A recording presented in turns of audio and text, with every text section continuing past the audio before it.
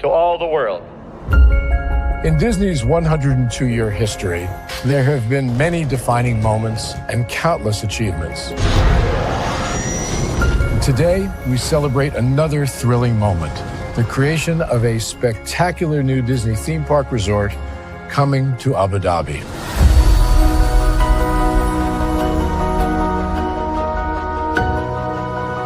Abu Dhabi is a place where heritage meets innovation, a place where we preserve our past while designing the future. Bringing a Disney theme park resort to Yas Island, Abu Dhabi, marks a historic milestone in our journey as a global family destination. The 7th Disney theme park resort destination represents a new frontier in theme park ambitions. Our resort in Abu Dhabi will be the most advanced and interactive destination in our entire portfolio. The location of our park is incredibly unique. It's anchored by a beautiful waterfront, which will allow us to tell our stories in completely new ways. Ultimately, this project will be a celebration of what's possible when creativity and progress come together. What we are creating with Disney in Abu Dhabi is a whole new world of imagination, an experience that will inspire generations across the region and the world. This collaboration represents a powerful fusion of Disney's unmatched legacy in storytelling and Mirar's commitment to bringing world-class entertainment to our guests. Abu Dhabi's vision for the future is to create a legacy for generations to come. Disneyland Abu Dhabi will be authentically Disney and distinctly Emirati. An oasis of extraordinary Disney entertainment at this crossroads of the world. It will bring to life our timeless characters and stories in many new ways, becoming a source of joy and inspiration for the people of this vast region to enjoy for generations to come.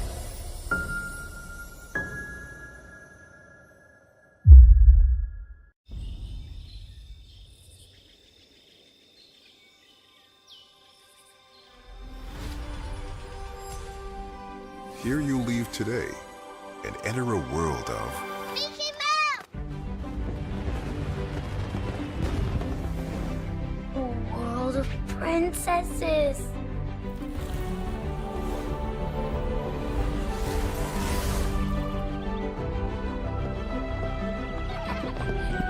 A world of villains.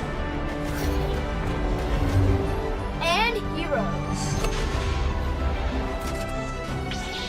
Raise your sabers!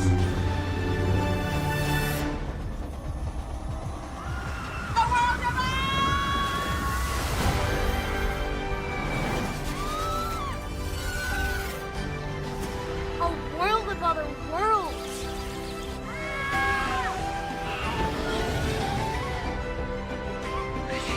A world of all the favorites.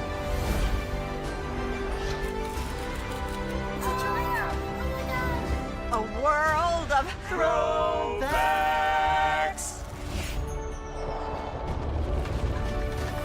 A world of...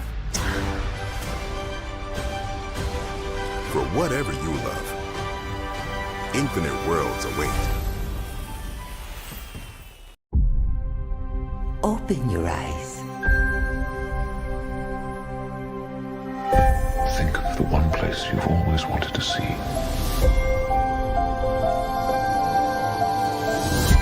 This is where our magic comes from. They say if you dream a thing more than once, Please, please, please. it's sure to come true. Everything you see exists together in the great circle of life. There are stories about what happened. It's true. All of it. In every job that must be done, there is an element of fun. I told you she was tricky. Life is full of possibilities. What do you want to be remembered for? The world is in our hands, and we gotta do something with it. I just want to say a word of thanks to all the artists, the workers, and all of you. young and the young in heart. You help make this dream come true.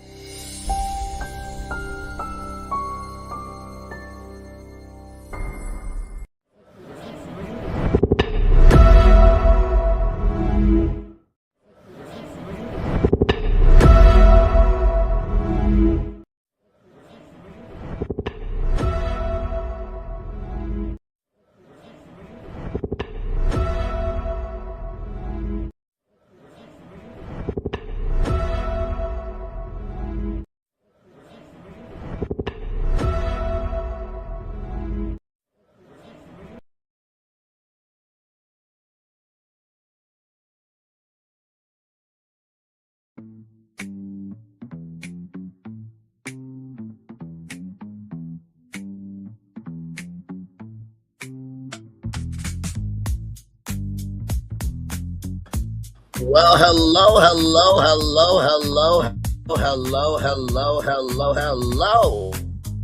to you, and you. Welcome into another edition of Brainley's Virtual Tour Live. Glad to have all of you here in the building. Sorry I was not here at 6 o'clock. I was in the middle of something, but y'all knew I was going to give y'all a live today. And I saw this news when I was at work. I was like, this is a very interesting thing to talk about, but how do we go about talking about this, right? And so what you think this is going to be, I promise you, you're going to be blown away by what I got. Because as you know, all we do is take publicly available information and we give commentary. That's all we do, along with being hyperactive on paying attention to everything. So with that being said, let's get to it, because higher is waiting, low is available. But either way, we got to go on tour. Shout out to the 3 people that are here, 2 people here now. You see that virtual tour background. Let me take down this iconic intro here. I'm too excited about this. Now with that iconic intro down, you see that virtual tour background. We are broadcasting live virtually from the Magic Kingdom at the Walt Disney World Resort in Orlando, Florida, or for you general people, like Buena Vista, Florida. You see that virtual tour background? Yes, you do. You hear that virtual tour music? Yes, you do. And then there is me. Hey, everybody, welcome in. Glad to have all of you here. So, as you know, we cannot do a Disney Live without this iconic intro here. So let me pull up Walt Disney, and I know what you're thinking, Braylon, what does the title have to do with this live? Because Oscar Mayer has a name, it's Disney, but it's usually baloney. So why is it Disney? We won't get into that. All right, Walt, do what you do best, good sir. Oh, we got a lot to discuss tonight, and wait till you hear how I'm gonna make a loop-de-loop and pull and make your shoes look cool, okay? And if you've been watching me, you may have a clue. The clues, rather. Walt, do your thing, good sir. Here we go. To all who come to this happy place, welcome. Disneyland is your land. Kraft Heinz products is being served in Disney parks. Could this mean something bigger is coming? Whatever is coming, just know D23 is on the way. Disney's got to make an impact. We want to talk about all of it right from this space, right here, and right now. Oh, that never gets old, that intro. Oh, man. Oh, this is going to be so good. Now, boys, Phil and Fortune will come up here and give their takes on this. Oh, buddy. This is a big swing, but could produce something good. We won't talk about it. We won't talk about it. Sure.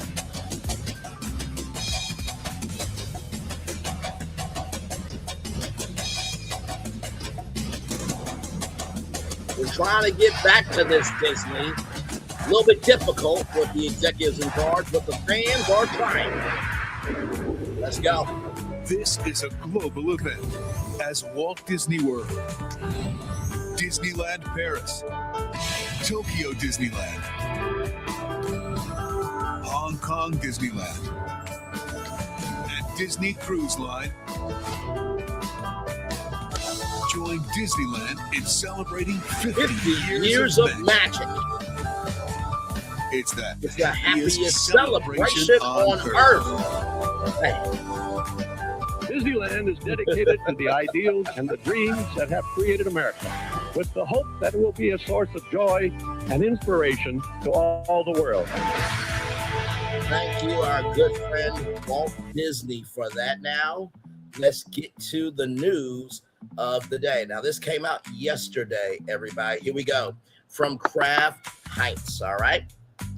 Tuesday, July 21st, 2026 at 9 a.m. So the start of the business day, everybody. Kraft Heinz and the Walt Disney Company announced landmark alliance uniting the iconic companies across food, media, and experiences. Kraft Heinz and the Walt Disney Company announced landmark alliance uniting the iconic companies across food, media, and experiences. Kraft Heinz and the Walt Disney Company announced landmark alliance uniting the iconic companies across food, media, and experiences. Okay, let's get to it. From Main Street USA to Star Wars Galaxy's Edge, the expansive alliance unlocks possibilities for fans to connect with beloved Disney and Kraft Heinz brands. Chicago Business Wire today, or yesterday rather, the Kraft Heinz Company and the Walt Disney Company announced a landmark multi-term, multi-year strategic alliance, bringing together two of the world's most iconic companies.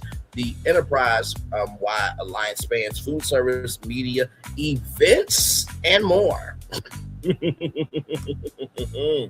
Creating a platform for innovation and storytelling that reaches families wherever they engage with Disney and Kraft Heinz brands, both in the parks, cruises, and at home. Let's keep reading on, shall we? The alliance will show up across Disney's North American parks and resorts, Disney Cruise Line, and Disney Studios and streaming platforms, and creates opportunities involving Disney's iconic franchises. The collaboration enables Kraft Heinz and Disney to discover new menu offerings, distinctive dining experiences, and storytelling-driven offerings inspired by Disney's unmatched portfolio of beloved stories and franchises. I am just reading the information, okay? All right, we're gonna really dig into this tonight, okay? Pun intended, all right?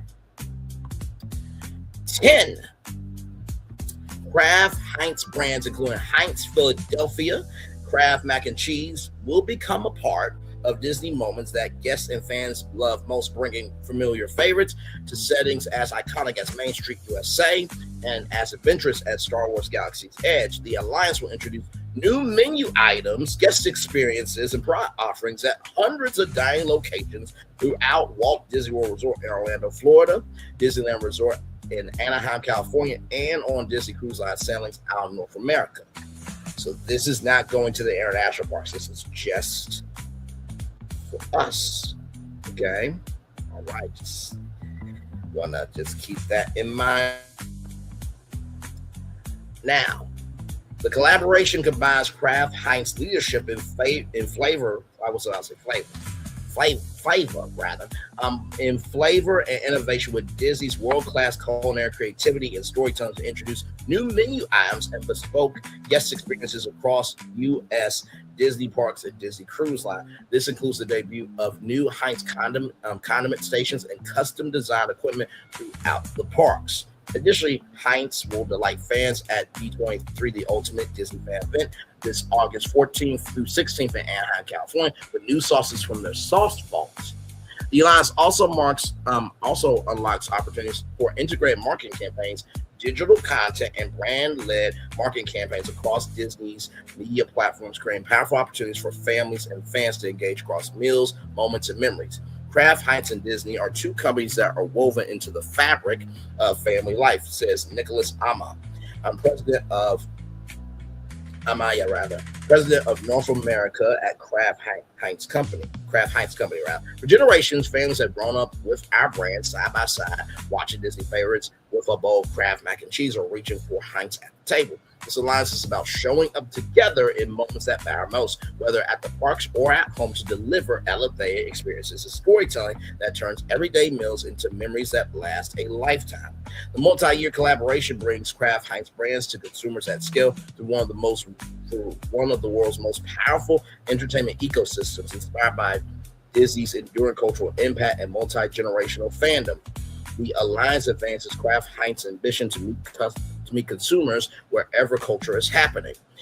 At the intersection of food, sports, and entertainment, Disney Corporate Alliances is focused on working with iconic brands with shared values to create meaningful experiences that bring families closer to the stories and places they love, said Becca Vodany,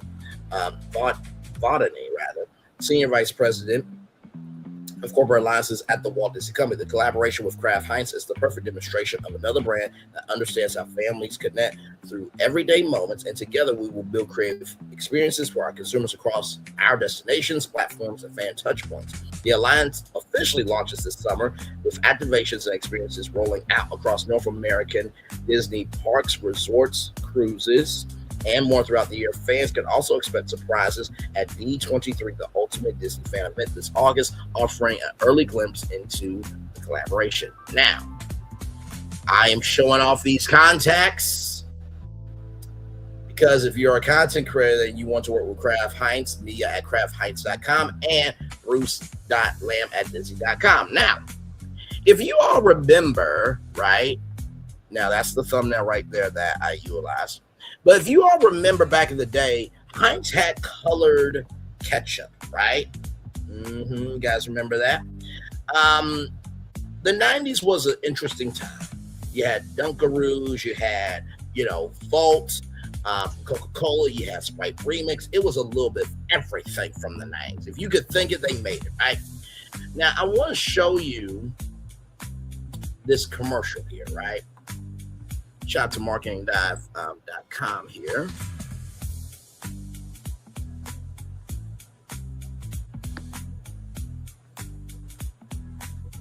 Already read all that.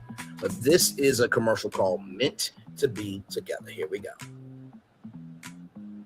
In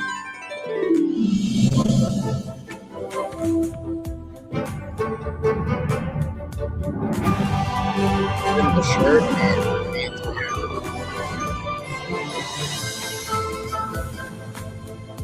Disney princesses.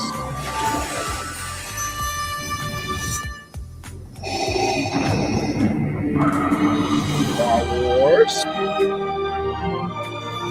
Toy Story.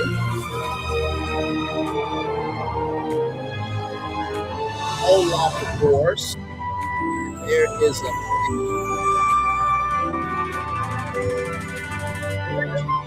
thing.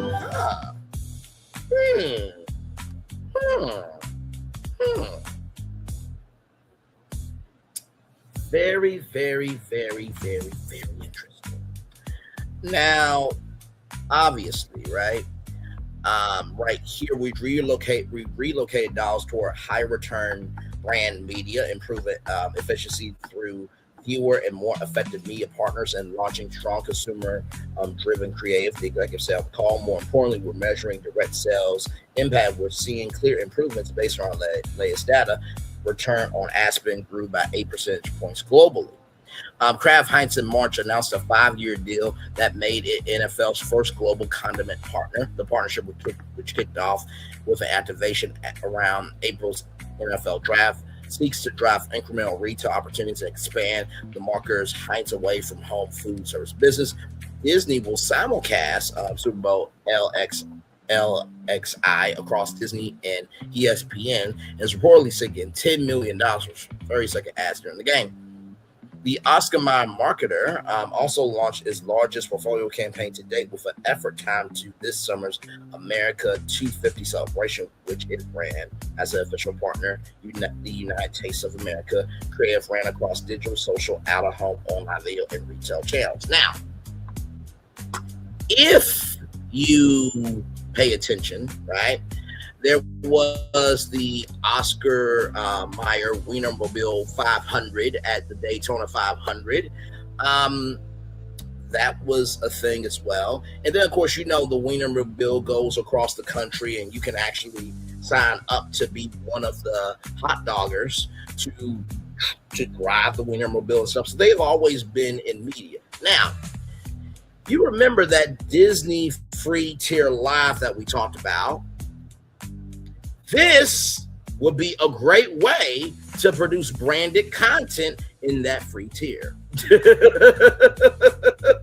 If you understand the moves that are happening around you, you'll understand what you're seeing in front of you. If you understand the moves that are happening around you, you'll understand what you're seeing in front of you. If you understand the moves that are happening around you, you'll understand what you're seeing in front of you. Okay? Now, let's go to this. Okay? Just want to go to this, because we're going to break this down. As you guys know, we don't just talk about the news of the day. No. We actually dig into what could be possible for this. Okay, so here we go. Based on the information of this article, create the brand plan, game plan, marketing plan, social media plan, and logistics plan for the new bars, restaurants, rides, attractions, and merch that can come from this partnership.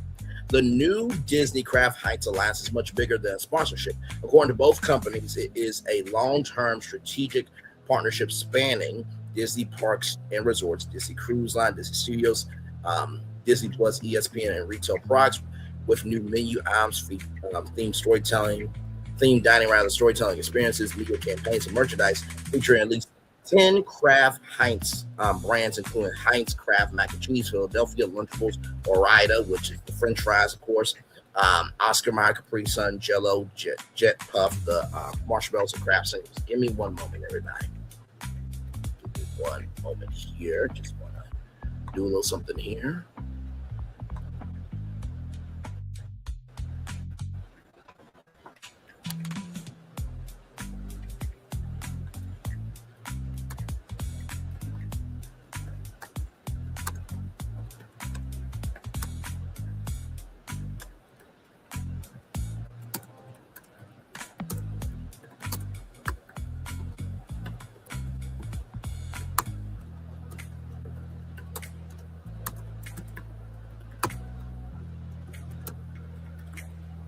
Sorry, y'all.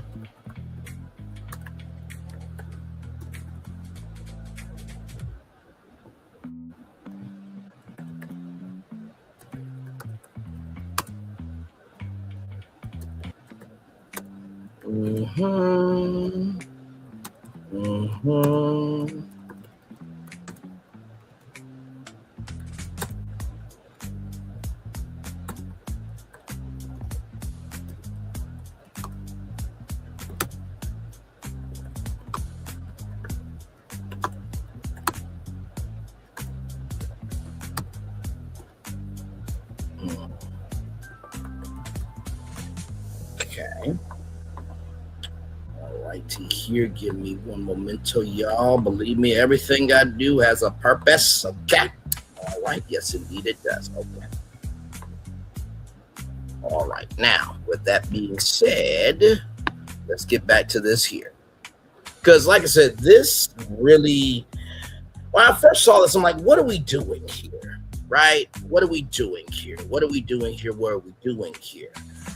But in the words of a theme song from Disney Channel, Wizards of Waverly Place, everything is not what it seems. Everything is not what it seems. Everything is not what it seems. World Cup FIFA implosion on America is great. Back, absolutely. Did take a soccer player abroad to move the dice on Disney. Off topic, the Wiener car is iconic. I just thought Mickey should run a steamship the length of the Mississippi River for its 100th in 2028. I think that's a great idea. But once again, Phil, Disney is not you, it's not Florentine, it's not me. We would do that because we are cognizant. Disney is not. That's why we're here. But great job there. Brand Plan Vision, where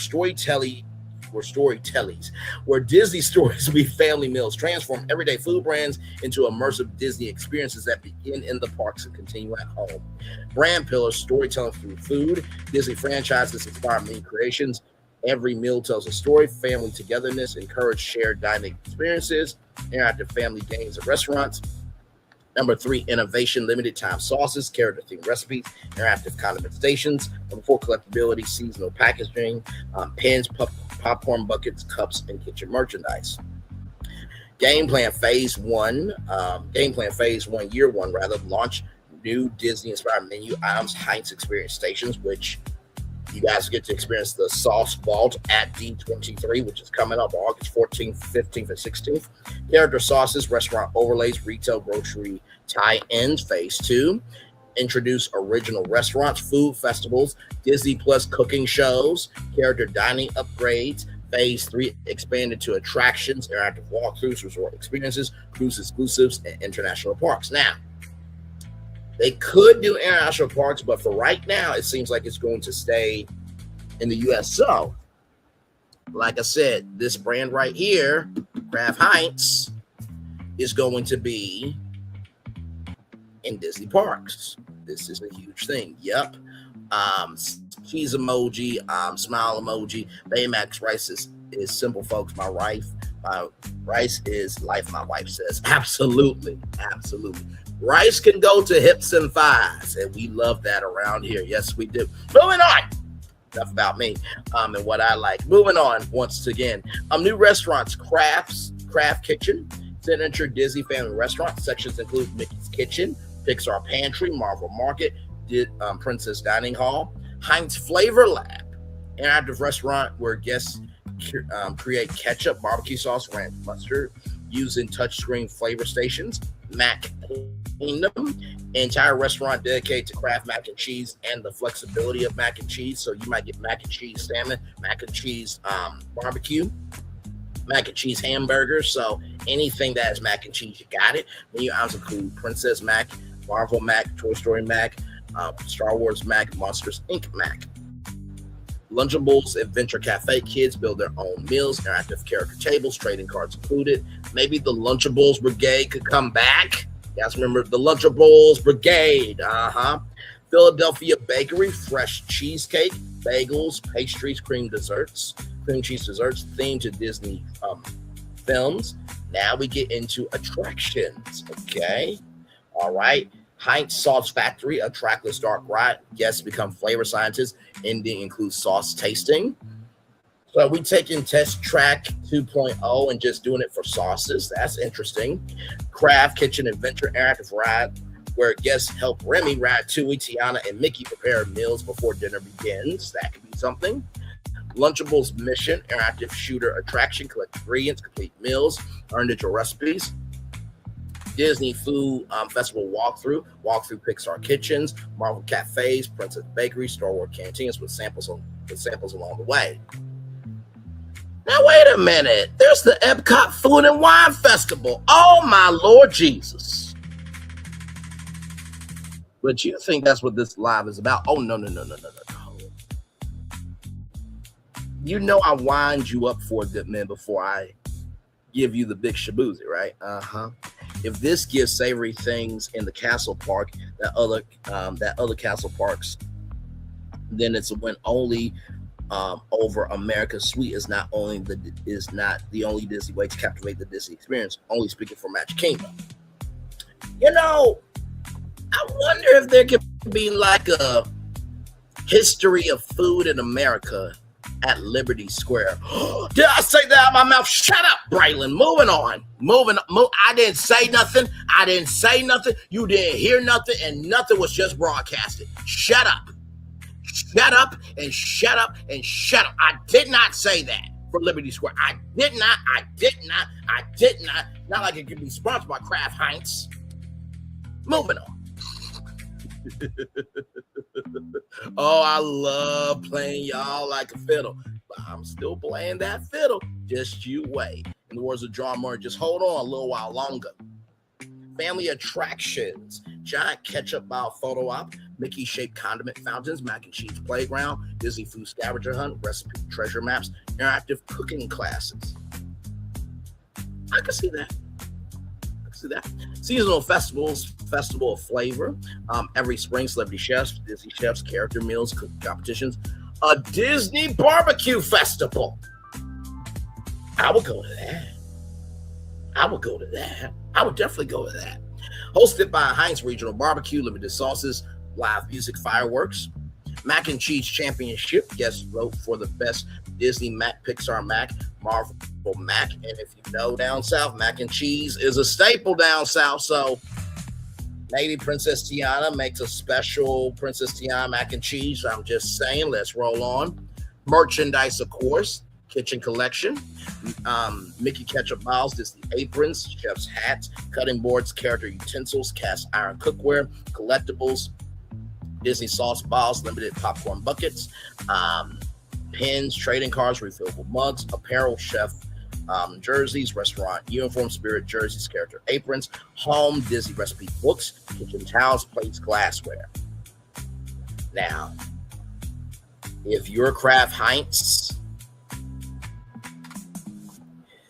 you're probably like, oh, fuck, and oh, fuck. If you're Disney, you're doing the same thing. Once again, all I am doing is taking publicly available information and just saying the quiet part out loud.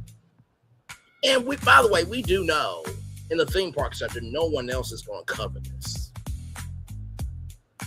I was about to say, I love to put what you mentioned in innovations, but it was demolished for Ugly Communicore Hall and Moana's water puddles. Well, hang on a second. I will disagree with you on Moana's water puddles. I'm going to tell you why, right? Because Epcot is the experimental prototype community of tomorrow. And water fuels a lot, right? Water gives life to the plants. That is the Wonders of Life Pavilion, that garden dome, right? We need water for hydration, right? You need to know the process of water, how it goes through lakes and rivers and streams, and how it relates to the animal ecosystem. Finding Nemo. Not to mention, too, when you think about water, it is life-saving and life-deafening. The power of how much water can be a hurricane, and how calming water can be as a release, because we got to think about aquatherapy. So I'm going to push back on you on that. I still love you, though, but I'm going to push back on that. And maybe instead of Communicore Hall, maybe Culinary Core Hall.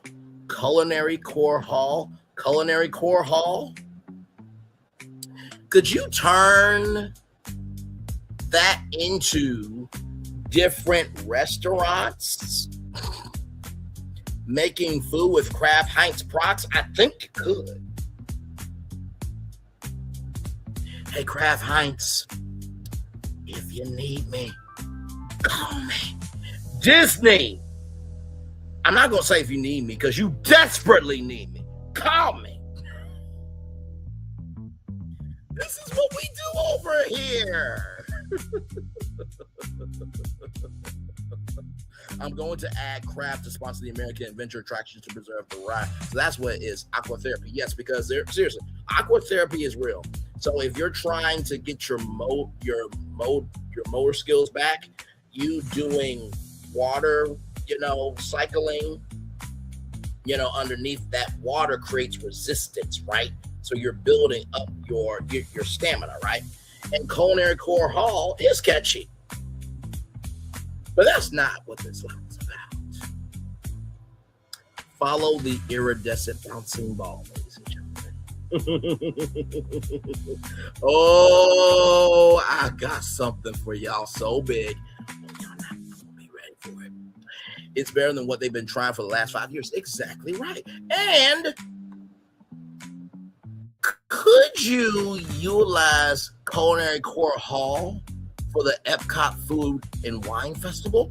You absolutely could. Let's roll on. Oh my Lord, I'm saying too damn much per usual. Let's keep going. Marketing plan theme: every meal has a story. Television, ESPN integrations, ABC specials, Disney Channel promotions, Hulu and Disney Plus commercials, streaming miniseries, Behind Disney Kitchens, Imagineering food, chef challenges, parks, daily cooking demonstrations, character chef appearances, free sampling, sauce tastings. Wait a minute. Hang on. I just thought about something else. Mickey's Not So Scary Halloween Party? Holidays at Disney Parks? Man, it would have been cool for a Kraft Heinz 4th of July barbecue to happen at Disney World. So could they do special events too? They did say events too. They did. Damn it, Braylon, you are saying the quiet part out loud. Disney is going to shut down your live stream, Braylon, if you don't shut the fuck up. And we know we're not going to shut the fuck up, so let's keep going. You can become a Culinary Core Plus if you become part of the cooking team. Understood there. Let's keep going. Retail grocery stores feature QR codes unlocking Disney recipes, vacation sweepstakes, or park discounts. Now, vacation sweepstakes to Disney, that's nothing new, right? But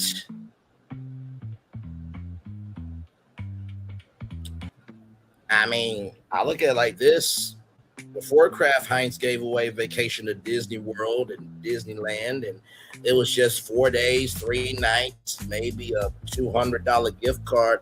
But if we're working together, could we give away a Disney World trip with a stay inside the Cinderella Castle suite?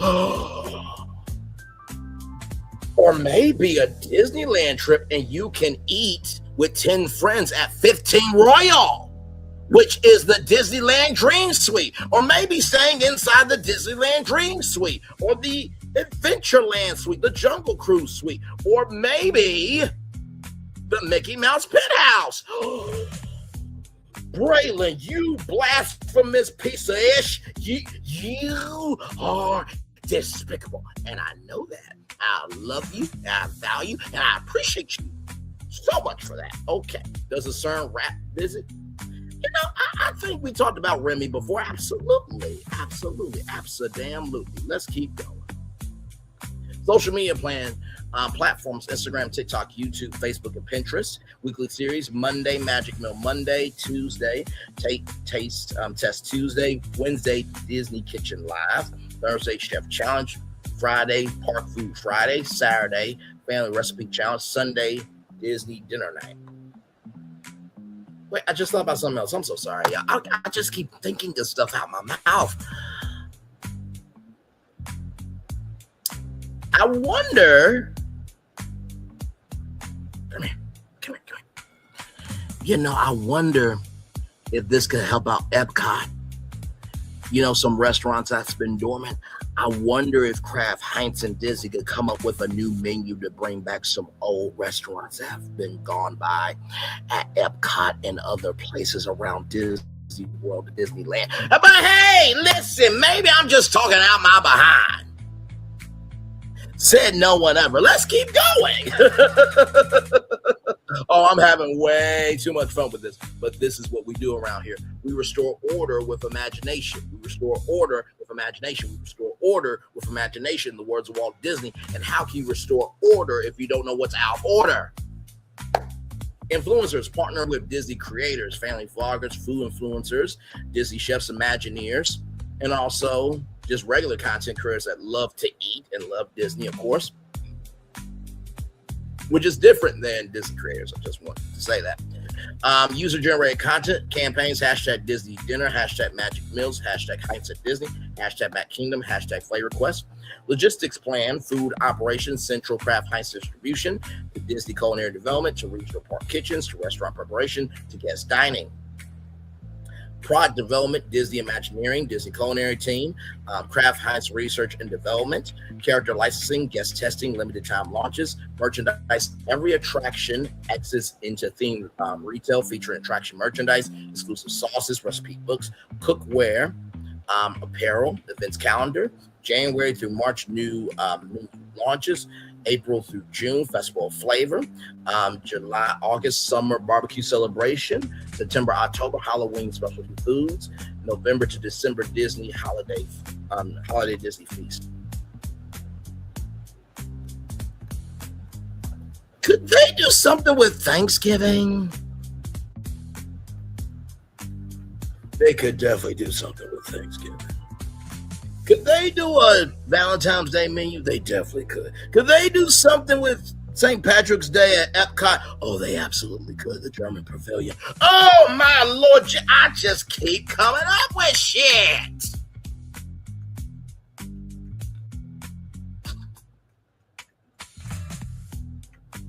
Wait a minute. Could a Norway restaurant come to Epcot?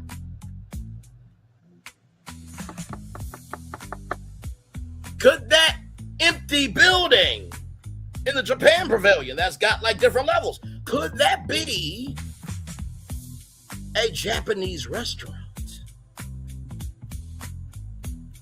with chef residencies on each level of the restaurant?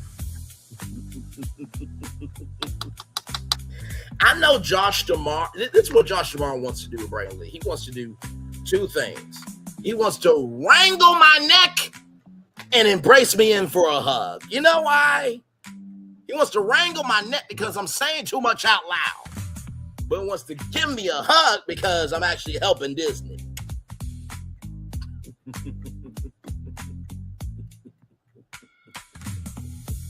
Oh my God. My God. My God. My God. Gingerbread collections.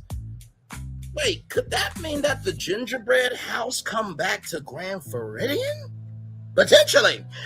Festive sauces, holiday desserts. Will Bay and Max cook for us in Japan? Could be a possibility. The announced alliance already positions Kraft Heinz across Disney parks, cruises, media, and consumer products with storytelling-driven food experiences. A logical long-term evolution will be a fully integrated ecosystem where guests encounter Kraft Heinz brands through themed restaurants, interactive attractions, seasonal festivals, exclusive merchandise, grocery products tied to Disney characters, and original digital content that connects the park experience with meals at home. This approach aligns with the company's stated goal of creating experiences that span food, media, destinations while extending Disney stories, beyond the parks into everyday family life. You know, there's the Brown Derby at Disney's Hollywood Studios. That could be, the venues could be refreshed for sure. Soka Animal Kingdom restaurants, Epcot, Magic Kingdom, Disney Springs. You know what would be really cool? I just thought about something. And some of y'all gonna be really pissed off at me, but you're not gonna be pissed off at me. Because I'm gonna come into the camera and say this. Gingerbread House was in pause, just like Dorinda Medley from Roni, understood. How about a Pizza Rizzo frozen pizza line? You shut up. Wait, Brandon, do you mean a frozen pizza line where you have supreme pizza, cheese, pepperoni, sausage, ham? Yes.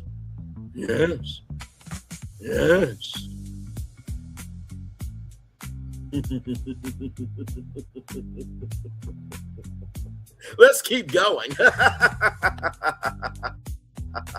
Now, of course, themed hotels could be a thing. Themed hotels could be one of the strongest long-term expansions of the Disney Kraft Heinz Alliance because they create multi-day experiences, which we did hear that there would be experiences inside the parks, right? Rather than just restaurants or retail, rather than centering the hotels on corporate brands themselves, the hotels would use food storytelling inspired by Disney characters and worlds with Kraft Heinz products woven naturally into the dining activities and guest experiences. The Disney Culinary Resort Collection tagline: stay, taste, and discover the magic. The Grand Heinz Hotel. Interesting. Category Deluxe Resort, a grand Art Deco inspired resort celebrating classic American dining with Disney magic. Central features: Heinz Heritage Lobby, interactive sauce library, garden courtyard, rooftop fireworks lounge, character breakfast with Mickey, Minnie, Goofy, and Pluto dressed as chefs, dining, the Ketchup Kitchen, Smokehouse Barbecue, Burger Bar, Gourmet Fries Restaurant. Exclusive merchandise: Chef's Robe, vintage Heinz and Disney collectibles, kitchenware, limited edition sauces. Kraft Kitchen Resort, moderate resort inspired by a colorful Disney neighborhood where every building represents a different Disney kitchen. Resort sections: Mickey's Kitchen, Tiana's Bayou Kitchen. Okay, we got Tiana up in here. She is the chef out of all the Disney princesses, okay? That's why some of those Disney princesses are getting thick because of Tiana. And we praise God. Amen. Hallelujah for Princess Tiana. Yes. Ratatouille Village. I really need to stop. Encanto Family Kitchen and Pixar Palace. Okay. Experiences: family cooking classes, pizza making, cookie decorating, mac and cheese workshops, character dinners rather. Mac Kingdom Resort. Value resort designed for families with younger children. Everything revolves around playful comfort food, giant new attractions, giant noodle playground, cheese slide, splash pad, indoor arcade, evening dance parties, restaurants, Mac Kingdom Buffet, build your own Mac Bar, Disney Comfort Kitchen. Lunchables Adventure Lodge, adventure themed restaurant encouraging families to create and customize meals together. Kids activities, build your own lunches, culinary scavenger hunts, character picnic adventures, daily crafts, backyard style games. Philadelphia Bakery Inn. Okay, a charming Victorian style resort inspired by bakeries and cafes, amenities, fresh pastries every morning, cheesecake tasting room, coffee bar, dessert theater, afternoon tea with the Disney princesses.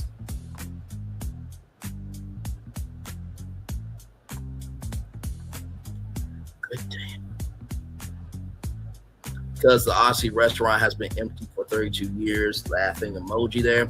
Okay, Braylon. Mouseless good episodes are saying why Pizza Planet would never happen. Okay, so we're not going to do too much on my thick wife. The thick Mouseless, that's my wife on YouTube. She doesn't know it yet, but we are married. Yes, we are. I think that Pizza Planet could absolutely happen in a Disney park now with this Kraft Heinz partnership. And why not Pizza Planet frozen pizza line? And better yet, does anybody remember Mickey's Kitchen? It was a fast food concept from Disney. Yes, that was a thing. Yes, it was. Shout out to Midway at Main Street, Rob Place. Shout out to him. How about turning Pizza Planet into an actual franchise? It's the answer to Dave & Buster's and Chuck E. Cheese Pizza.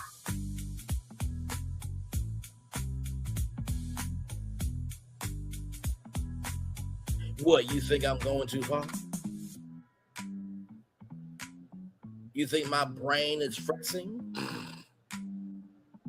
Do you think I am in a state where I don't know who I am as the fireworks are going off behind me?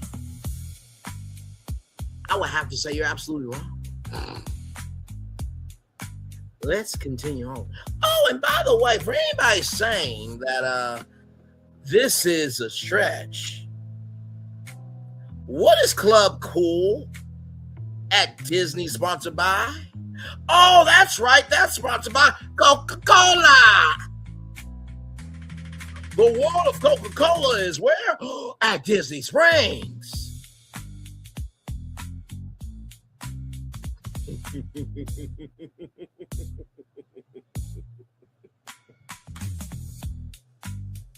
I love what the fuck we do over here. Let's keep going. Oh man. Oh yes, extended take shade to the Helios. There's no what? Oh, I got you. Okay, the Grand Helios Hotel. I got you. Okay, I got you now. A big ketchup bowl building. Okay, and yes, red and aspire like the sauce top. Not far enough. Oh well, let's keep going then. We got time tonight. Yes, we do. Capri Sun Beach Resort. Hold on a second. Oh my God. Wait a minute. Wait a minute. Wait a minute. Wait a minute. Wait a minute. Wait a minute. Wait a minute. Didn't we just do a live stream talking about expansion to Typhoon Lagoon? Braylon, you better shut your damn mouth and don't you fucking, I'm about to say it, a Capri Sun Beach at Typhoon Lagoon. Oh my God.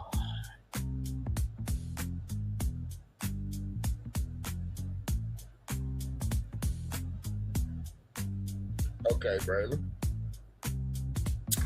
All right, you bastard. So what you want to do then? You want to do an enclosed water slide with LED lights, and that's a Kool-Aid water slide? Yes. Yes, I do, actually. Damn, craft store be great. Yes, indeed. Yes, indeed. Yes, indeed. Oh, my God. Oh, we're having so much fun here. A tropical Disney resort ideal for Disney Cruise Line guests and vacationers features lazy river, water playground, juice bar, beach club, family movie nights. And we also just talked about Typhoon Lagoon Resort and Spa. Who's to say there can't be a Capri Sun bar with cocktails and mocktails based on Capri Sun flavors? And who's to say that can't be a Kool-Aid restaurant where you can get a red hamburger bun?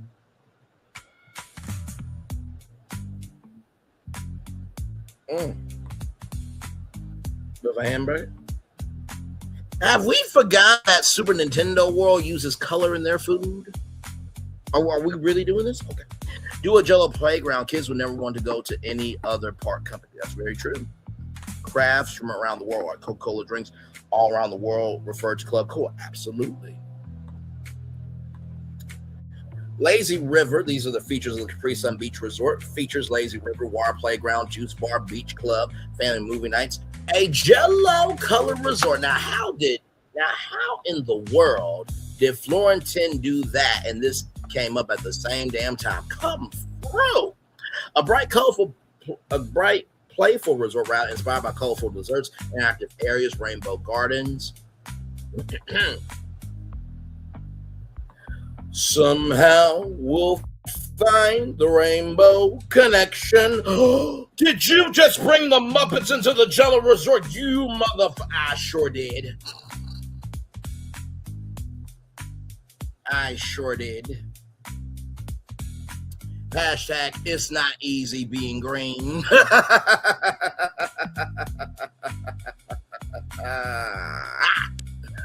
Jell-O playground, I like it. It's a trampoline playground. The timing, yes, indeed, the timing. Oh, but we got more timing to come, my friends. Dessert workshops, glow-in-the-dark gardens, interactive fountains, family game rooms. Camp Oscar Mayer, a Disney campground and cabin resort. Could you do jet puffed marshmallows at Disney's Fort Wilderness? And cooking Oscar Mayer wieners there too? Oh, you absolutely could. Activities, campfires, outdoor movies, grilling classes, fishing, nature trails, and s'mores nights with jet puffed marshmallows. Signature experiences all across resorts: Disney Culinary Academy, Disney Cooking School, family cooking competitions, Disney chef demonstrations, recipe classes, souvenir cooking books. Wait a minute. Disney do something in the 90s like that? I'm trying. What is it? What is it? What? Oh, the Disney Institute. What is old can become new again.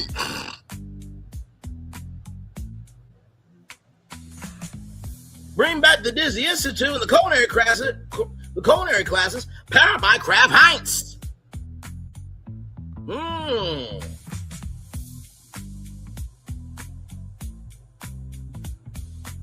Like I said, Josh D'Amaro and Kraft Heinz wants to wrangle my neck and embrace me for a hug. It's squishy, better than fluffy. Absolutely. Let's keep going. Right here, recipe classes, souvenir cookbooks, character chef meet and greets, characters appear in chef uniforms and host breakfast, baking lessons, pizza making, holiday cookie decorating, Disney flavor passport, guests collect stamps by dining at different restaurants and tasting featured dishes across the resort collection. Completing the passport unlocks exclusive merchandise and dining rewards, seasonal festivals, spring garden feast, summer barbecue bash, Halloween harvest kitchen, holiday cookie festival, international flavors week. Exclusive hotel merchandise. Guests staying at the resorts could purchase Disney Kraft Heinz chef's jackets. Letterman jackets would be cool as well. Exclusive resort exclusive Spirit jerseys, which Spirit Jersey, which is the whole company, has actually partnered with Disney before, so would not be surprised by that. Character aprons, collectible mugs, resort specific popcorn buckets, kitchen towels and cookware, limited edition pins featuring each hotel. Logistics plan, operations, share culinary training for cast members across all culinary resorts, central Kraft Heinz ingredient distribution to hotel kitchens, seasonal menu rotations to occur repeat visits, mobile ordering integrate into the Disney app for resort restaurants, exclusive resort dining reservations and culinary packages. Long-term vision, as the partnership expands, Disney could position these resorts as the Disney Culinary Resort Collection, where each hotel celebrates a different style of food and storytelling. Rather than functioning as advertisements for food brands, the hotels will use Kraft Heinz products to enhance immersive Disney experiences through dining, interactive cooking, family activities, and themed entertainment. This approach will complement the partnership's focus on food, media, and guest experiences while fitting naturally within Disney's existing restaurant portfolio. My God.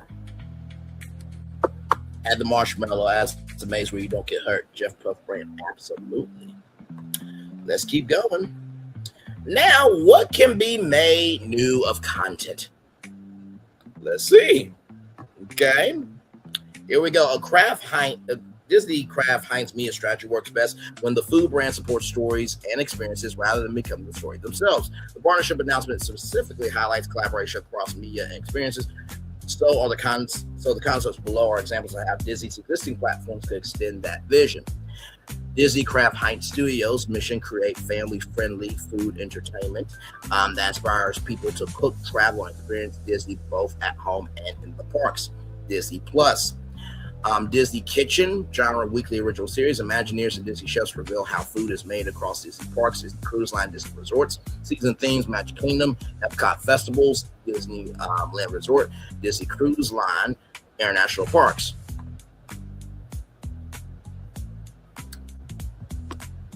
That part right there. Universal answers back with Stay Puffed Marshmallow Man.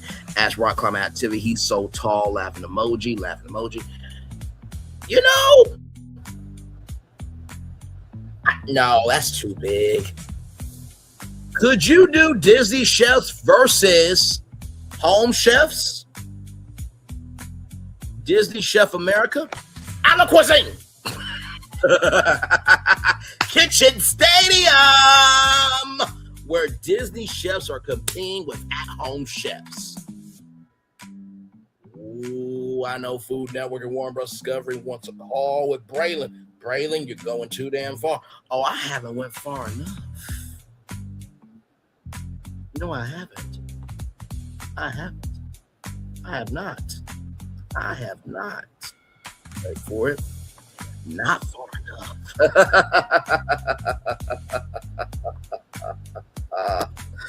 Oh my God. Yes. The Disney Institute Reborn. Yes, indeed. Yes. Disney Chef Edition. I love original Iron Chef. Let's keep going here. 2, Cooking with Disney Characters, family cooking show featuring Disney chefs alongside appearances inspired by Disney characters through performance, animation, or storytelling segments. Episodes include Tiana's Gumbo, Remy's French Kitchen,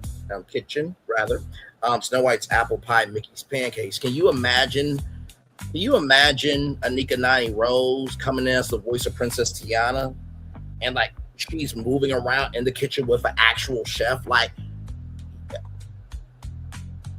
let's keep going. Flavor Quest competition series. Families travel to Disney destinations competing in culinary challenges inspired by Disney stories. Grand prize: Disney Vacation 1-year Disney Parks passes. Disney Kitchen Makeover. I think a Disney Kitchen Makeover show will be just as good. Oh, hang on. Sorry, y'all.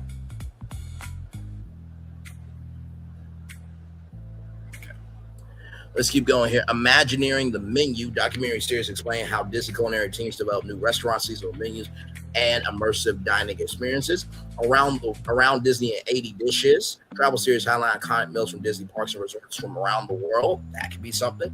ABC. Now, of course, ABC has done many things, okay? You guys remember the Chew? That used to be a game show on there. They've had many food competitions as well.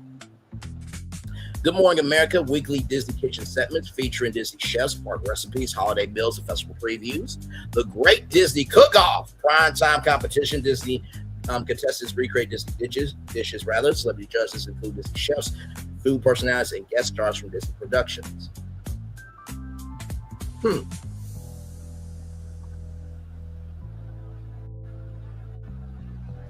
Could you do the next Disney Chef Star, where at the end of it, somebody gets to run a Disney restaurant inside Disney World or Disneyland or at any one of the international parks? Are we talking about a Master Chef Disney edition or a Hell's Kitchen Disney edition? Oh my God!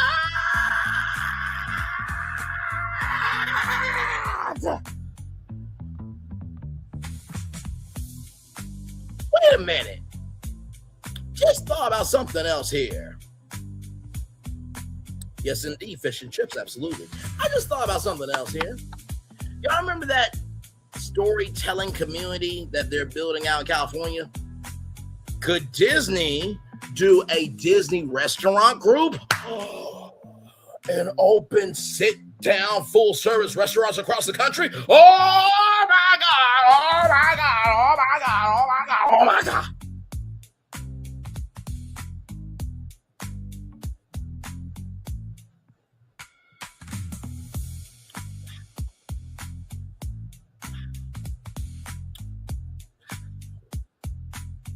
Man, waiting to see Snow White make a gooseberry apple pie. Ratatouille 2 had that potential Remy with Linguine on a world global cooking competition. That could still happen.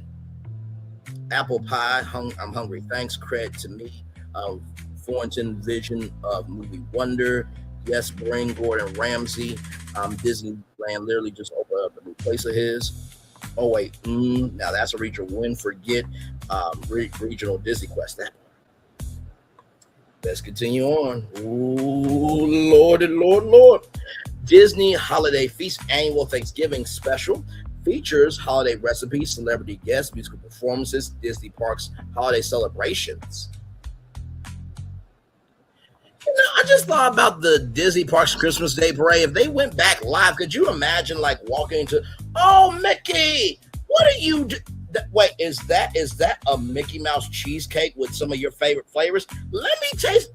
You know, this Philadelphia cream cheese really brings it all together, and you can actually get some at your local grocery store.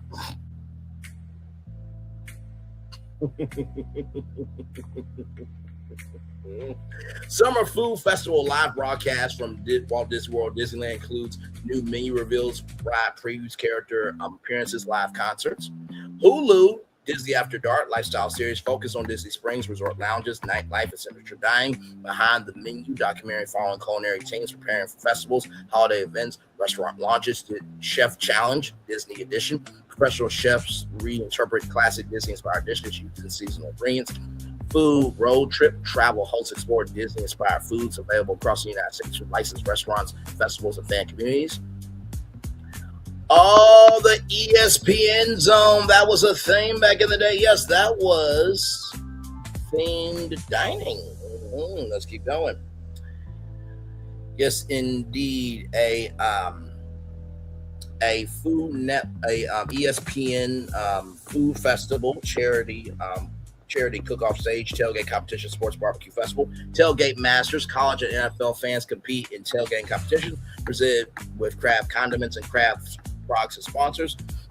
Championship barbecue, regional barbecue teams compete at Disney's Worldwide World of Sports. I will gladly host that show on ABC. Athlete Family Kitchen, professional athletes share favorite family recipes and traditions while supporting youth nutrition and community initiatives. ESPN Food Fest, combined live weekend event combining sports, music, celebrity chefs, fan competitions, and family entertainment. Wait a minute. There was ESPN The Weekend all those years ago. Oh my God.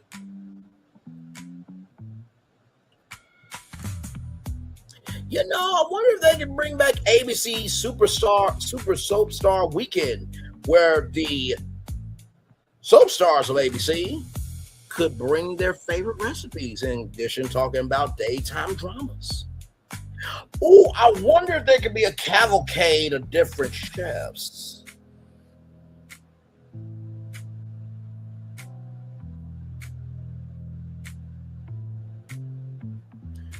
We're not going to talk about a Disney's Hollywood Studios Steakhouse Festival.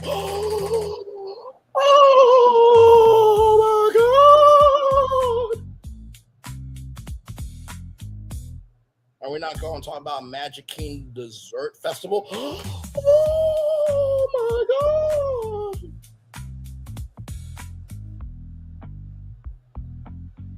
Are we not going to talk about a Animal Kingdom Food of the World Festival? Oh my God. Are we not going to talk about a Disney Springs Foodpreneur Festival? Oh my God.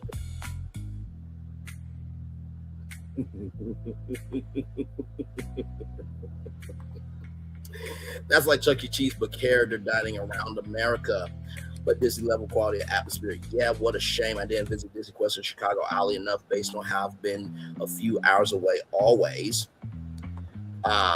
Yes, you had that, which would have been great. BFP intake, if it existed now. Braylon, you are off your high horse. Braylon, your home will be surrounded by Disney investigators tomorrow morning. We will defend you. Wait a minute. Hang on a second. Yeah, I'm so sorry. I'm getting something coming in right now live. Give me a moment here. I just want to make sure that we are good to go. Okay.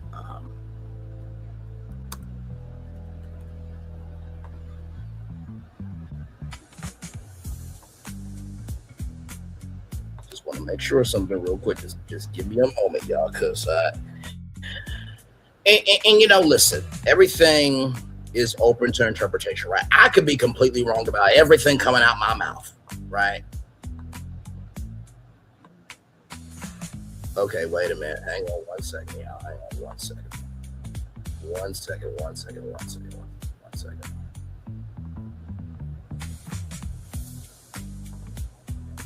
Give me 1 moment, everybody. Okay, give me 1 moment. Hang on. Apparently somebody, hang on. FBI, open up! Whoa, hang on. Hey, whoa. Listen. FBI, open up! Listen, I'm just trying to help Disney. Y'all don't have to come in like this. I'm not going to stop this train. I can't do that, unfortunately. I'm an hour, 9 minutes, and 5 seconds into this thing. What about that? FBI, open up! Okay, listen. If this is the only time I talk about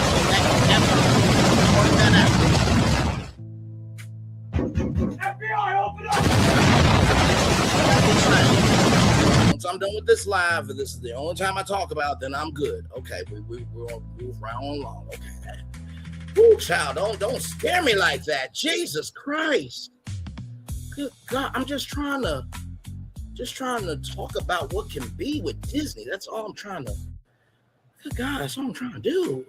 You're good, my friend. Thank you. I was scared for a minute. Jesus Christ. I mean, honestly, Phil said they'll be here tomorrow, but they were trying to come in right now. Good damn. A&E Global Media potential unscripted factual program could include Disney Food Factory Files, a behind-the-scenes documentary of how iconic Kraft Heinz products are made and how they become a part of Disney guest experiences. The story behind the brand docuseries exploring the history and evolution of household food brands and the cultural impact.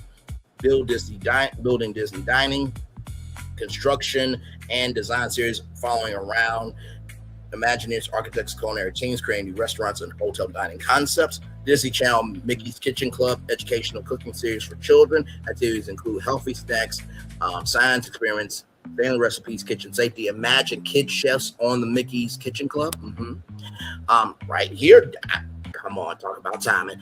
Junior Chef Academy, young chefs learn cooking alongside Disney culinary professionals. Animated shorts.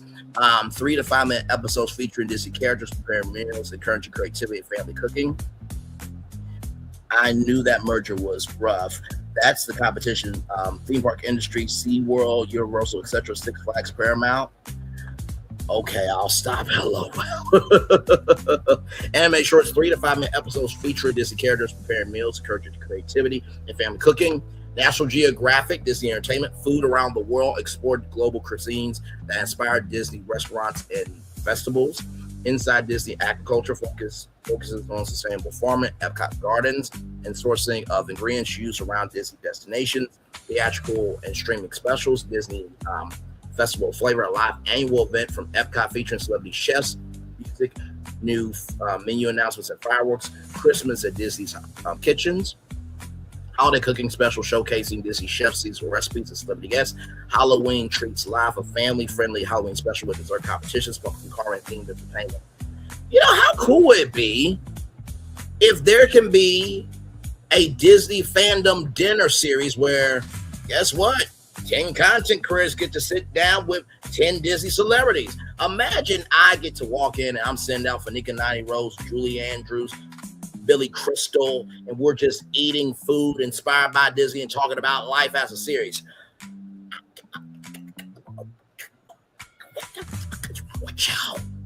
Nothing, actually. I'm just that much of a genius. Moving on. Live events, the Disney Family Food Festival, celebrity chefs, character dining, live cooking demonstrations, merchandise, and at the family kitchens. Disney Barbecue Championship hosted at ESPN Wild World Sports with professional pitmasters, celebrity judges, concerts, and fan tastings. Disney Dessert Festival featuring baking competitions, dessert showcases, and nighttime entertainment tied to Disney storytelling. Podcast, Disney Table Talk, conversation with chefs, Imagineers, storytellers, magic behind the menu, force the history and creation of famous Disney dishes around the parks, preview seasonal festivals, restaurant openings, culinary trends. YouTube, daily and weekly digital content, including 5-minute recipe tutorials, what's new at Disney, food updates, restaurant reviews, chef interviews, festival live streams, behind-the-scenes features, third-party platform opportunities beyond Disney-owned outlets. The partnership could license or distribute select content to reach broader audiences while prompting Disney destinations. Potential partners include major, fast, free, ad-supported streaming television services for culinary documentaries, educational streaming platforms for family cooking content, and national broadcasters for food and travel series, airline and cruise entertainment systems featuring short-form Disney culinary programming, social-first platforms with exclusive recipe clips and career collaborations, cross-platform annual content calendar, January to March, new Disney dining and hotel season, platforms Disney Plus, ABC, YouTube, April through June, Epcot International Flower and Garden and Spring Culinary Features, Disney Plus, Hulu, National Geographic, July to August, Disney Family Food Festival and ESPN Barbecue Championship, ABC, ESPN, Disney Plus, September to October, Halloween food specials and resort programming, Disney Plus, Hulu, and Disney Channel, November to December, Holiday Feast, Christmas at Disney Kitchens, Seasonal Recipes, ABC, Disney Plus, Disney Channel, YouTube. Long-term vision. Together, these initiatives could establish a year-round Disney culinary entertainment ecosystem where films, television specials, streaming series, live events, podcasts, digital content, park experiences, and consumer brands will reinforce one another rather than functioning as advertising for food brands. Program would focus on Disney storytelling, travel, family experiences, culinary creativity, with Kraft Heinz serving as the supporting partner that helps bring those experiences to life across media, parks, cruises, and homes. Wait a minute. Oh, hang on a second. Hang on. Can we do the D23 Food Plaza at this year's D23?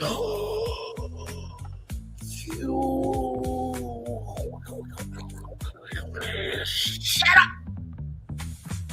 Do you mean chefs cooking Disney recipes in their own way in a whole section of the Anaheim Convention Center using Kraft Heinz products? Yes, I am. Yes, I am. Yes, I am.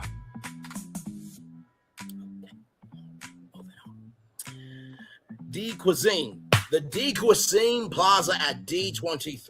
Florentine, you motherfucker. You lazy. Lazy. D Cuisine Plaza at D23. The ultimate D Disney, where the rest of the countries from the main planet remain from the planet, offer a taste at limited seminars, on-set dining experiences, and booths. It would be the largest international food and wine festival in the history of the planet. Be prepared to smell, bigger than food and wine as of now. Yep, there you go. Because every country remain on the planet is featured. I would love it for D23. Oh boy, thanks. No problem at all. Like, this is what we do. We partner together. Now, I could bring Phil and Florentine up, and we could talk, and then that'll be it. But I'm not like that. I'm gonna need Tinkerbell for this. Oh, Tink!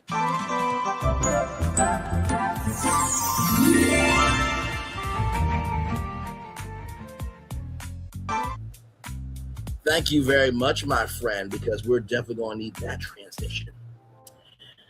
Because there is one more brand I just want to bring in here, if you just don't mind me. If you indulge me for a little bit, there's just one more brand I just want to bring in here. Now, same information, but we're going to add one more brand to it. Okay? Just one more. Or maybe the whole world is just give us Westcott more pavilions. What? Wait, that says include Kool-Aid. Wait, what? Include Kool-Aid? Include Kool-Aid? Include Kool-Aid? I did say a Kool-Aid water slide, y'all, okay? But let's see what this has in store for us here. The announced alliance between the Kraft Heinz Company and the Walt Disney Company is much broader than traditional partnership. According to the announcement, it spans Disney parks and resorts, Disney Cruise Line, Disney media, streaming, events, food service, and integrated marketing with new menu items, guest experiences, retail products, and storytelling built around 10 Kraft Heinz brands. Building from that official announcement, here's a strategic vision that expands the partnership into restaurants, attractions, hotels, and merchandise and entertainment. So, of course, we already read all this right here.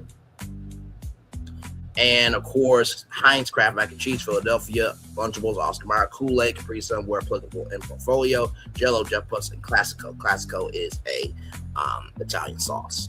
New restaurants, Kool-Aid Color Lab, location Disney Springs, downtown Disney, and Disney Cruise Line. Imagine a futuristic beverage laboratory where guests create magical drinks. Experiences, build your own Kool-Aid, mix flavors, edible glitter. Oh my God. My thumbnail related to this live. A Pixie Dust Kool-Aid being served and sold. Oh my God.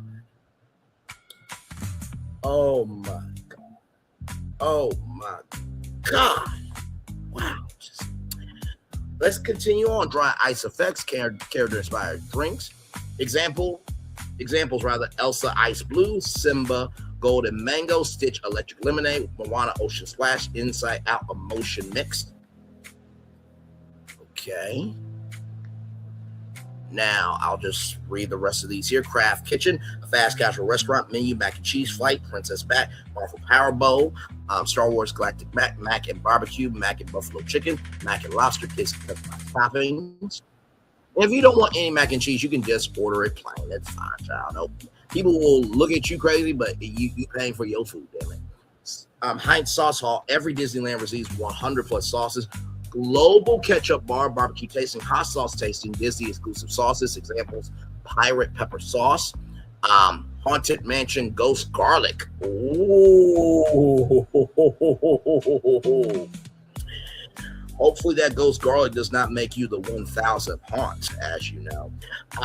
Galaxy Edge Fire Sauce, Mickey's Burger Sauce, Philadelphia Creamery, specializing in cheesecakes, bagels, desserts, cream cheese flights, Disney pastries, breakfast sandwiches, Oscar Mayer Smokehouse, Classic American Barbecue, foot-long experiences, character hot dogs, brisket, pulled pork, turkey legs. New bars, the Matt Hare Mixology Lounge, Disney Springs, cocktails inspired by Alice in Wonderland and Kanto, Princess, Marvel, Star Wars. Damn. You know what? Gideon's just opened up a restaurant. And could Kraft Heinz do something with Gideon's Bakehouse? Oh my God.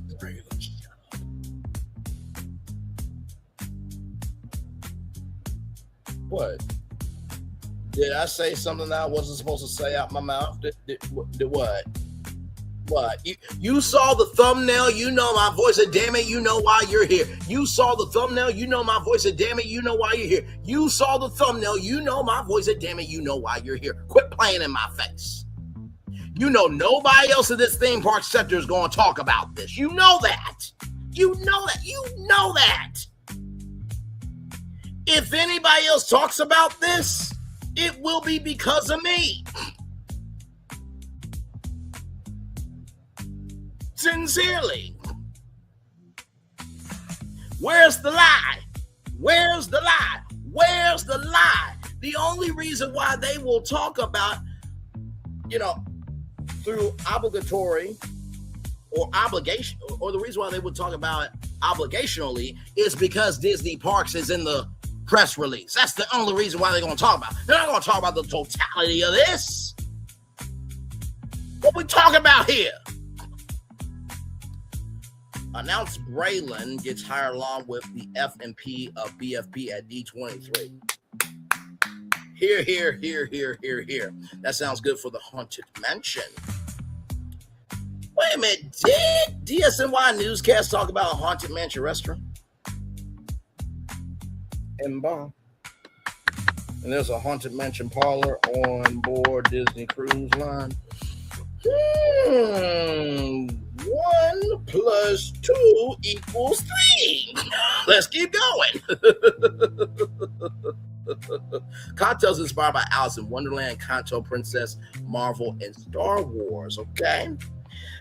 Heinz Craft Beer Garden, barbecue, beer, pretzels, loaded fries, live music. Marvel Super Soldier Lounge, bringing the cocktails, interactive effects. Captain America, Thor, Black Panther, Iron Man inspired beverages. Wait a minute. That wait a minute. What's that?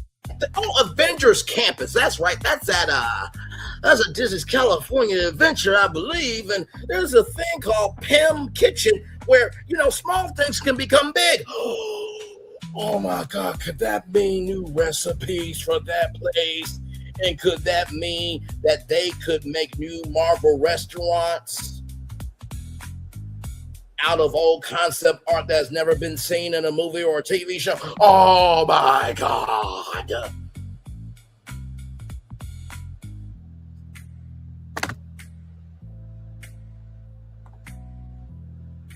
Let's continue.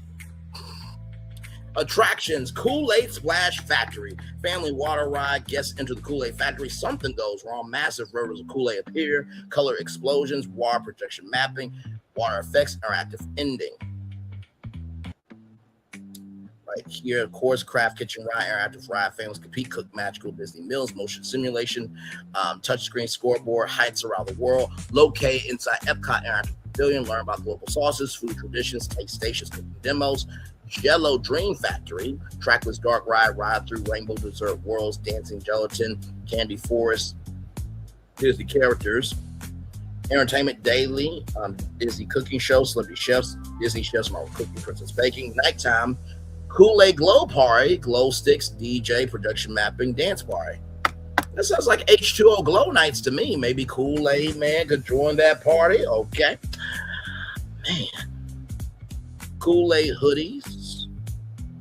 Plush Kool-Aid Man. Disney Flavor Kingdom Resort Value Plus. Each floor represents a different Heinz brand. Floors, mac and cheese, Kool-Aid, Heinz Philadelphia, Jello, Oscar Mayer.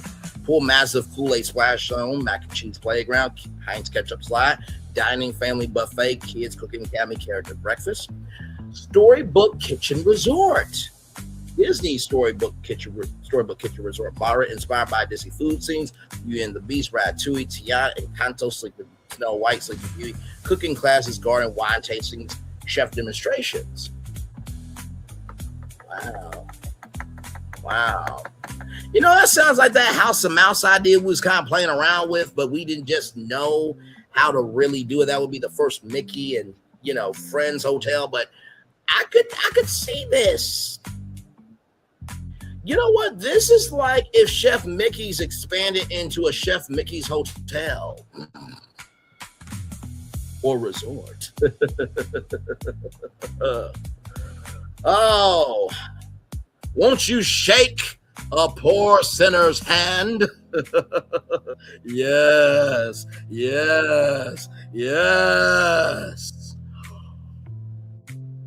Oh, wait a minute. I'm going to bring up something right now. Give me a moment.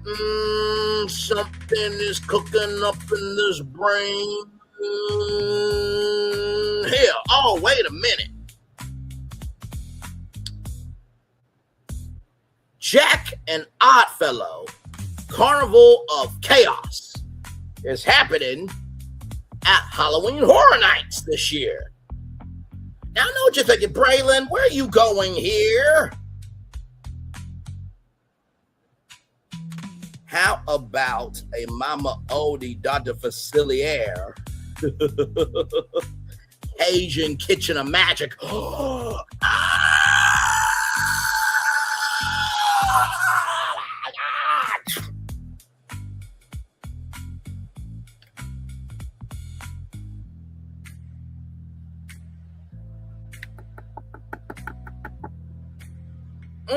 Moving on.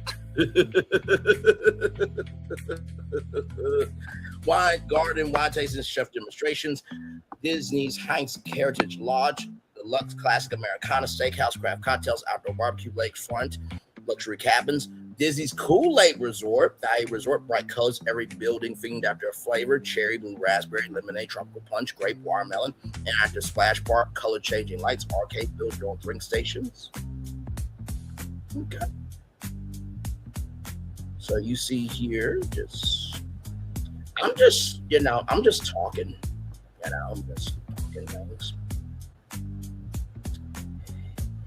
Oh my God, logistics plan, phase 1, 0 to 12 months, install new Heinz condiment stations across parks of Disney Cruise Line, consistent with the announced partnership, introduce new Disney-themed menu items at existing restaurants, launch Kool-Aid beverage stations, release the first Disney Craft Heinz grocery products, debut the Together at Last market campaign across Disney Media, Phase 2, 12 to 24 months. Open the first signature restaurants, Craft Kitchen, Kool-Aid Color Lab, Heinz Sauce Hall, expand Disney Cruise Line dining experiences, launch cooking demonstrations and seasonal food festivals, introduce the first wave, exclusive merchandise and collectible programs. Phase 3, 24 to 48 months.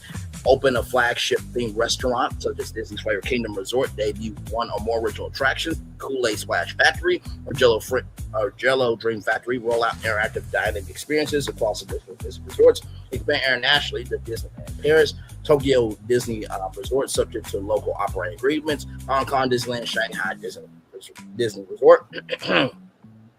Operations, dedicated Kraft Heinz culinary innovation teams embedded with Disney chefs, seasonal menu refreshes every quarter, unified supply chain for Kraft Heinz across parks, resorts, cruise ships, and retail, mobile order and customization through the Disney app for sauces, drinks, and meal add-ons, data-driven menu optimization using guest purchasing trends and seasonal demand. This concept builds on the official parks focus on food service, media, parks, resorts, cruises, storytelling, integrated marketing, while extending it into new hospitality attractions and entertainment concepts that could evolve over multiple years as the alliance grows.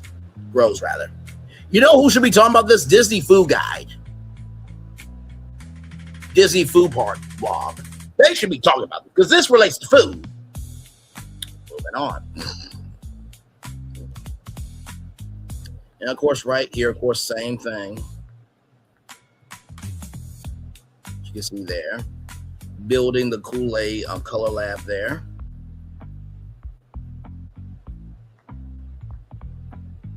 Right there, of course. Kool-Aid Color Quest, family competition, kids solve colorful challenges. Winning families earn Disney vacations there. Of course, all the parks there. A lot of this is just what we already talked about, y'all. It's a lot of it already, what we talked about.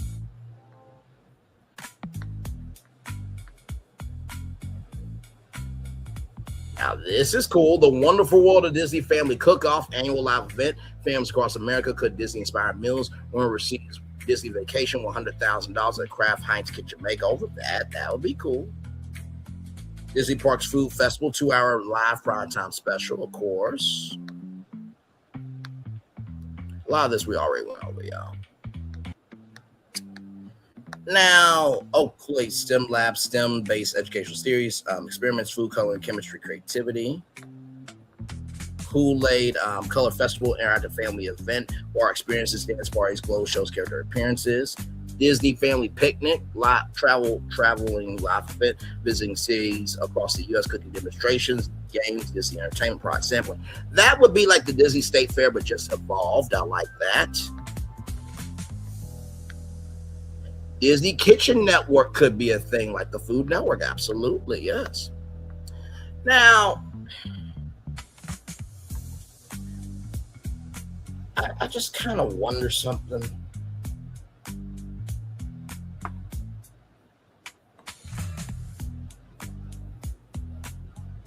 Give me a moment here. I just kind of wonder something. That's interesting. That's my Virtual Magic Kingdom Walt Disney World rebrand master plan remix streamed 1 year ago on May 9th, 2025. That's interesting that's up there. That's quite interesting. Oh, yeah, give me a moment, everybody. I just want to see something here because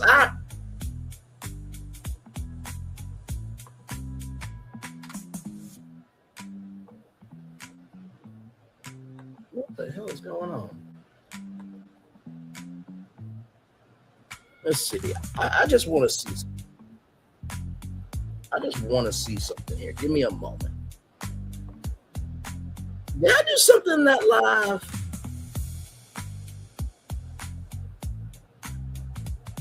Oh, you know what? I did do something. I did. What's this? So this live here, Disney has been under recall for a long time for spoil, and expired non-creativity. Streamed 2 months ago, May 13th, 2026.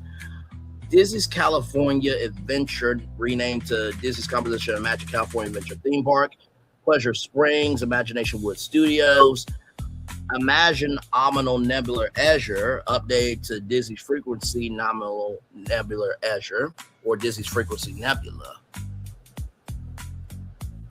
Wait a minute, hang on. So whoa. Wait a minute. So let's hang on. Wait. Hang on, Phil. Hang on. Before you go, please don't go. Just wait right here. I'm about to drop the big jaboozy right here. Now, if Braylon Lee did this on May 9th, 2025, 1 year ago, and Braylon Lee did this live right here, right, which was May 13th, 2026. So I did last year, I did this year. Then let's look at this clip right here. I'm just going to leave it on a loop here for everybody, okay? Just going to leave it on a loop. Here we go. Just want to play this. Imagine Monopoly coming to life as the 5th park for Walt Disney World, okay? Now, everybody knows there's only one man who has this statement. Oh, yeah. Kool-Aid. Oh, my God. Imagine Kool-Aid being the 5th park for Walt Disney World, right? Imagine you get to meet Kool-Aid man in person, right? And you get to experience thrill rides based on the colors and the kinetic energy. My bad. Let me hang on. Give me a moment. I am so sorry, y'all. Give me a moment. I was too excited.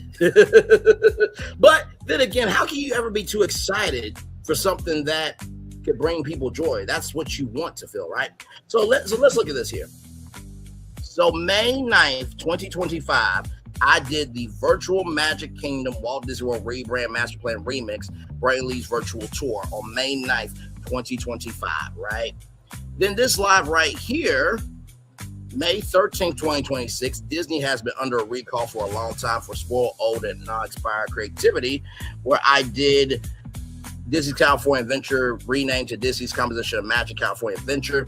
Disney Springs in Florida is conceptually replaced by a new entertainment district, Pleasure Springs. Disney's Hollywood Studios is rebranded as Imagination Wood Studios. I also too did give me a moment here, because there was one other thing that I did.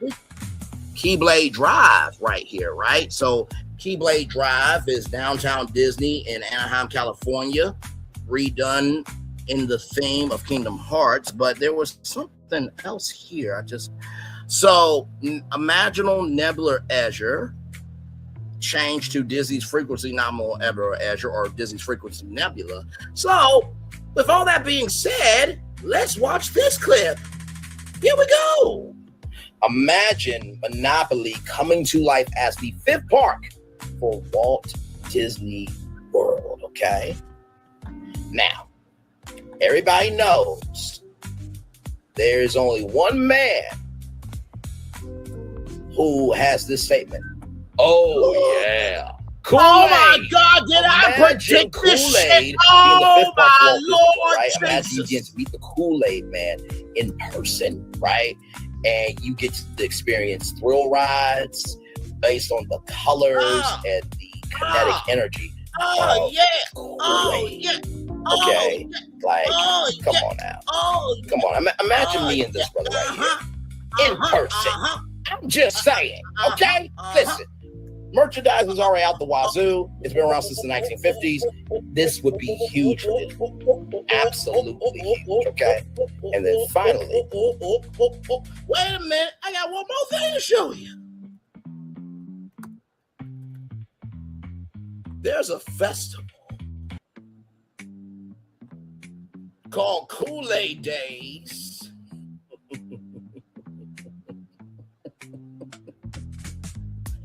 In Hastings, Nebraska. Who's to say that Kool-Aid Days can't come to Walt Disney World or Disneyland? There it is, everybody. Oh my God. Now, with that being said, like, what else do you me and let me show you Kool-Aid Days. In case you did not know about Kool-Aid Days, this is an actual thing. Here it is right here. Okay, you see all that?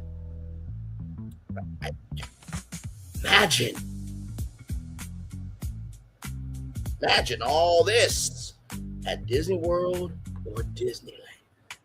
So, I'm going to drop the link because I know Phil and Florida didn't have a lot to say, and I got a lot to hear. Let me catch up on your comments here. Yep, I've been watching it. Yeah, they'll bring the guard to the restaurant indefinitely. I'm actually surprised they didn't take Remy's restaurant concept and implement it into Alice in Wonderland for Walt Disney World. Imagine that giant loaf or soft bread, just saying. Slice, not loaf. I love that. I'm lofted by all these ideas. The prompts are on fire tonight. Mind blown. I'm beat. He can teach you how to cook animatronic. I'm on Disney. He can be built in the room. No one's taking him home. LOL, way more interactive than the Star Cruiser. You learn, you experience, your family experience. What more could you ask for? Flying bills because everyone wants the hands-on experience. Answer was what stay. That part. Anyhow, I'm B. Catch you later. This was a damn good show. Okay, you yourself brought Kool-Aid there. Yep, I too made the Kool-Aid ride come to Typhoon Lagoon. Single prompt, which is a building permit that was submitted on the edge of the park. Eating here tonight. We're eating here tonight. You're on a diet. It's a Dory party. Okay, 1 second. I'll send it. I believe you did fail. So there it is. There it is. There it is. Because Oscar Mayer has a name. It's Disney. I'll wait for Phil and Florida to come up. Y'all listen. Like I said, Kraft, Heinz, and Disney wants to wrangle my neck and give me a hug at the same time, which I'm going to need my body so my neck can breathe, so they can't actually choke me because I really didn't say nothing wrong. Now, everything in this live that I said is a prediction, is alleged, and is for entertainment purposes only. Because everything I said could not happen. Everything I said could end up not happening. Everything I said could not end up happening. Everything that I've said tonight could not happen. Okay? Just saying, it's a possibility. Gotta be realistic here.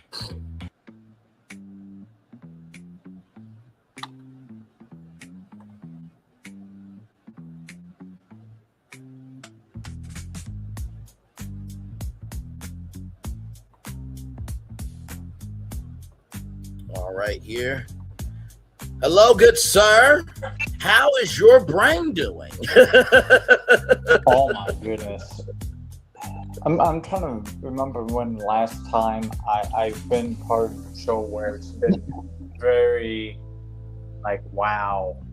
You just did I just hear 100 different concepts that we could do this for? 100. No, 101. Oh wait, 102, the sequel. Oh my there goodness. was so much in the show from start to finish. I mean, I feel my is I'm almost like a memory card, an SD card, but just too much. Memory overload. I feel you, my friend. I feel you. Memory overload. Sincerely, how are y'all brains right now? Because I really didn't do 1 + 2 = 3 until I went back into our archives and saw, wait a minute, you predicted this with the 5th park you created by bringing up Kool-Aid coming to Disney World. You did this shit way before. No, it's a funny situation because not only so much was coming, and it wasn't overwhelming, like it's exhausted, but at the same time, me and Phil, we had so much fun in the chat coming up with our own ideas. So it was like we were hovering around a galaxy planet, yes, and soaking everything in, and just By the way, Is that Thorn, great name for this culinary. Oh yeah, usually I put BFP Imagineer, Yeah, I put D-Cuisine Vision is of great. Wonder, but Cuisine. you're talking about that. I thought you were talking about my D-Cuisine was username. great. Now that's something I didn't think of. I thought of everything else, D-Cuisine. but I did not think of that. Yeah, because I was thinking about D23, and then I said, "Oh, the ultimate D cuisine." Yeah.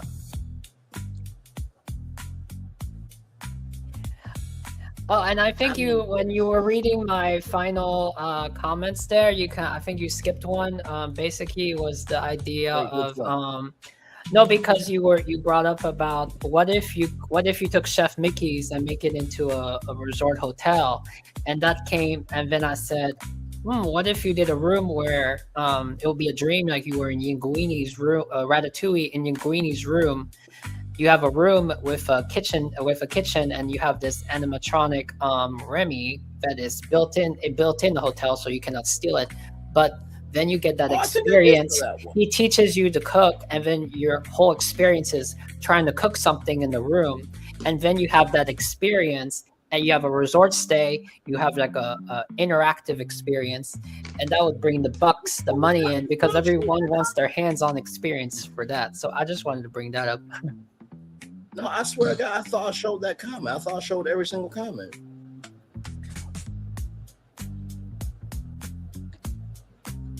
Either way, it's a fantastic idea. I love it. I'm going back through the comments right now to see, because I thought I showed it. You did show them. I think I didn't see the part where it says dream about being in the room with dream in the room like Linguini from Ratatouille.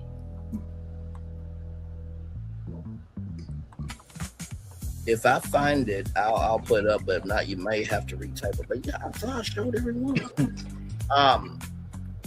But yeah, I have to tell you, this is one of those moves that if Disney, and it's like I said, Fulton, if you want to retype it, you can. I thought I really brought it up. I really did.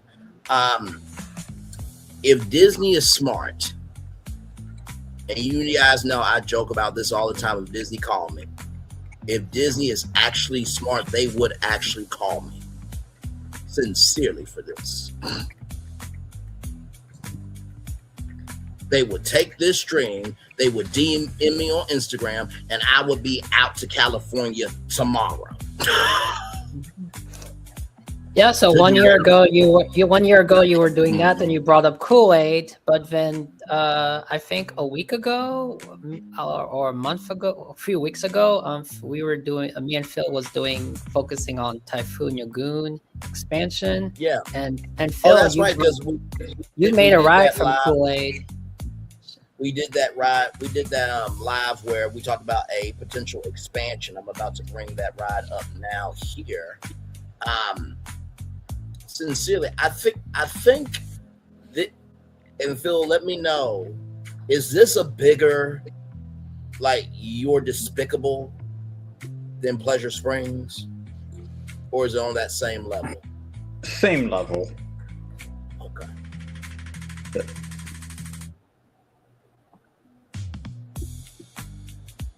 So here it is here, y'all. Create a detailed concept of a Kool-Aid water ride for Typhoon Lagoon, located in the location formerly occupied by Shark Reef.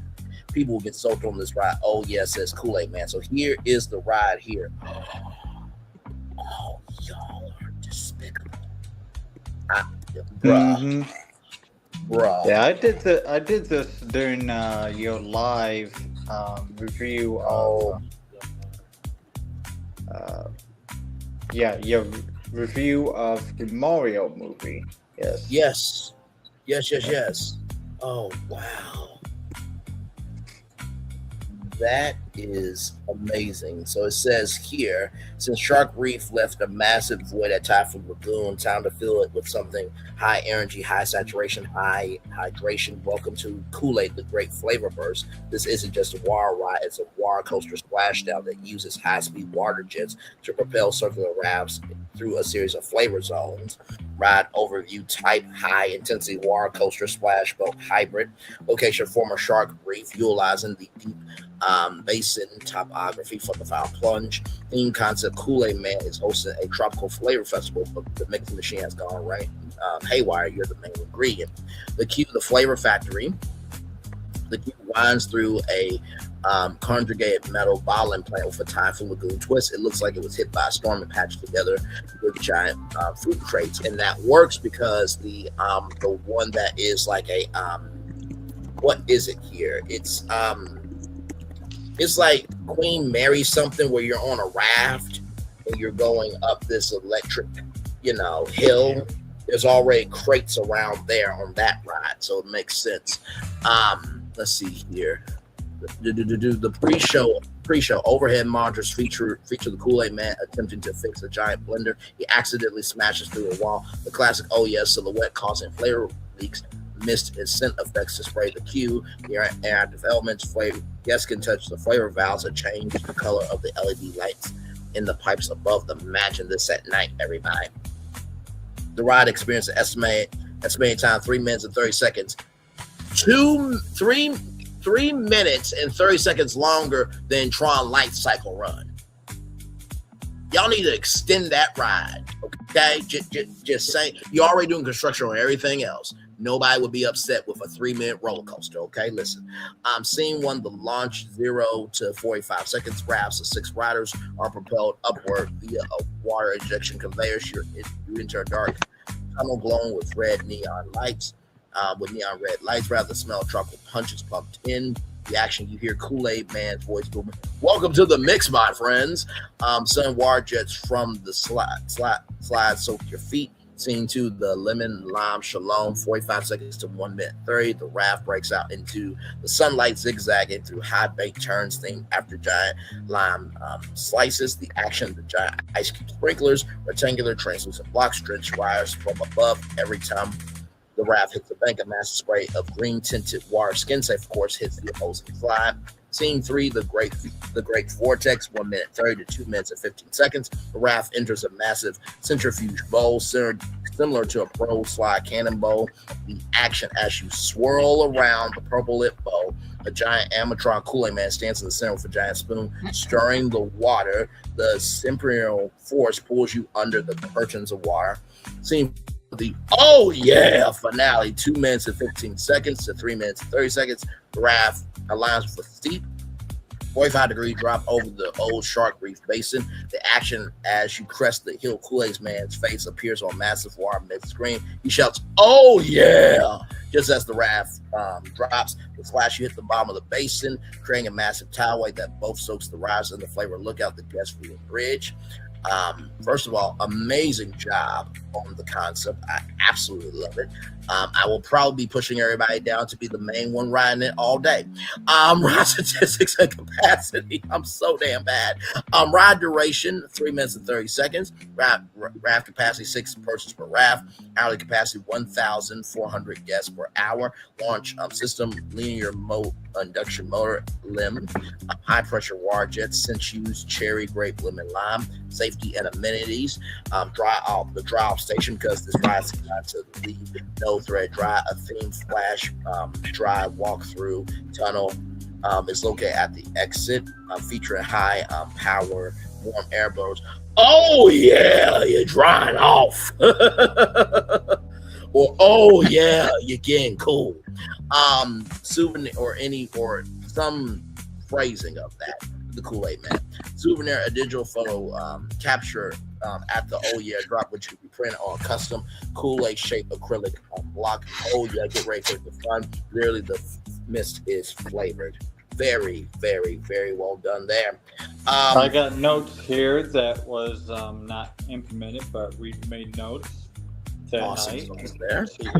It was Q-Line has Kool-Aid Man and jammers in glass form along the queue and glows in flavor colors at night.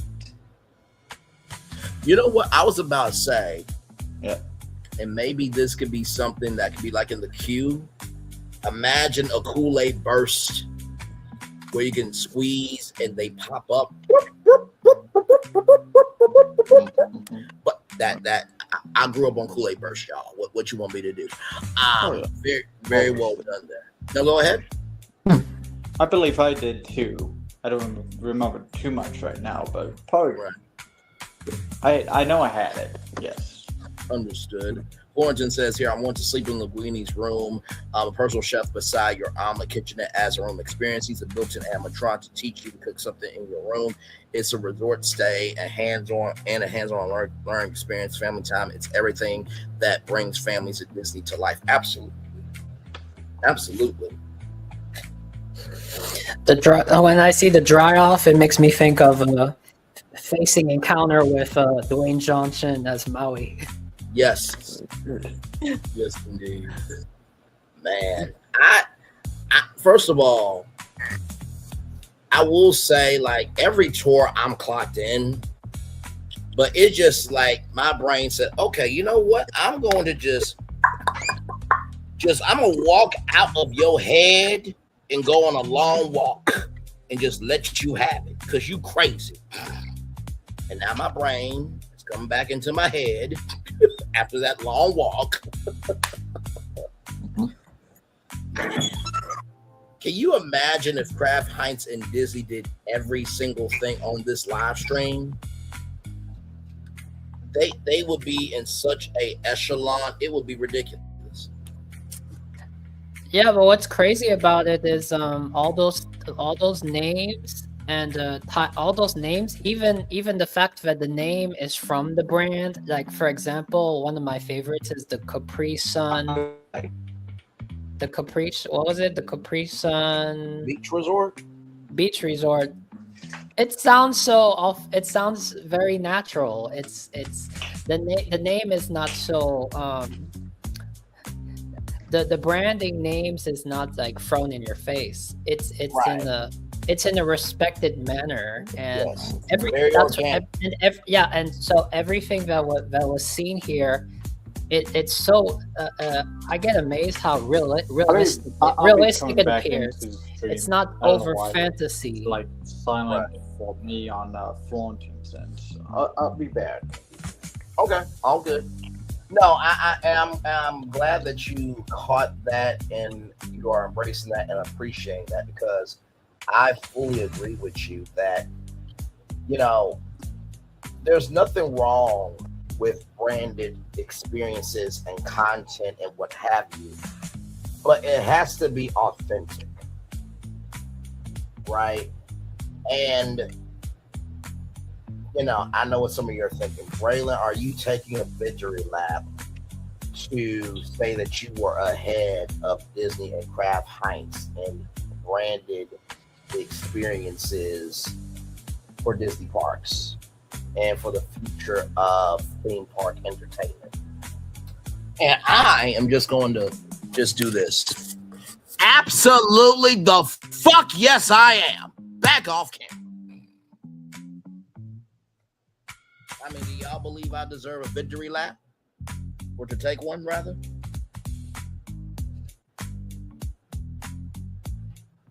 I mean, yes, you do. Yes, you do.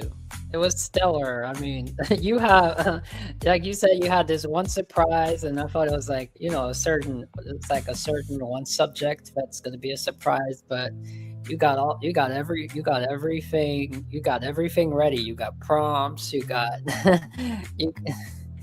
you got a whole fandango of a show. Man, it you know, this is why I love YouTube. To be able to take something that has not been talked about and make room for it.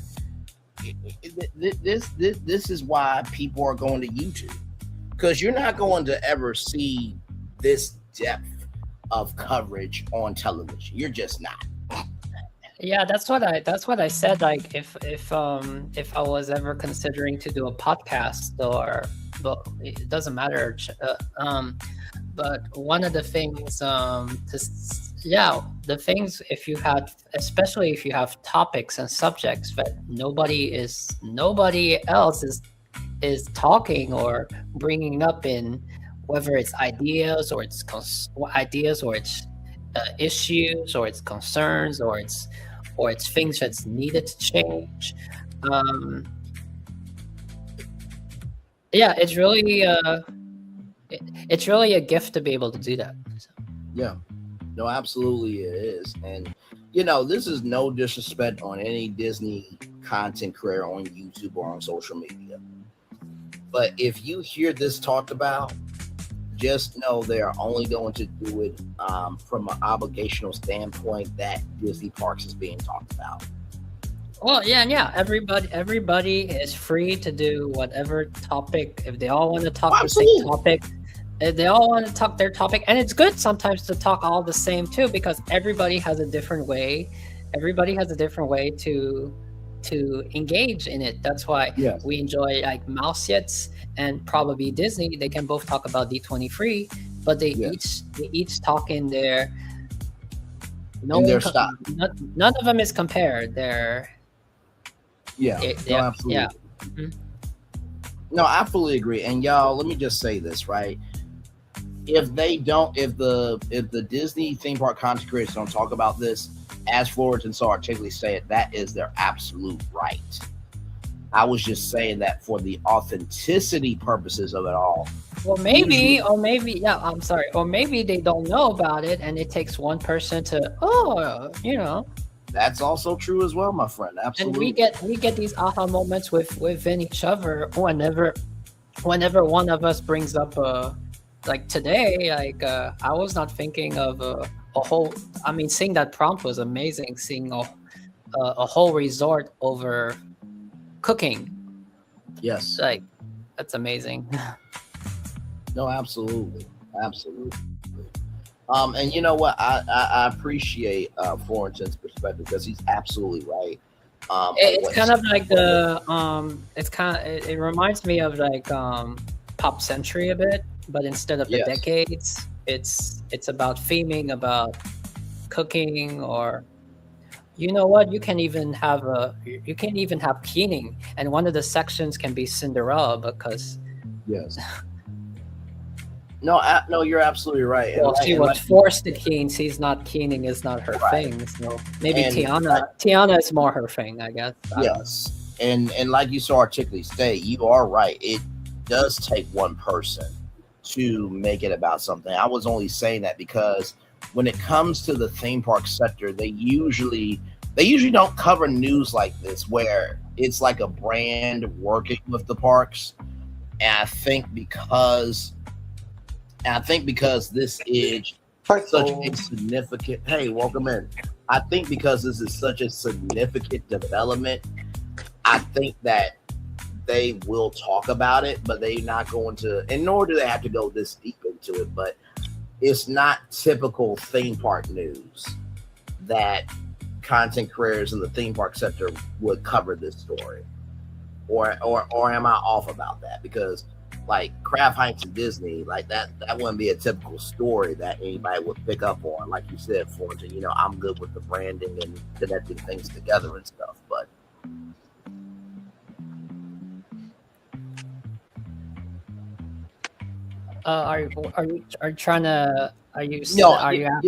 yes, I'm asking, do you guys think that if this gets talked about, that this will be more of from an obligational standpoint because Disney Parks is working with Kraft Heinz, but not the actual, to use our word, even though we don't own a copyright, but where we often use potential of it?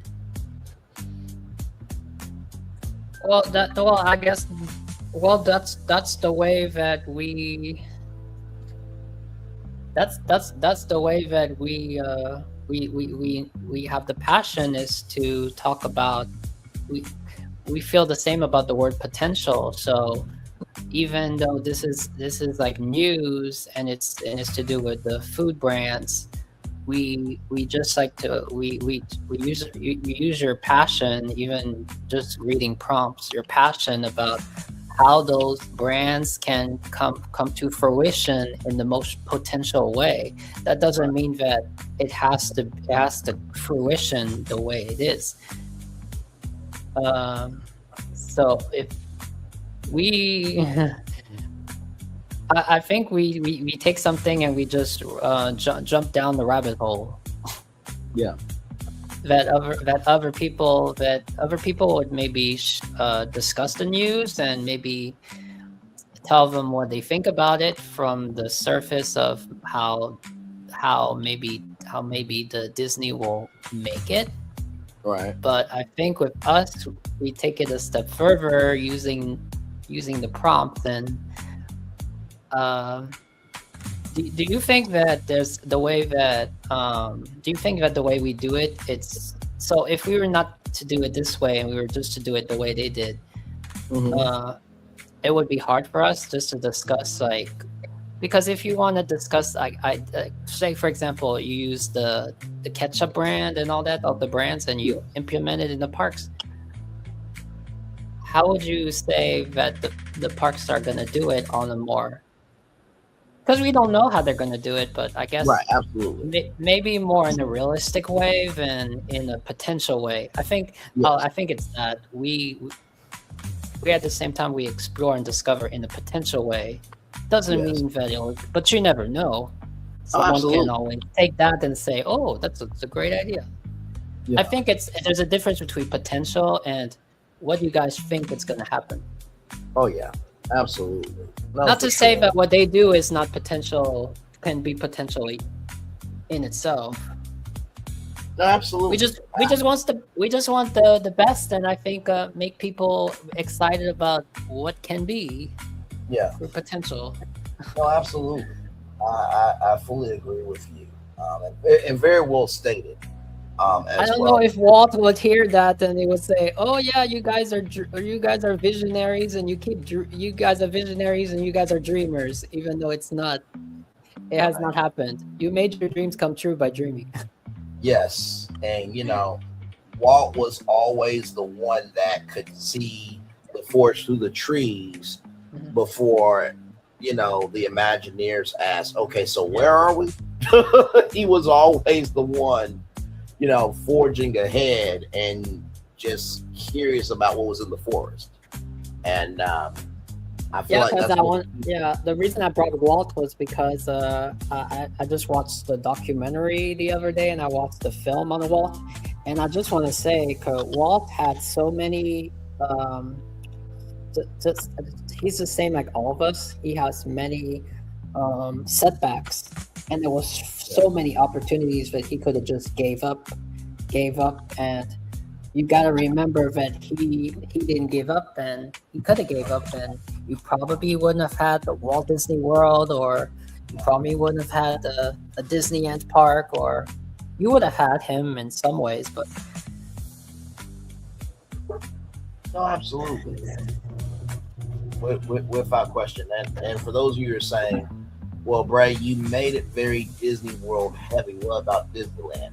I promise you, the bars, the restaurants, the rides, the attractions, the merch, the resorts, the same plan can be implemented over there, just formatted and executed differently. Literally everything that I've said at this live can literally apply to Disneyland too.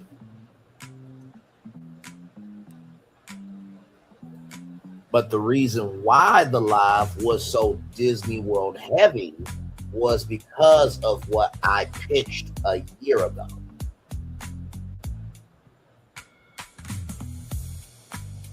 That's why I had to wind y'all up with the press release and then playing the commercial and then giving you an overview of it and then letting it out of, oh shit. Okay. All right. Well, that was that. All right. So there's a method to the madness.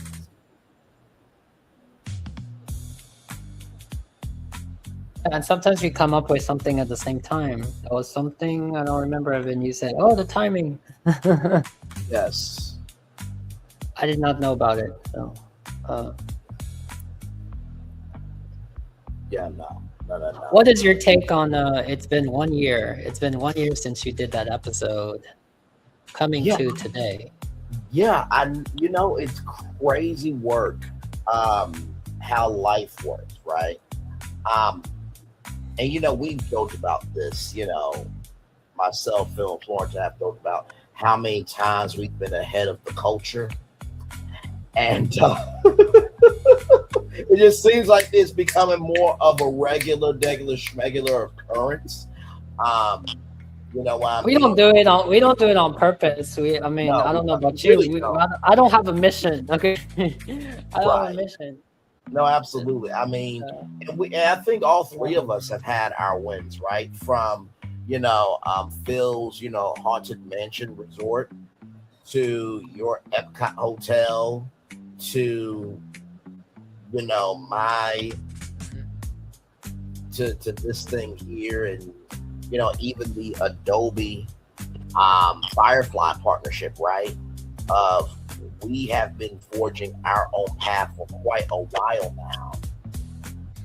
Yeah, that's why I was so flabbergasted when Mouseiets probably Disney she brings up for the Wonders of Life Pavilion, and she says that Big Hero 6 is a good IP, right? Because it's because that's something that maybe that's something I mean it's common sense. I mean, Baymax is a healthcare companion about can be used for fitness or all that. So, but we don't know what the direction is for the Wonders of Life Pavilion, because it doesn't mean it's to do with health anymore. Right. I think since the PA Pavilion took over, maybe the chances of him coming back, Baymax being used, was a possibility or not. But now, since all that is down the tube, it's all who knows what they can do. And to see episodes, and then they pitch something that you put on the drawing board or you put on your prompts, and to see someone else saying, "Oh, that's a good fit," it's kind of rewarding.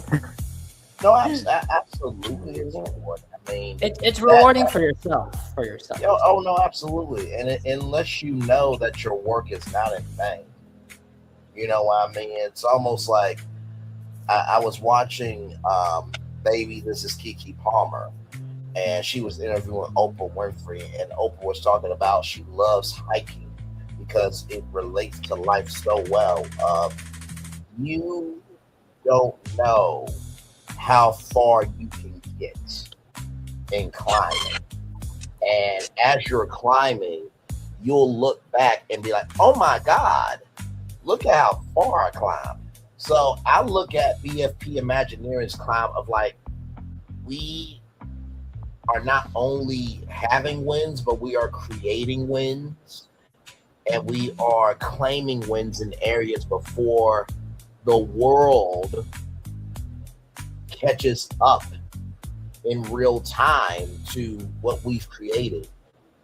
And that's a very rare opportunity, privilege, and a heavy responsibility. Our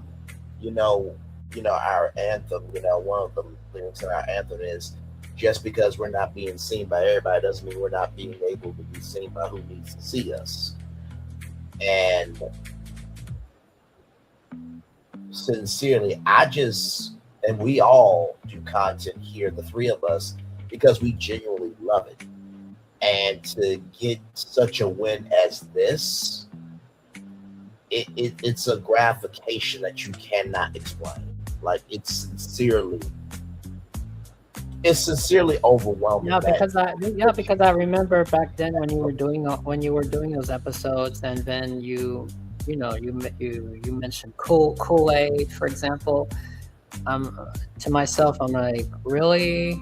Like, not to say that Disney would not sponsorship or anything, but now with this news here, and that being put on, and now you were replayed again. Oh shoot, it's real. It's reality in somewhat.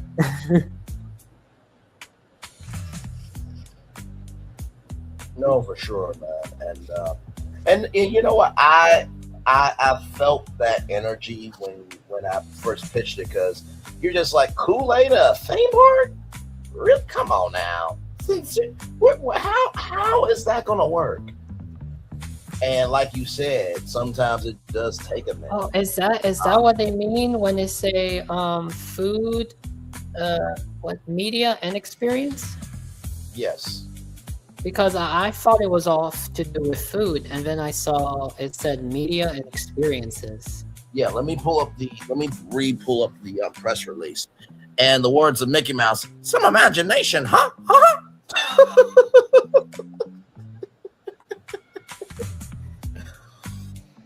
But that's the thing that really got me like very hyped for this live was what was in the press release, which I'll bring it up to you guys now. Here we go. Had to save. So it says here from Main Street USA to Star Wars Galaxy's Edge, the experience of Alliance connects unlocks possibilities for fans to connect with beloved Disney and Kraft Heinz brands. They engage wherever they engage rather with Disney and Kraft Heinz brands from both in parks, cruises, and home. The Alliance will show up across Disney's North American parks and resorts, Disney Cruise Line, and Disney Studios and streaming platforms.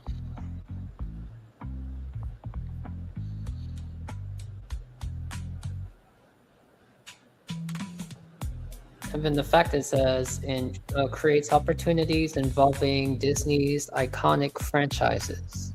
Yes.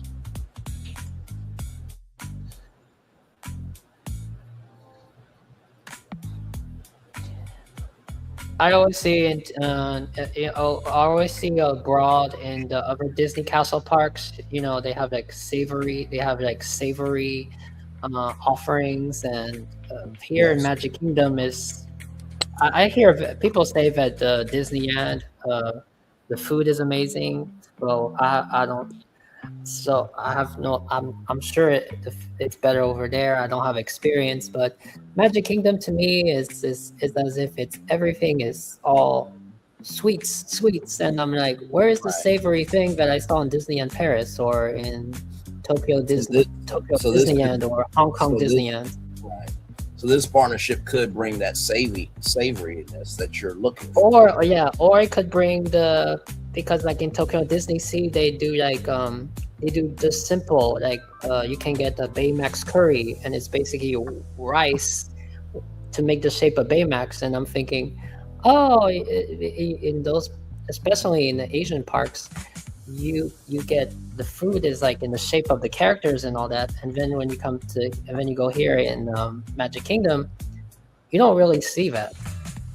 Of course, you do see you have the Mickey bar, and you have the Rice Krispies treat that's in the shape of Mickey. But I mean, when it comes to like the meals and all that, there's not really any theming to it. There's not really any like, oh look, the pasta is in the shape of Mickey Mouse. Right. No, absolutely. Like I said, I think that this definitely opens up a lot of doors that I don't think people thought about. Like I said, I'm sure that Kraft Heinz feels two ways about this live, like oh hell and oh hell. They're excited, but they're like, did he just give away everything we're about to do?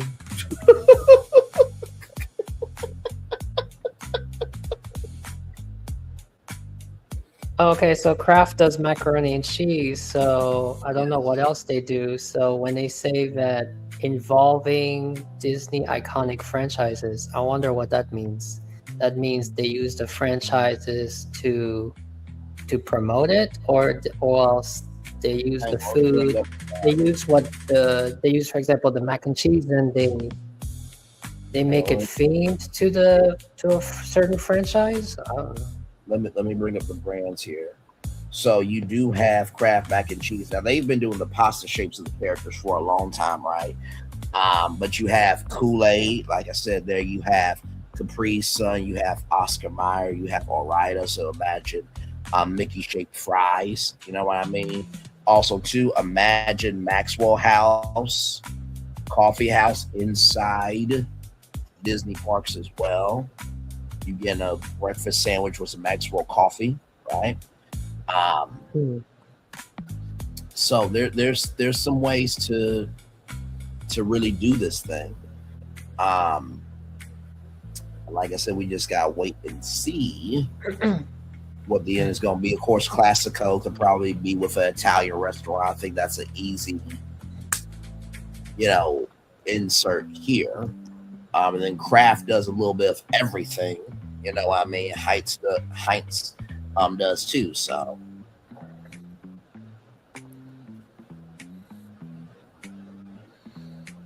Yeah, that's gonna be the surprise when it gets unveiled.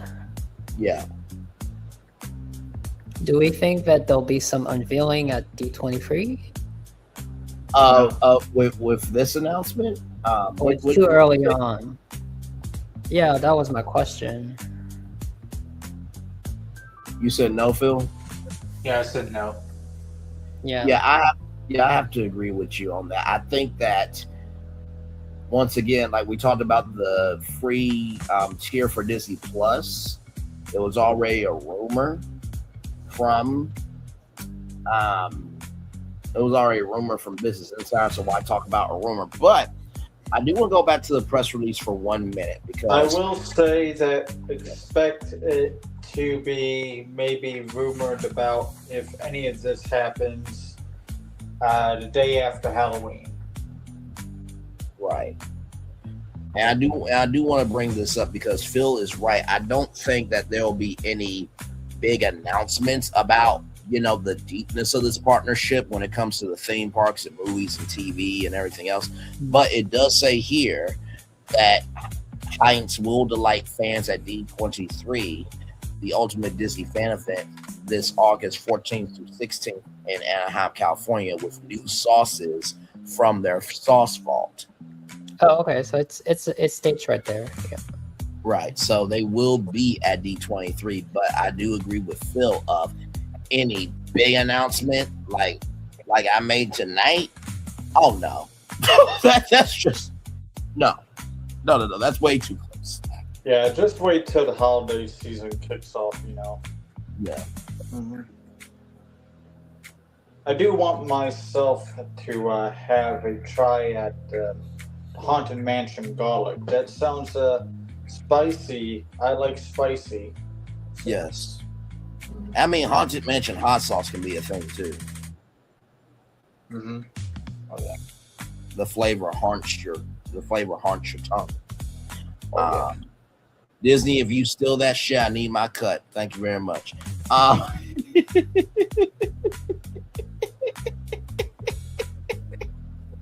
But no, I do think that I hate to say if it was the three of us, we would implement everything that was said on this live tonight.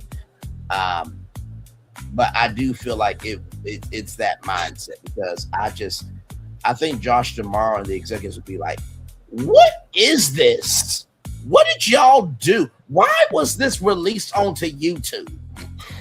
That was more like taking the brands and taking over Disney World. Yes, exactly. They'll be like, so y'all actually thought of this? Yeah, it's called creativity. Do y'all not do that anymore? Like,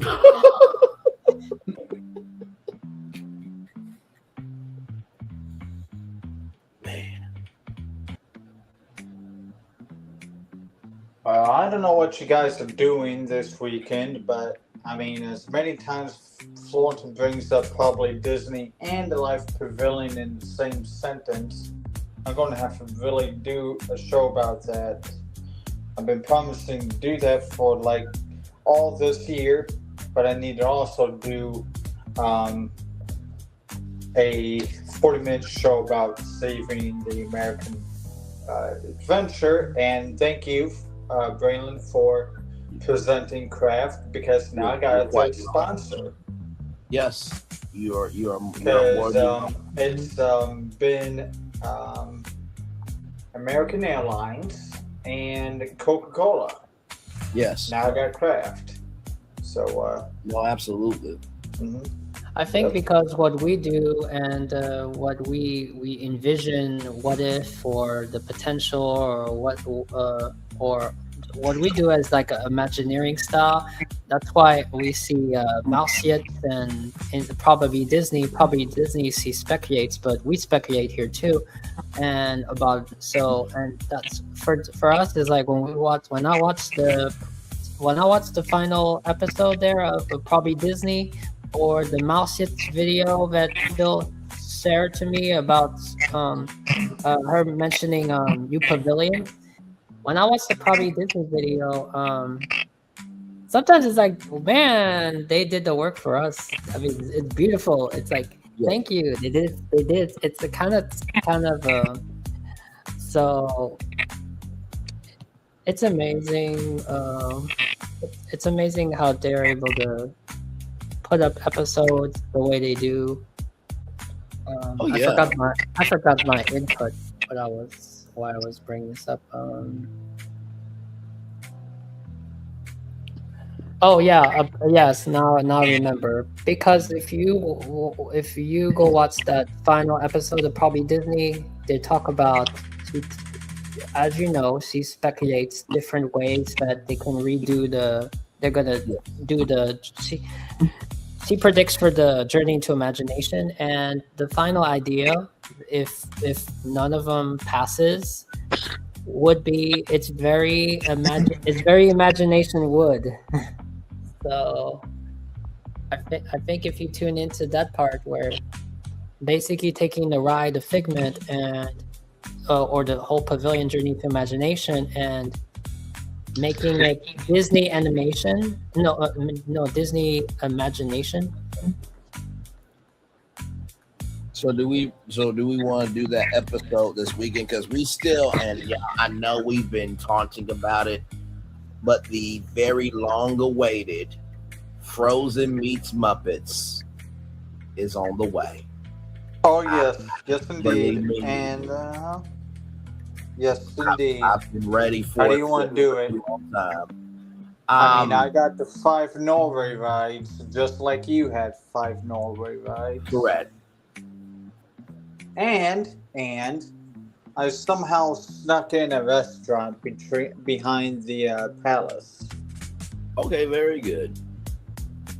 We'll see how it turns out to you guys. I feel like the Swedish Chef Takes Norway restaurant would be very interesting. Shoot, I would like to do that, but I didn't do that.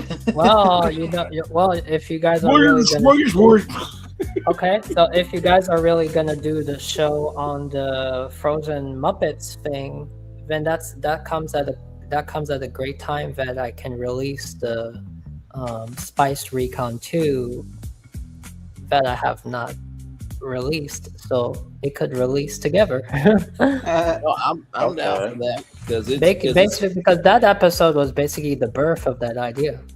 Yes, no, you're absolutely right.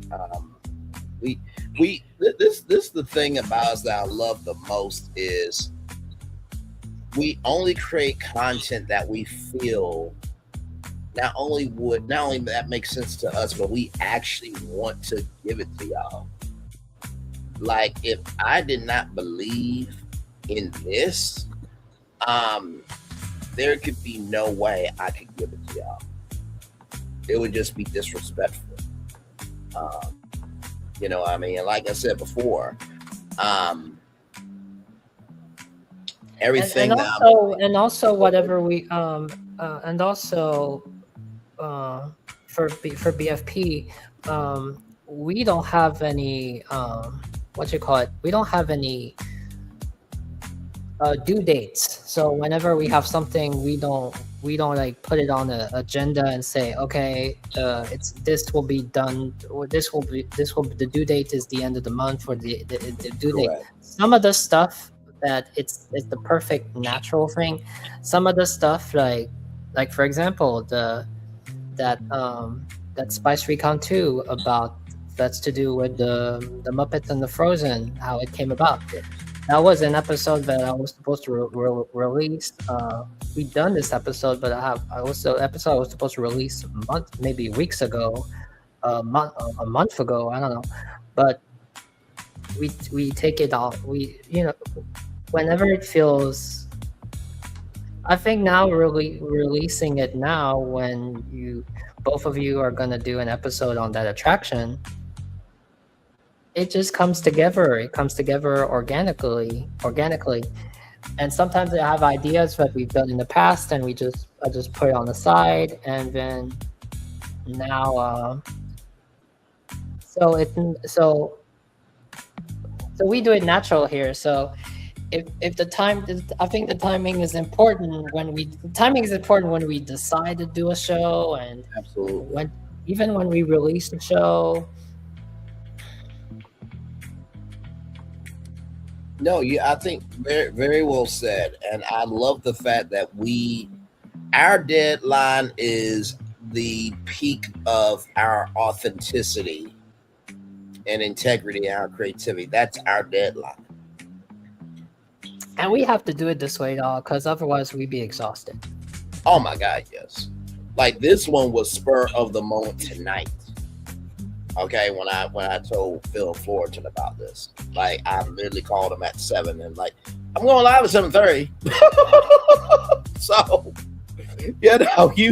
you really never know how our episodes are going to come out. But I think, like you said so articulately, Fullerton, having that, love, grace, and space to have the room, the capacity, and to use our word potential.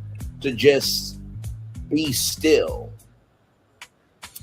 and really explore our curiosity. I think that's why we are so good at what we do. I don't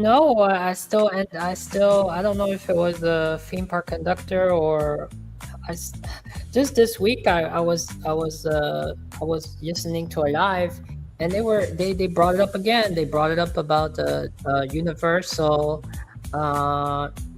They did a discussion. You think Universal they're gonna get into the cruise business? And wait, they did again?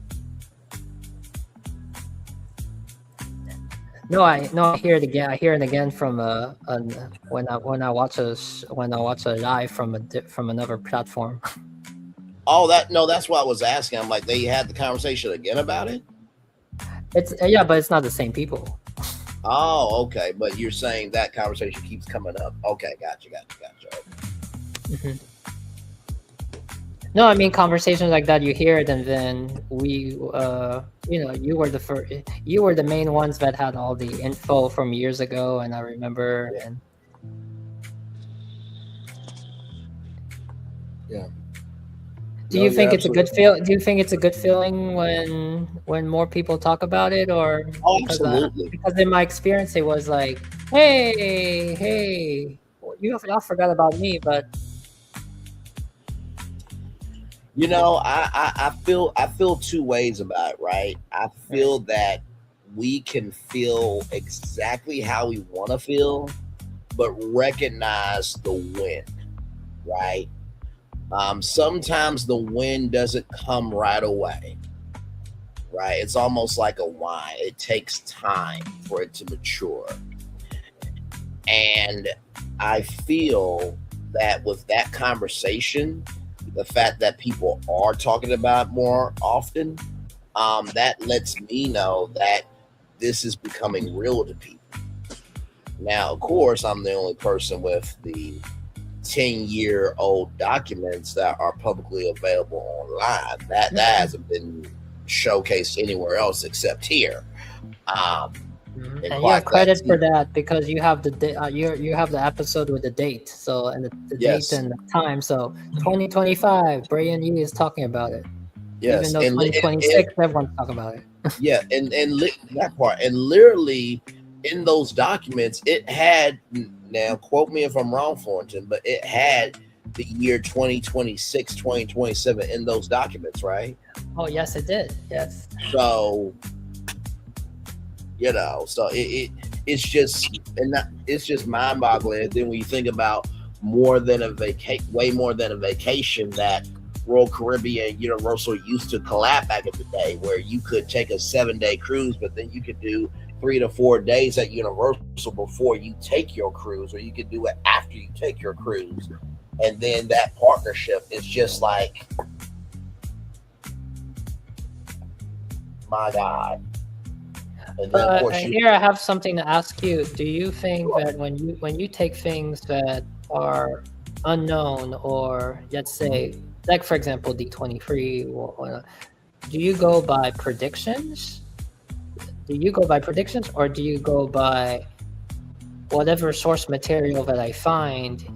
I'm the first one to present it out loud, and because when they talk about it, is it's predictions. Sure. But I think that when we do it, it's kind of different. It's not just prediction. We're absolutely just talking about predictions. Yeah, I think what we and that's a great question, because I'm gonna relate it back to the Universal cruise idea that's happening, right? You also remember in that live, I played a clip that talked about a port in Galveston being built. They did not say who it was going to be, but they did talk about a competitor to Disney. Well, we already know who the other competitor is, It's Universal, but they're under an NDA. To relate that to your articulate question. Well, yeah, because it wasn't a Carnival. Yes, it was. Well, no, it wasn't. They were talking about for those of you who don't know, there was a clip of the City Council of Galveston, Texas. They were talking about the updates to the port of Galveston, and that Carnival was investing and Royal Caribbean was investing. And during that clip that I played from that meeting, they talked about that there is another brand that wants to get into family cruising, but it is a competitor of Disney, but they didn't say who it was. And so, like I said, to relate that to your question, I think what we do and what I do in particular is I take an inch and I make it a mile, right? Just like that legendary Braze Clues Live, where there was that parcel, and then I brought up that rollingout.com article. I don't know. Was it Royal? And also your cue was Royal Caribbean. Well, I think Royal Caribbean. My guess, No. maybe it's the wrong ship, but one of them did a commercial with and there was the characters from Shrek on there. There was Madagascar. Yes, correct. So for those of you who don't know, absolutely correct. I'm glad you brought that up. There's those commercial. You can still look it up on YouTube today. There was a partnership between DreamWorks and Royal Caribbean to bring DreamWorks characters onto Royal Caribbean ships. It was literally Donkey, Dragon, the kids, Trex and Fiona's kids, and you got to see Alex and Marty and the Penguins and everybody else. So very well said. Like I was saying before, to relate to your question, I think what I do and what we do is, what is the inch, right, that's not being seen, heard, and embraced? How do I take that inch and make it a mile? But you have to make it a mile from the foundation of this is in reality. In order to build up the fantasy and the possibility of what could be, it has to be rooted in reality. So with us, I think what we do is we take predictions and then I put it like this. It's almost like we're cats. We see the nice vase and we don't give a fuck and we break it anyway. And then we look at the pieces and why each piece works. And then once we understand why each piece works, then we understand how the vase was made, if that makes sense. So yes, because cats are very observant. Absolutely. And, one thing you may not know, or maybe you do know about cats, is they see their owners not as a human or not as a boss. They just see their owner. They see you as another clumsy cat. Yeah, No, absolutely. And I will say we have dog and cat energy. We are cats that break things, but we are dogs that will chase after being creative.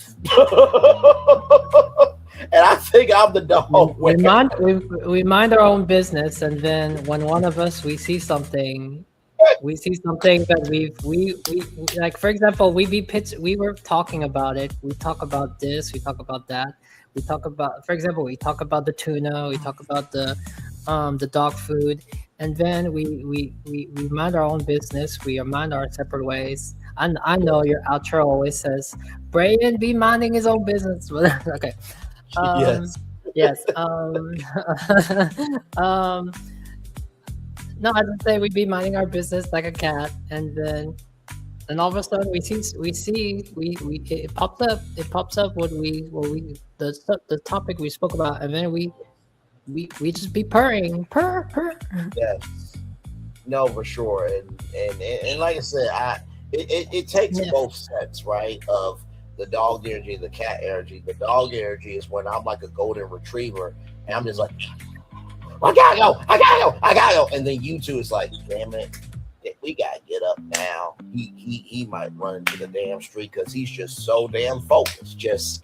But by the time y'all catch up to me, it's like, oh, Braylon's okay, and he found something,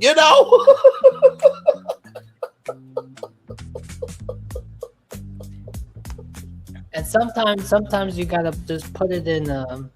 Sometimes you gotta put it in a folder. Yes. Because it's the middle of the night and you don't want to wake everyone up. Yeah. No. Correct. Save for the next day. No, that's very true. That is very true. But no, like I said, I think that this was a great surprise. You know what I mean? And it's very interesting because I think, I'm not going to say Disney listens to us full time, but I do think they're listening part time to us.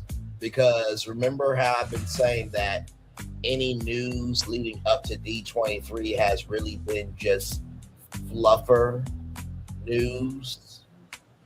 And it's just been holding people over until D23.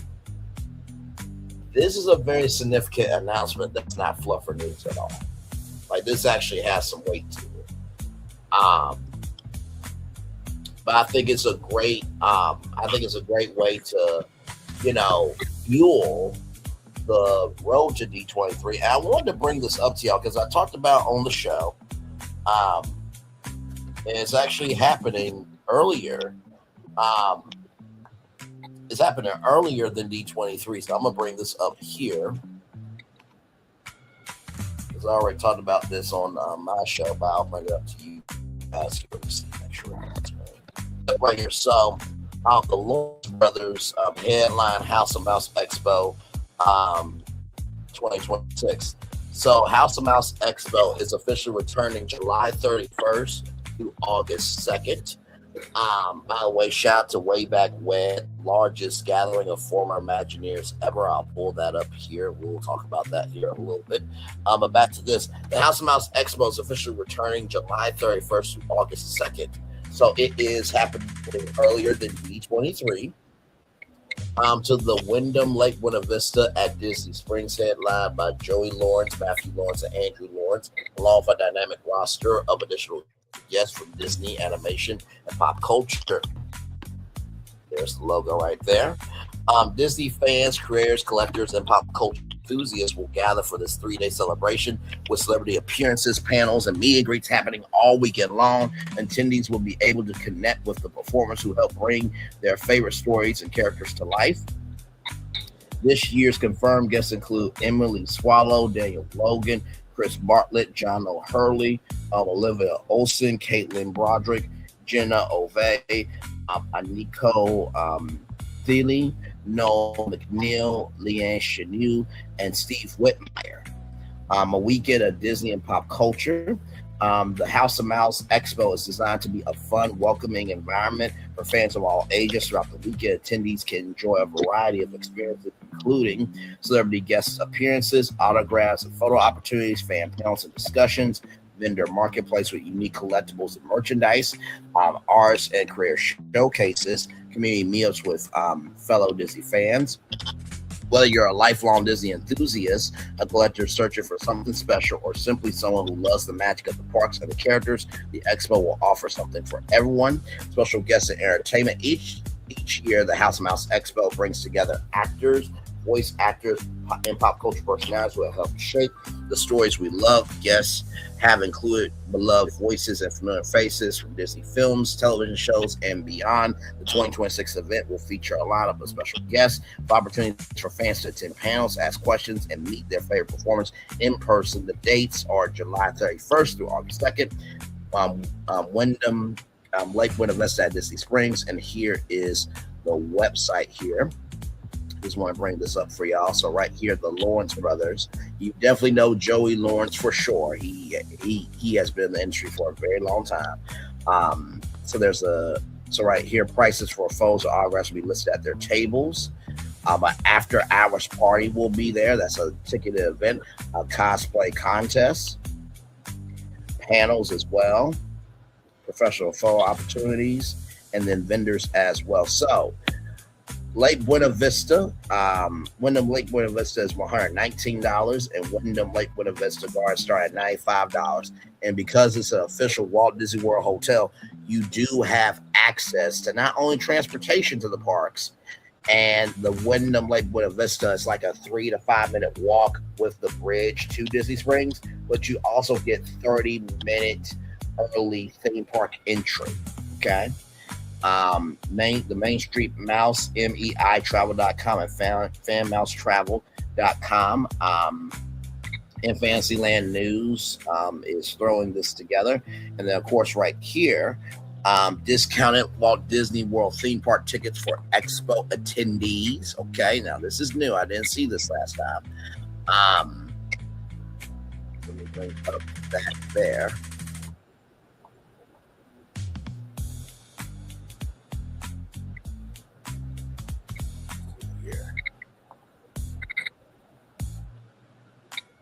Reservations. Give me a moment.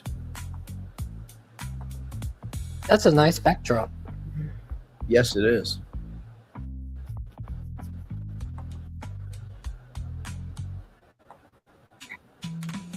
I'm trying to bring up the prices here so you guys can see the tickets here. Okay, one day. I was like, is that building part of the Hollywood Tower Terror on the bottom? I think so. I believe so.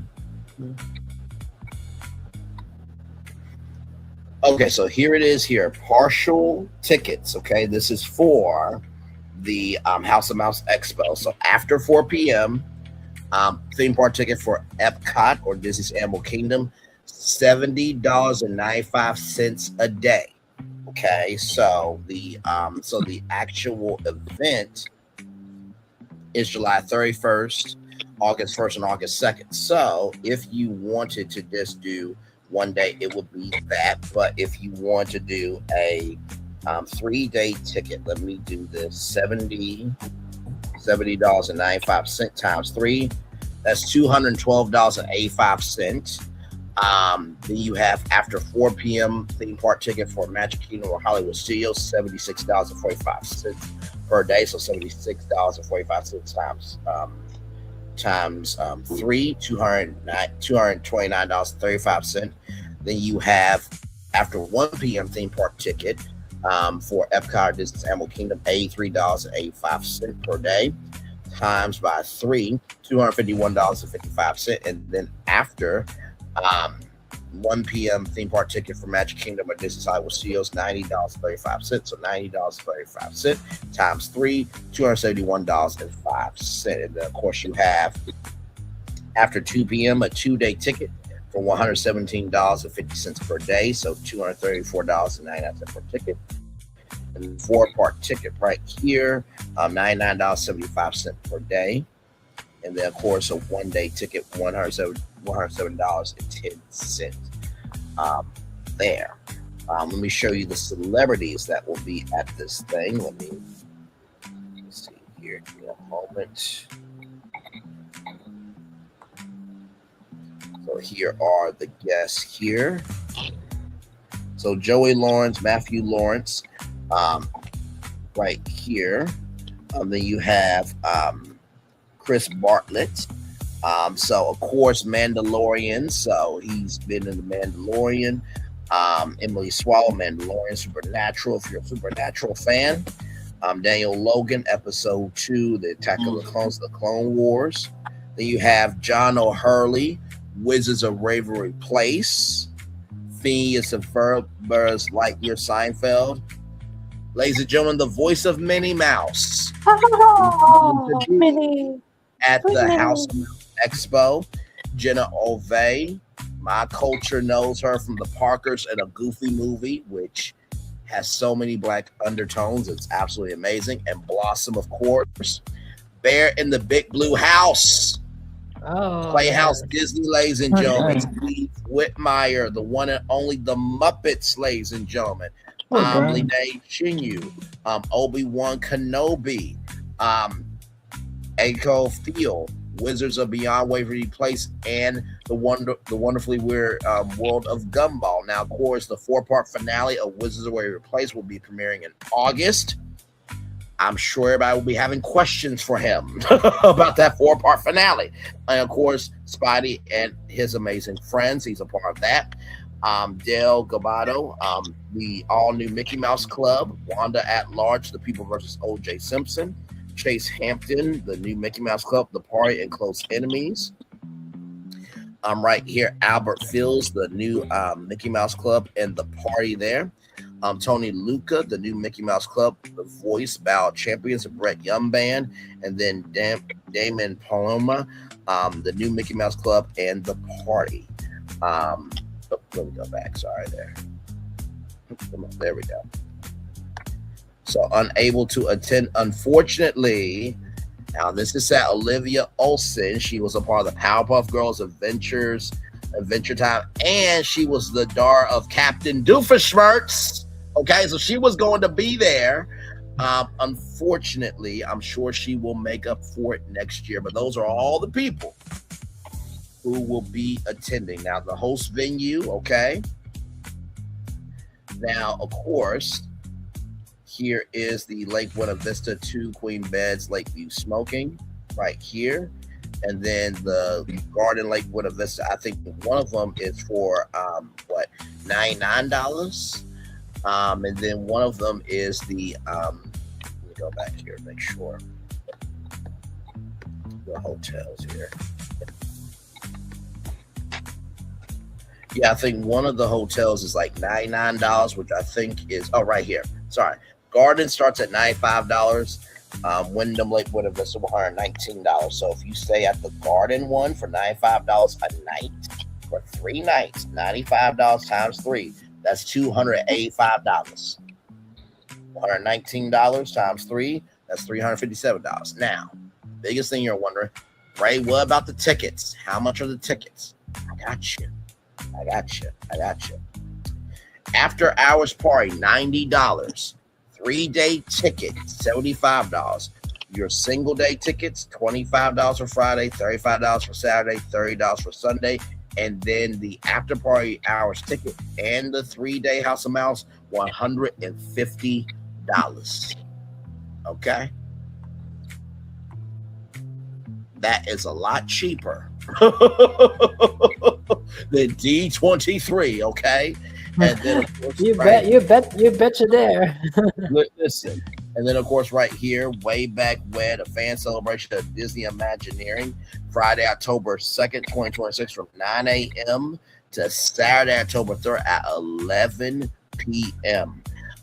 This one-of-a-kind event invites you behind the curtain to discover untold stories behind your favorite parks, attractions, resort hotel shows, and parades. Here firsthand from the minds who brought these experiences to life as they share rare insights, creative journeys, and unforgettable moments from Disney history. Explore never-before-seen artwork, concept designs, and archival video footage that reveal how iconic Disney, how iconic experiences rather evolved from imagination to reality, and even discover some that never made it off the drawing board.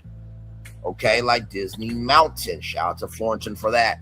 Plus, enjoy the rare opportunity to meet and connect with the rare people who create the most magical Credits to WDW and T Tom. Oh, absolutely, and to him as well. And by the way, this is WDW News Today, which is Tom and the whole gang over there. This event is exclusive to members of the Walt Disney World News Today Interglobe Society, but you can join for free at patreon.com/WDW News Today. Secure your ticket and be a part of this historic gathering of Imagine Creativity Storytelling. So way back when tickets are available to WIGS members only, free, unavailable right now. So just wanted to mention them as well. Shout out to WDW News Today for pulling off some amazing events. Like they do some Disney productions when it comes to live events and having those connections with Disney Imagineering and everybody at Disney. So shout out to Tom and everybody at WDW News Today. So as you can tell, you can experience the magic in any way possible. Virtually with us, in real life with Tom and WDW News Today, or you can go to the House of Mouse Expo. Basically, what? Because it's July 31st to August 2nd. So 1, 2, 3, 4, 5, 6, 7, 8, 9, 10, 11, 12, 13, 14, 15, 16, 17. You can go 17 days in advance of D23 out of California. And those are good. Those are good rates for the. Those are good rates for the park. Yes, and the hotel. I mean, my God, to stay there for $200, get to meet all those people from the world of Disney. And not to mention too, the prices for the expo are good. I mean, if I had the money, I would go. You know what I mean? So, but.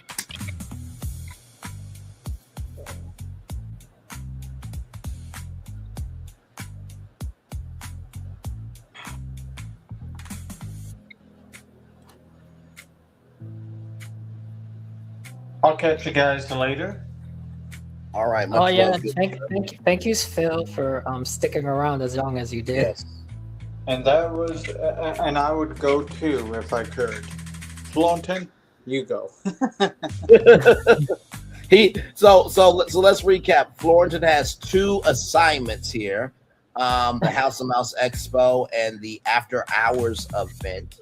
That will be happening at Epic Universe. So 2 assignments for Florentin if he chooses to do those assignments for research. Yeah, just make sure I don't turn out at the wrong hotel. Like I ended up doing for that I don't know what it was called. That market. That theme park fan market. Weird. Yeah, you told me how it was just like, oh, this is happening. to use the words of some good to use the words of some good Mushroom Kingdom people, our prince is at another hotel.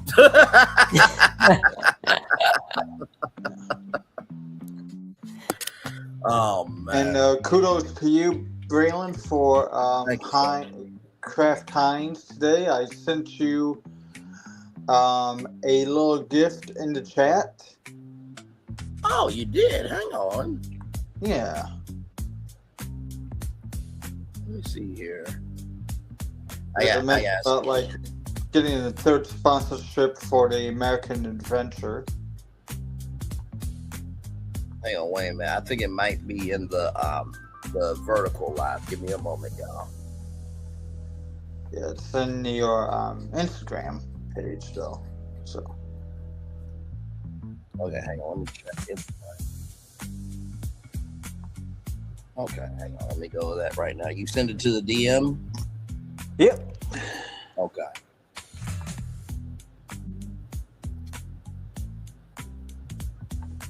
Okay, hang on. Let me open this up.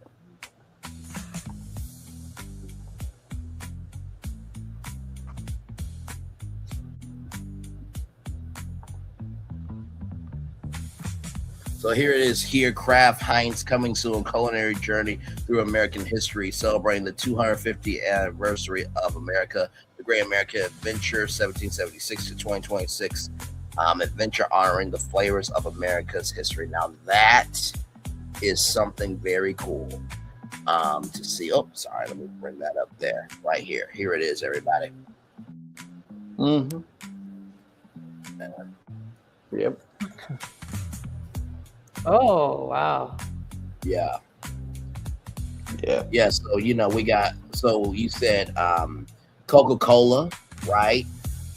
Which And is Coca-Cola. American Airlines. American as well. Airlines, which there could definitely be an aviation exhibit very easily.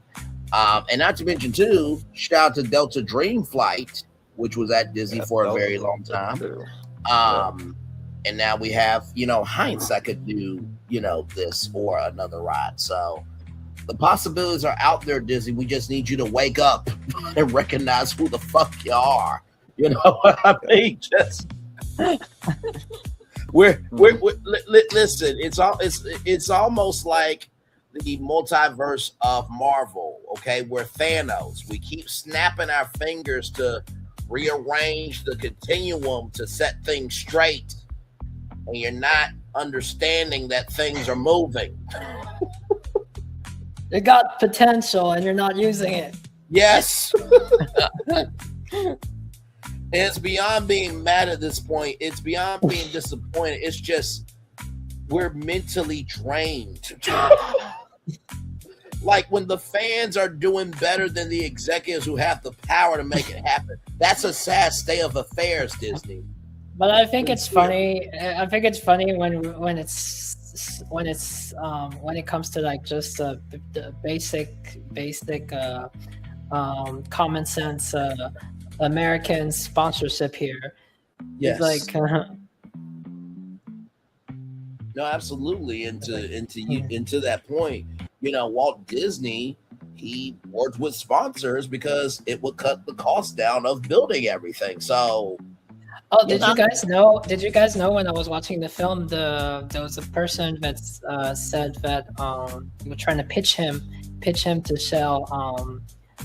He wanted to put T-shirt stands all around the park, and he was really upset. He was really upset with that. He was like, "Nope.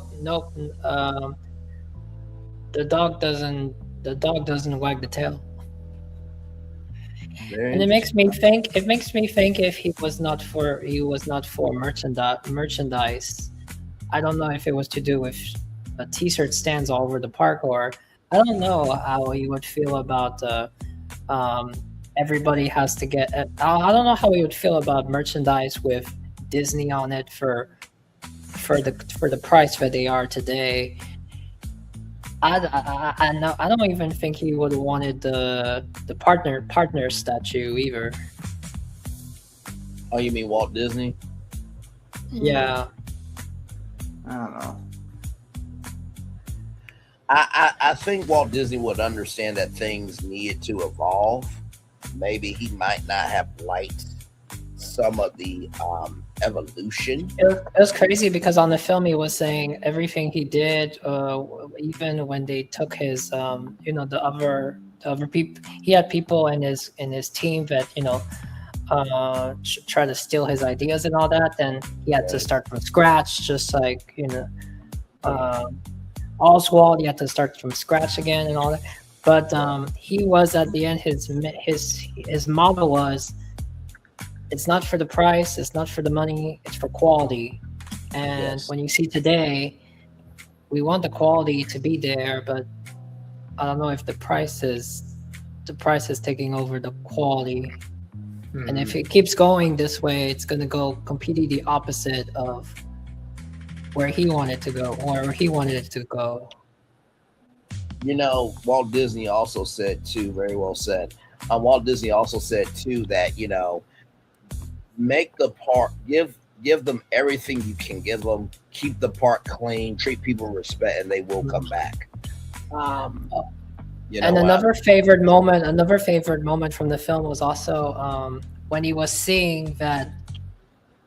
witnessing that all the people that were were happy. They were enjoying themselves. They were all from all different backgrounds, all different races. And this one person, they say in the film who it was, I forgot. This one person told him, "Oh, here you have this fantasy world," and he got really upset with that. It was like, because for him, what was the end result? Yeah, of course you have parts of the park is fantasy and what it is, but for him the end result was that was the real world, and outside was the fantasy. And what he means by that, the real world inside is people from all nations, all backgrounds, all races, everyone all got along and all were in harmony and all were enjoying themselves. Whereas the outside world, there was all division. And by the way, if you guys need a film to watch, this film right here, Great Big Beautiful Tomorrow by Grant Town, one of the best documentaries about not just the futurism of Walt Disney, but this is one of the best independent documentaries I have seen.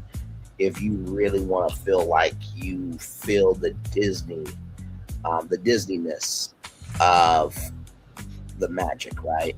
And to your point, Florentin, I think that there is a brother that can speak to the prices of many things being too damn high, including I'm gonna let him take it away here. Welcome to the New York gubernatorial debate. I'll be your DJ this evening. Take it away. I represent the rent is too damn high party. People working 8 hours a day, 40 hours a week. Some a third job. Why?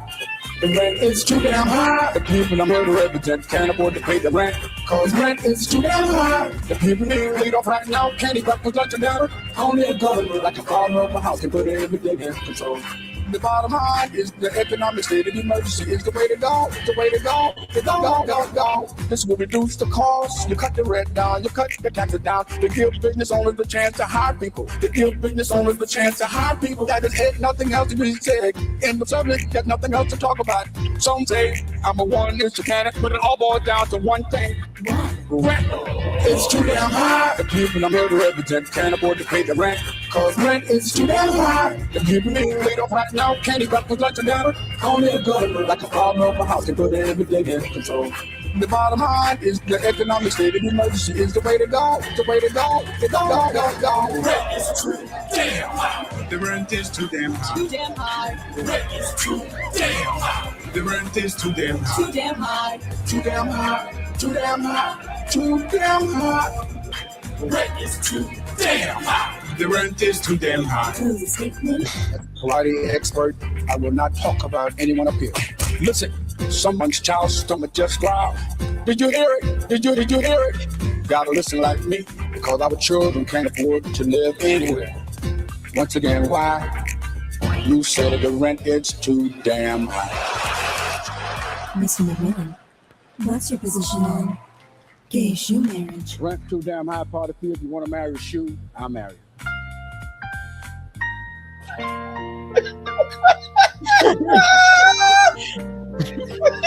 I swear to God, what could be on YouTube back then? Oh, it's so different now.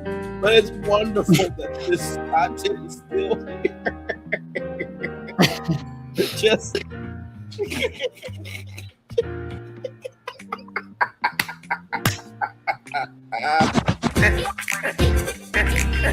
the rent is too damn high, and Disney you too damn high too. Oh my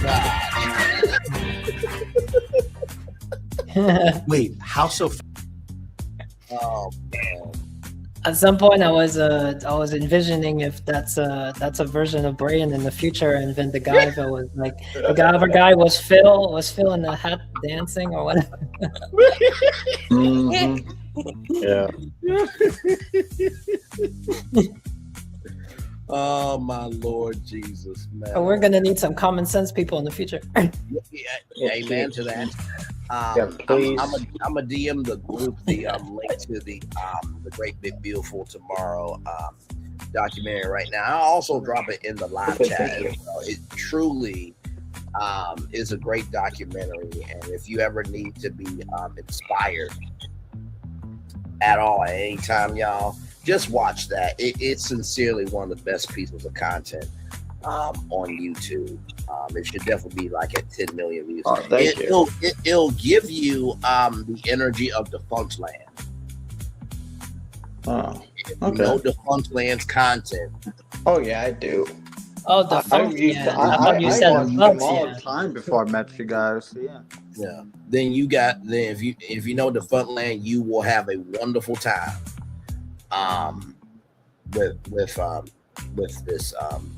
With this piece of content for sure. All right. Well, I'm at 2% on my phone, so all right, go ahead, good sir. I'm gonna yeah. just read the Daily Motivator and then head out, sir. You did your good one tonight. Thank you for That was a good thank you for timing. being here. 2%. yeah, I'm at 2%. Oh, you're good, my Good friend. time Thank to you for be. being here, and we'll talk again soon. But I know your brain needs to rest because this one was a big one. Yeah, well, I should not have been staying up, but I stayed up with you guys, and it was a damn good show. Thank you sir. very much. No problem. Love you, brother. Talk soon. Bye bye. Bye bye. That was too high in content. That was damn too high in content.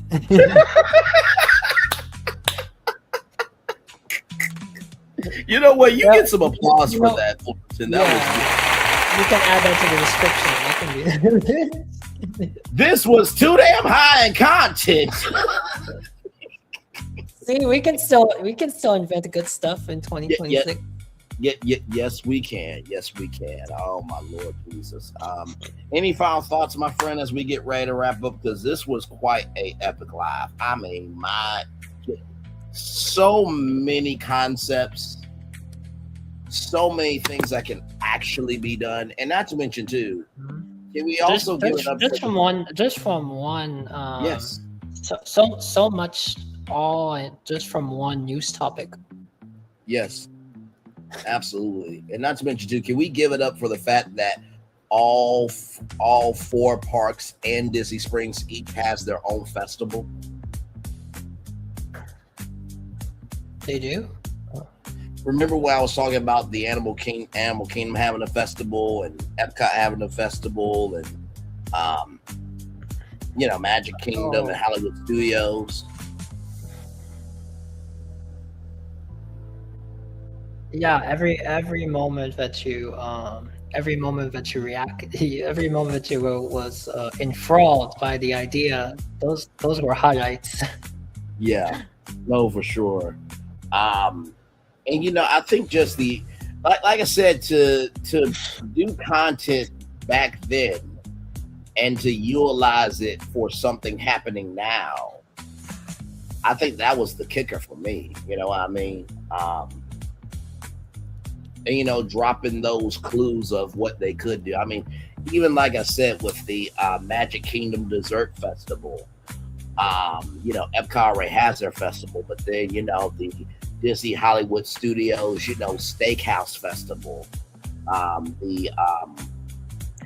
don't know if they still do the Epcot dessert parties. Oh, that's right. For the not Illuminations anymore, sadly. Yeah. I get what you mean. For Actually, after Illuminations, they done one for, it was called a Frozen, because it was to do with you go on Frozen Ever After, and then after you have a dessert party. Yeah. No, it's just all this stuff before I moved here. So, and it's just funny. Like, I forgot about all that, and then, I think they have dessert parties for Fantasmic too. yes, and I think they do for Magic Kingdom still. Yeah. But to have the Disney's Hollywood Studios Steakhouse Festival, to have the Animal Kingdom Flavors of the World Festival, which I know what y'all think. Well, wouldn't that be more World Showcase? Yes. Oh, that's my favorite part. You brought up was it Animal Kingdom, or you brought up a steakhouse festival? Yes, the Steakhouse Festival for Disney's Hollywood Studios. And then, you know, the flavors of the world. But really, you can do, you know, spicing up the world festival at Animal Kingdom, because, you know, Asia and Africa, they do have spices, right? And then, of course, the Foodpreneur Festival at Disney Springs. So the fact that each park has its own festival, that's never been done in all Disney history. No, yeah, that's true. You know what I mean? Just the food concepts, and, you know, even suggesting that Disney Restaurant Group could be a whole thing. Like, Yeah, it makes me wonder if it makes me wonder for Animal Kingdom, would that, if they had festivals like Epcot, would that help out Animal Kingdom as a more full day park? Oh, absolutely. Because we always talk about Animal Kingdom is needing more attractions, or needing two other areas to make it a full day, but we never thought of making festival events. Yeah, no, for sure. Sincerely, I don't know how Google is going to, because, you know, Google and YouTube has to process the video. Then when you click that ask button, I think this is probably going to be one of the longest summarized videos ever, because I gave so much in this live. I didn't know you could do that. So basically, you can ask to give a summary of the video. Yes, I'll show you how to do it. Here, so let me do this here. So I'm going to go to Great Beautiful Tomorrow right here. I'm just going to show you guys live here. You can do this on my videos too, but it has to process stuff. Some videos will do it, some of them will not. So I'm gonna bring this up here. So what you do, you see this video right here. You go down and you hit that button right there, that ask button. So you hit that. Oh, I see. Okay. Then this will pop up, and then you hit summarize video. And then right here, it gives you not only what was in the video, but also gives you the timestamps. Oh, that's neat. Because sometimes some videos don't have timestamps. Yeah. So that pretty much is on every Google video. So and like I said, you can do that for my content, because I used to do that in the early days. But now I just wait until the summary happens. I'm like, just click that ask button, then click summarize video, and then you'll get all the timestamps and all that. Because I know people don't want to watch the whole thing. So if you just want an overview, you can do that. But I know for this one, it's going to be a very long summary, because, like I said, we covered a lot. Yeah, it was beautiful how they organized each section of they mentioned Pleasure Springs and Hollywood Imagination Wood. And I do want to give credit to Thornton, because he inspired me to change it, because he said it was too long, but it had a purpose for it. But then I shortened it, and it still had the same weight to it. But you mean for Imagination Wood? No, not for Imagination Wood, but I changed the other. The Nebula. I can't say it. Yes, the Imagine Azure Frequency Nebula, but before that it was Imagine Nominal Treasure, Imagine Azure Nebula. That name. It was basically dealing with the cosmos and everything else. It was, if Cinderella Castle could be launched into space and then drop back down to Earth, what would be the aftermath of that?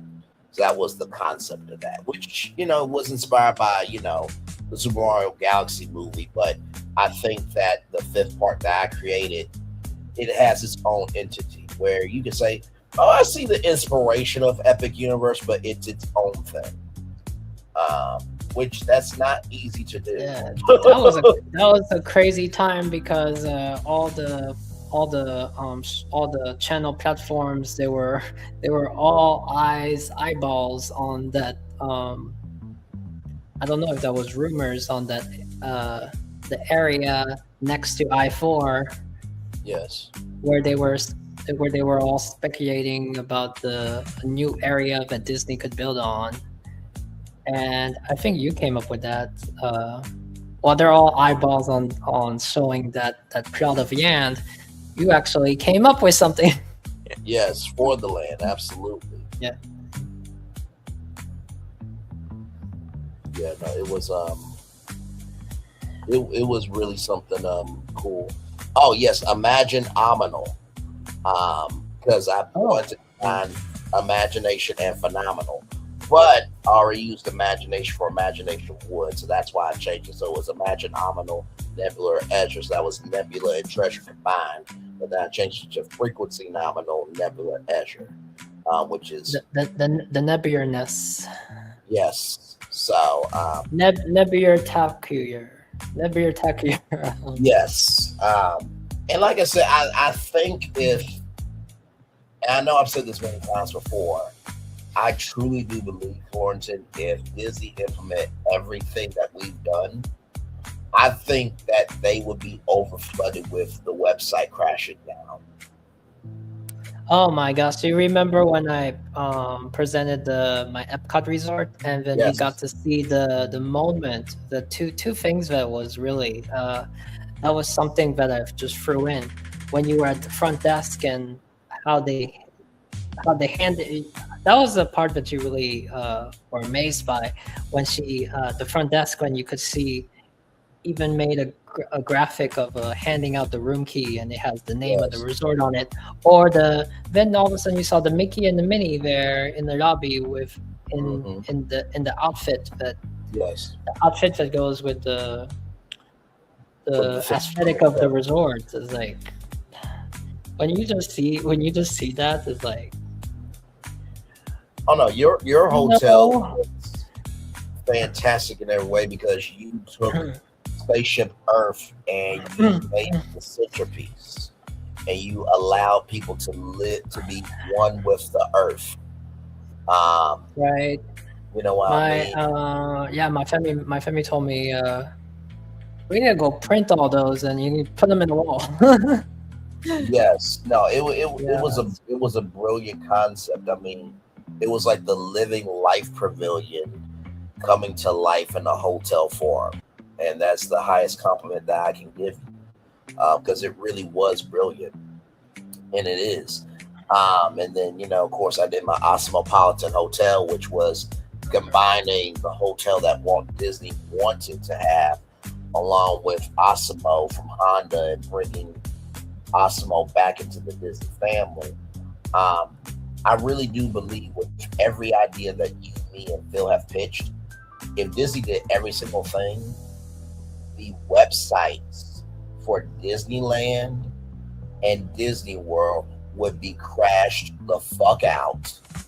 All the hotels would be booked.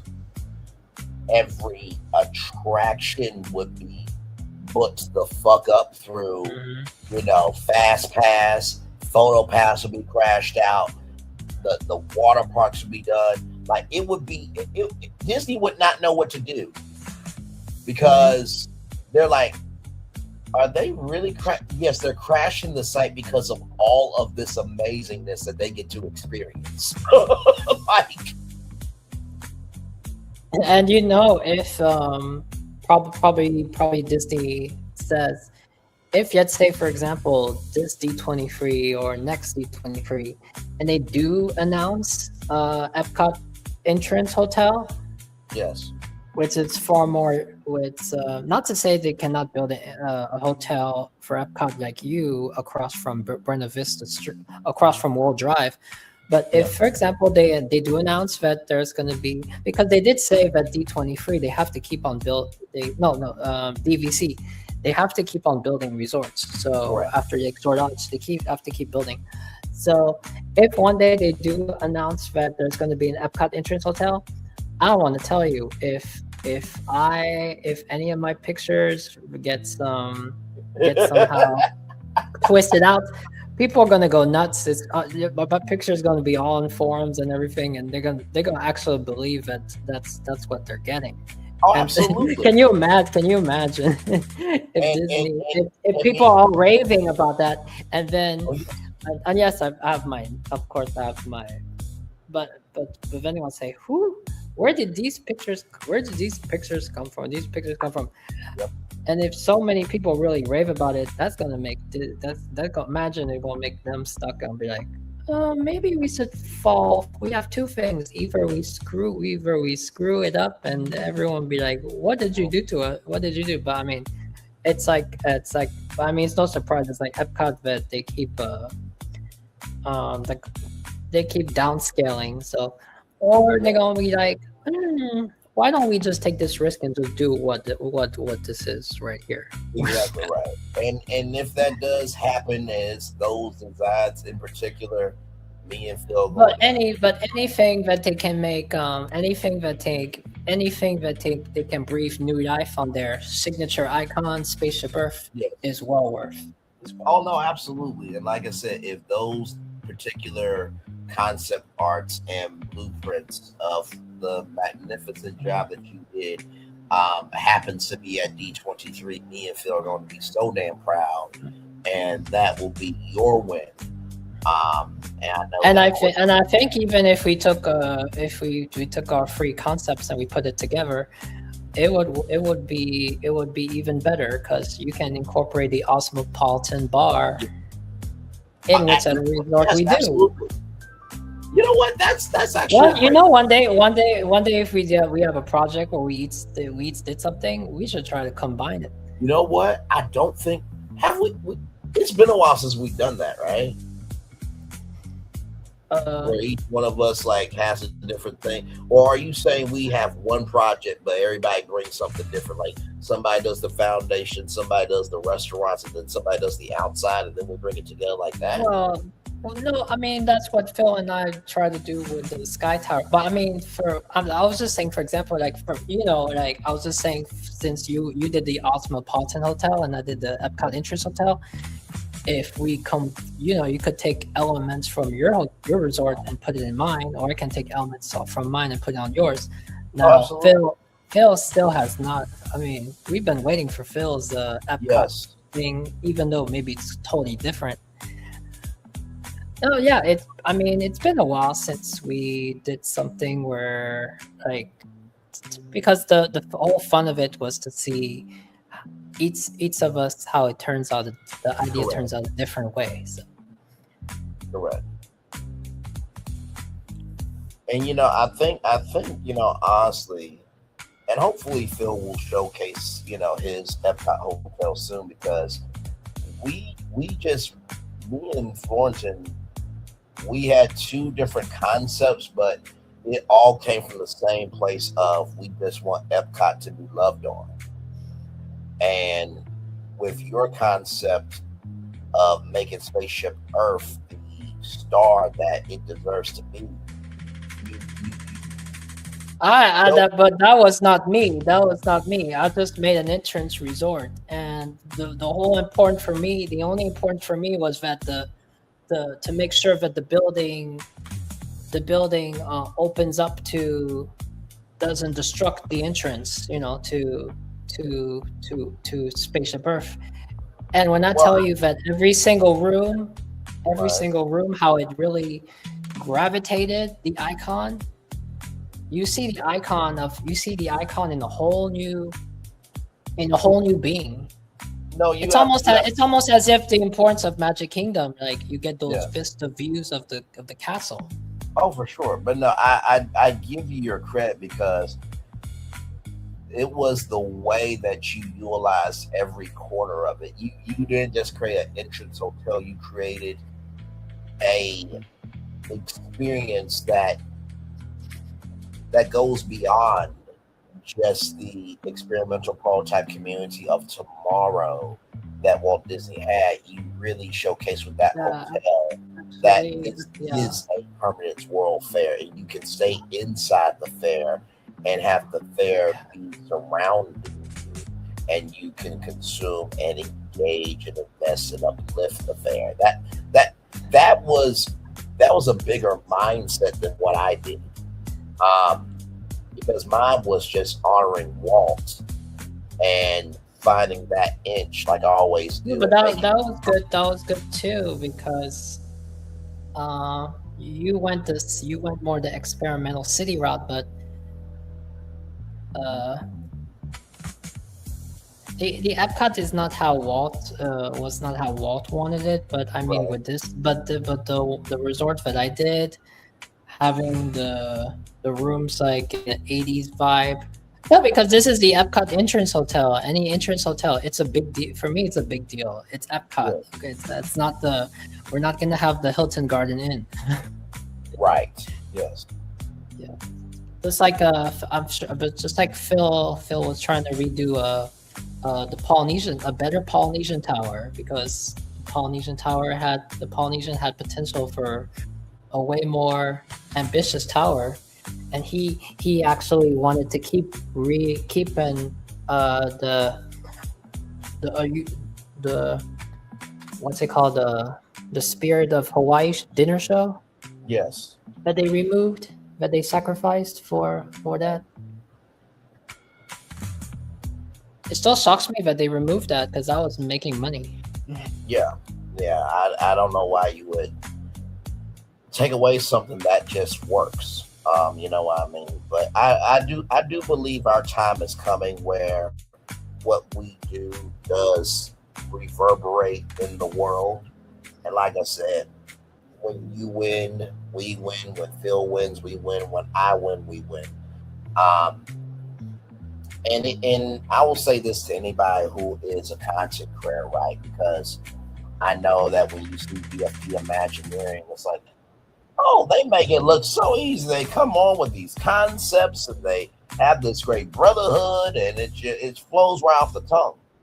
It is investing in each other and allowing each other to be the individuals we are, and allowing us to bigger than that is knowing that trusting in each other only makes us better. You know what I mean? Mm-hmm. I want to have a monorail that's sticking out of the side of the Magic Cinderella Castle Resort. It's good to point it out. We'll have to show the photo one day to y'all on a live stream, because literally this monorail was actually coming out the castle, and it's just like, you know, I don't think red is a good color for the castle. You know, I just, and y'all can figure out what the red is. I don't think that episode was recorded. We were trying to do. We did the Epcot Resort, and we decided to go on to Magic Kingdom to try this different takes on the Magic Kingdom entrance hotel. So my idea was I just did for fun, was, I don't know, like take Cinderella Castle but palaced it out as a resort with it. Yes. And the monorail just happened to, I don't know how it ended up. Yes, and y'all can figure out what the red is, because I don't want to, say, like, you can, if the monorail's got people in it, it's going down, and you can obviously tell what's happening. But no, sincerely, I really do believe that very, very soon, sooner rather than later, all three of us are going to be legends in our own right. And when we are at D23, and we are, whether we're doing a BFP Imagineering, panel or event, or if we're hosting the theme park, panel or the theme park showcase, all we're going to say to each other is like, let's just bring YouTube to real life and just have a great fucking damn time and execute. You know what I mean? Like, this is what we do. You know what I mean? So it's going to be second nature when we finally get to do it in real life, and just hopefully the energy that we have created here, the vitality of how we feel, the fans will feel that in the Honda Center, and You know what? It was Saving Mr. Banks. And I'm going to spoil the end of the movie just a little bit because I think this will relate to our daily moment as we get ready to wrap up here. Is that Pamela Travers, who's played by the legendary Emma Thompson. She wanted Mr. Banks to be free. And when he finally got free, she cried so hard because her dad was in bondage. And she used the power of storytelling to give her dad a second life. And so I hope that when BFP Imagineering does come to D23 and the U64 Expo, because we're speaking that into existence as well, that by the time we get done with our presenting the new announcements for the theme parks, it will be a standing ovation, and all we will see is tears and hugs and tissues come out. Not because of the sadness of what it is going to take to make this happen, because things will have to be sacrificed, but the tears of joy of that people are being seen, that they are being heard, and that they are being embraced, and we got to deliver that. That will be the greatest joy.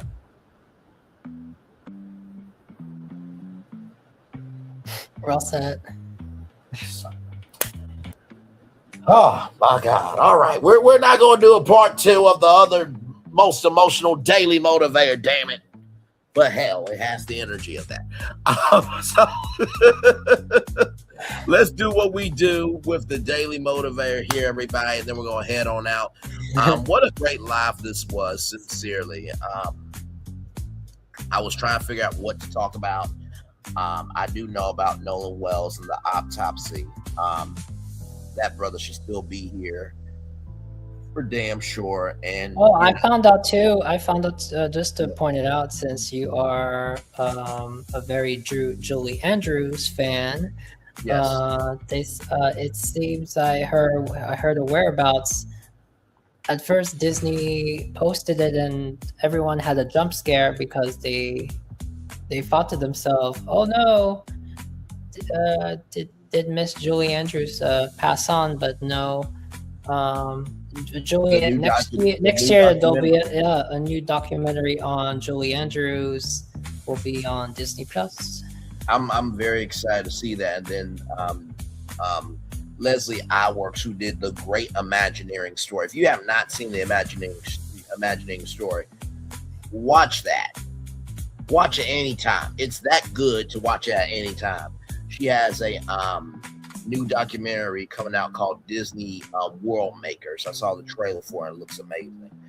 Like I was saying, Nolan Wells still deserves to be here. And I saw the news about Malcolm Jamal Warner, and I do believe that whoever Malcolm Jamal Warner has chosen, that should be honored, just like Chadwick Boseman.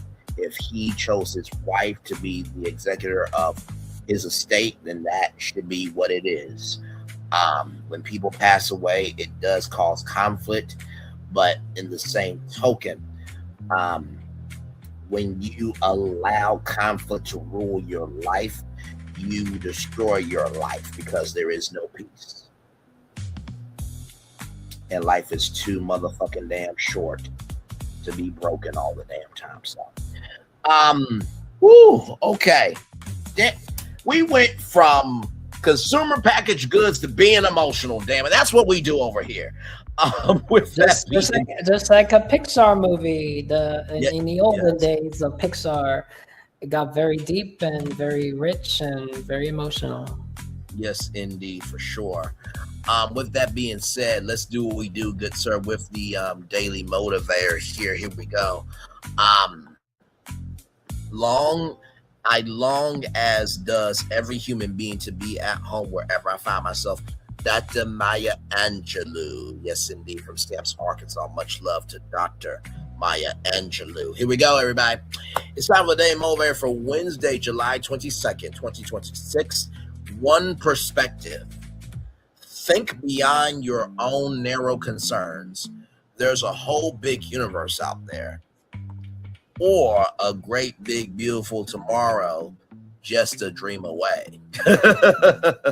Much of, and rest in peace to Sherman Brothers for sure, much of which you know almost nothing about.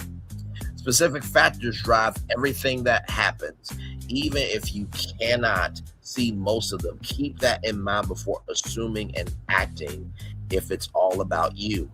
Seek to learn all you can, to understand and experience more each day. At the same time, continue to remain humbled by the enormity of all that's beyond your comprehension. Before casting judgment, remember that you probably don't have all the facts. When acting on assumptions, consider the limited knowledge on which they're based. You have one perspective, and it has much value. Yet there are countless others that also have great value. Move energetically forward based on what you know and all that matters to you.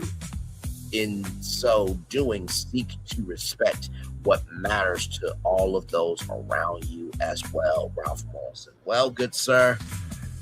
Whew, sometimes messages hit home. Let's talk about it. One perspective. You know, I appreciate Florentin so much because Florentin, he has the energy of my sister of your perspective's not the only one. It takes many perspectives to drive the magic, right?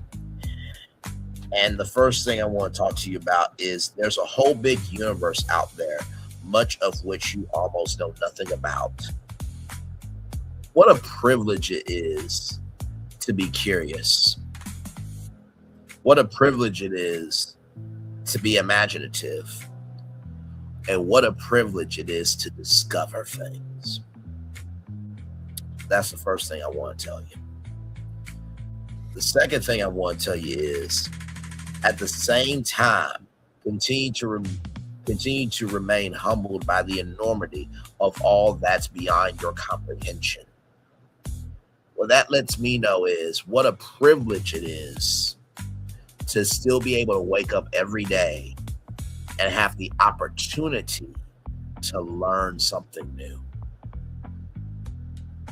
What a privilege that is. And to be able to know, no matter how shape or form. So absolutely correct. And it's important that you have said that, because for some people, BFP Imagineering is probably the closest that some of us will get to being at Walt Disney Imagineering. But we do Imagineering a little bit differently here. We do the creative engineering side of Imagineering. Phil is the Imagineer. He's the map. Okay. And he does a great job at it. But with that said, when Phil and Florentin and I come together, the thing that impacts me the most is not so much the magnitude of the majesty of the capacity of the quantity of what we're able to do, but it's the quality of what we showcase and how we can take in, how we can learn, how we can just be, we're the fucking shit at what we do. Sincerely, I feel like I'm in the parks every time we go live together to talk about Disney, to talk about Universal, to talk about the theme park industry. I feel like I'm in the parks with Phil and Florentin, and we're just having a good time. And then and I feel that the more we do this, the more that it's not just coming from the concepts, but I think we get our ideas just by talking. Yes. So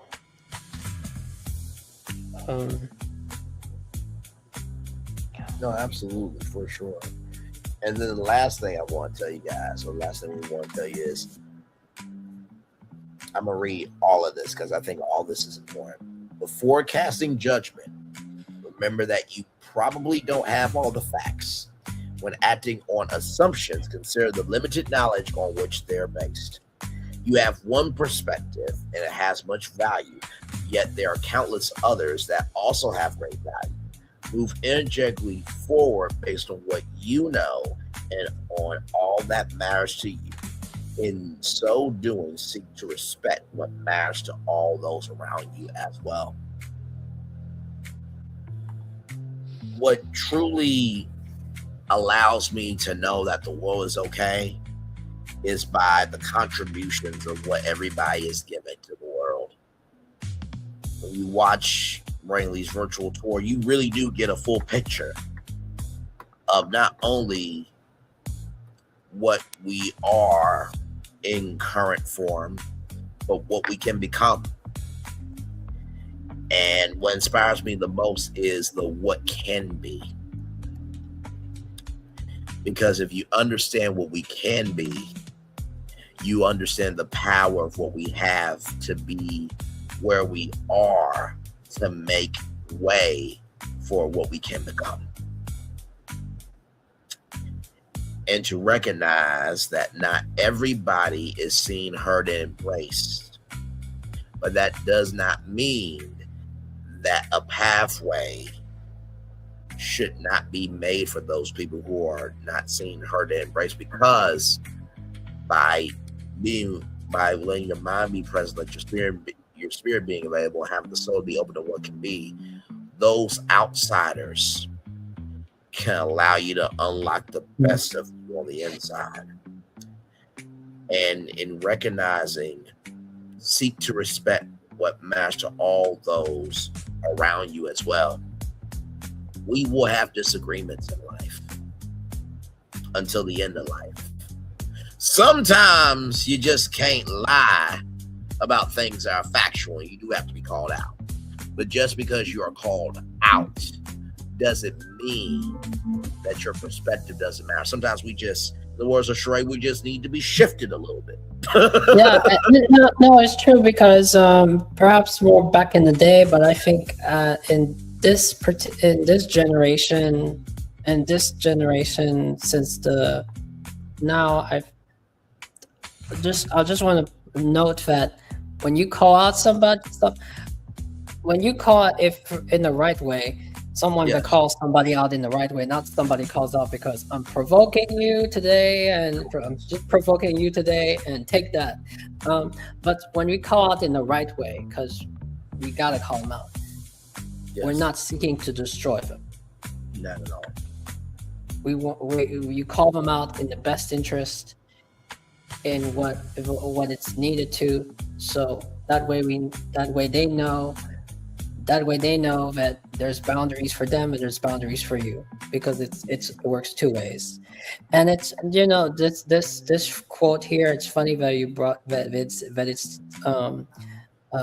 this message of the day it's interesting that it's happening right now today, because earlier today there's this content creator, and his name is Tony O'Tower. He happens to be, his passion is the Hollywood Tower Hotel. That is his favorite attraction. That's his passion. He has an ultimate page on it. And Phil loves the Tower of Terror too. Yes, he does. So I was going to this content creator's page to learn more about him. Maybe I was gonna send out the Phil's BFP Sunset episode. But I was surprised that he had some videos about sharing. He's kind of autistic. So he was admitting what he deals with, meeting people, right, and people not understanding him. But the flood of comments, you're not alone. Sometimes you. So all this they were all telling him that it's not you. He gets a lot of anxiety from because sometimes they're not direct to him, like they're not direct to you, and then you carry it on and like what they think of me and all that. So he is very talented. He is very talented. He knows how to speak. But one person told him, you're giving too much. And then there was this comment that says, when they tell you you are too much, it's because you are right.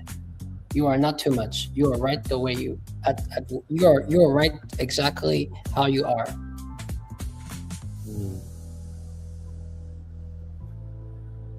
And the right people will accept. The right people will they will accept you the way you are. This is getting deep. My heart is heavy, but it is heavy because it is fulfilled with good.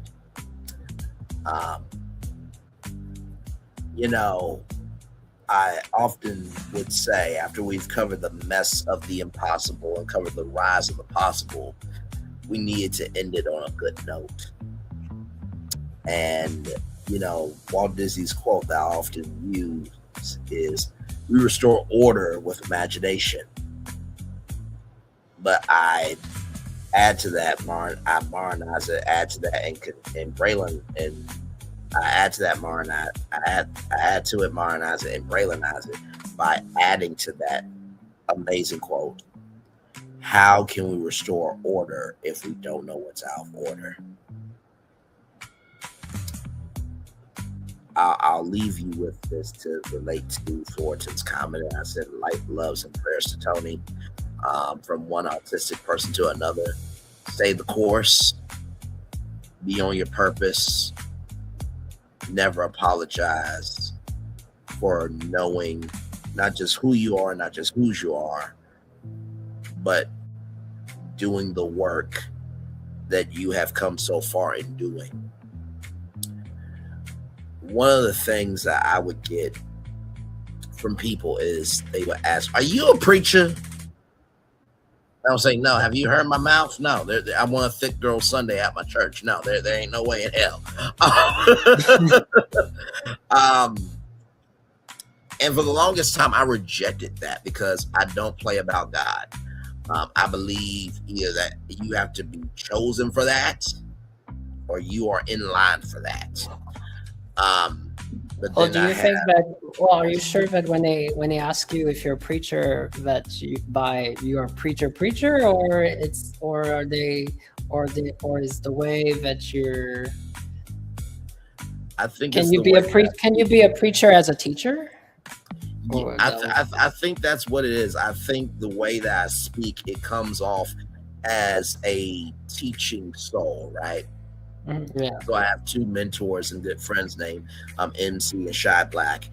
And Shy Black said to me, "You know what, Brand, when they say you're a preacher, they're not saying that you're actually going to be a preacher on a pulpit on Sunday, but they feel a respect, a presence, and a connection with you when you speak. And your ministry is not Christian based, it's not religion based, it's not anything based in, the spirituality of what you do, but ministry is just the portal for how you operate in your gift."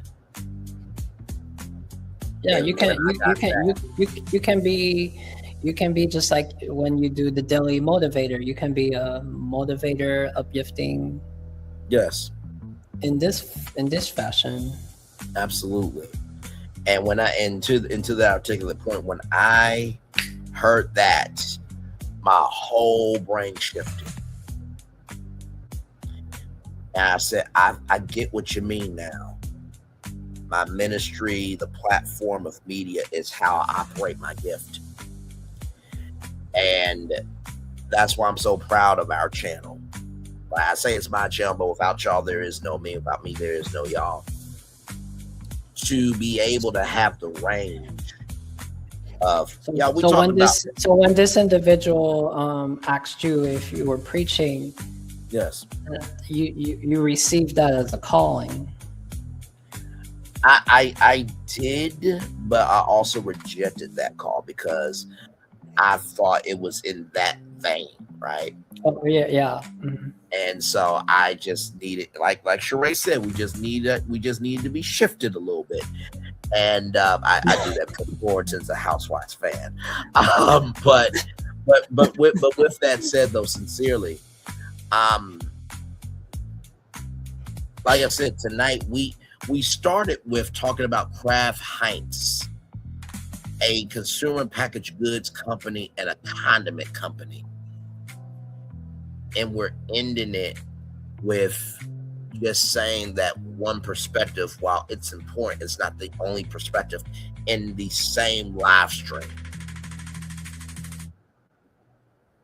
And when you look at the totality of our channel, to be able to cover reality TV and news and pop culture and entertainment and media and entrepreneurship and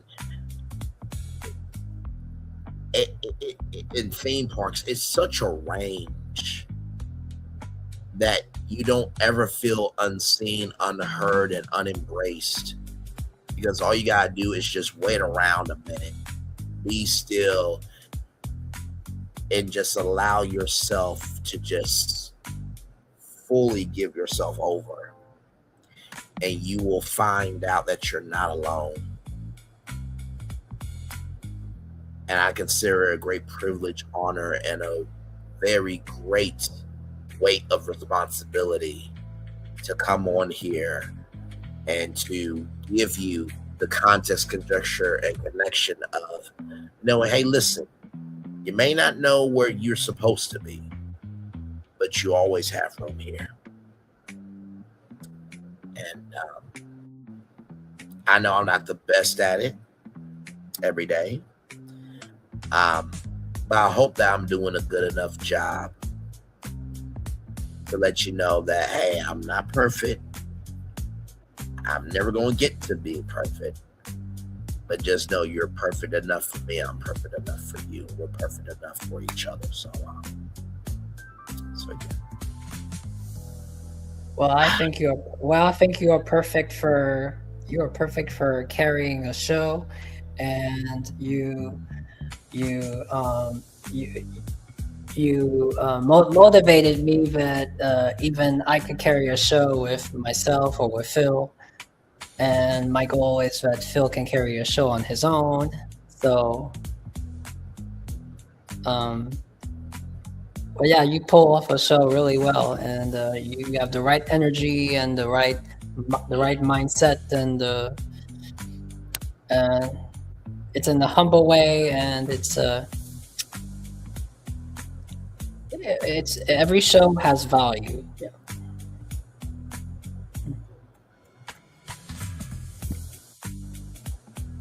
Thank you for that, my friend. Thank you very much for that. Woo, man.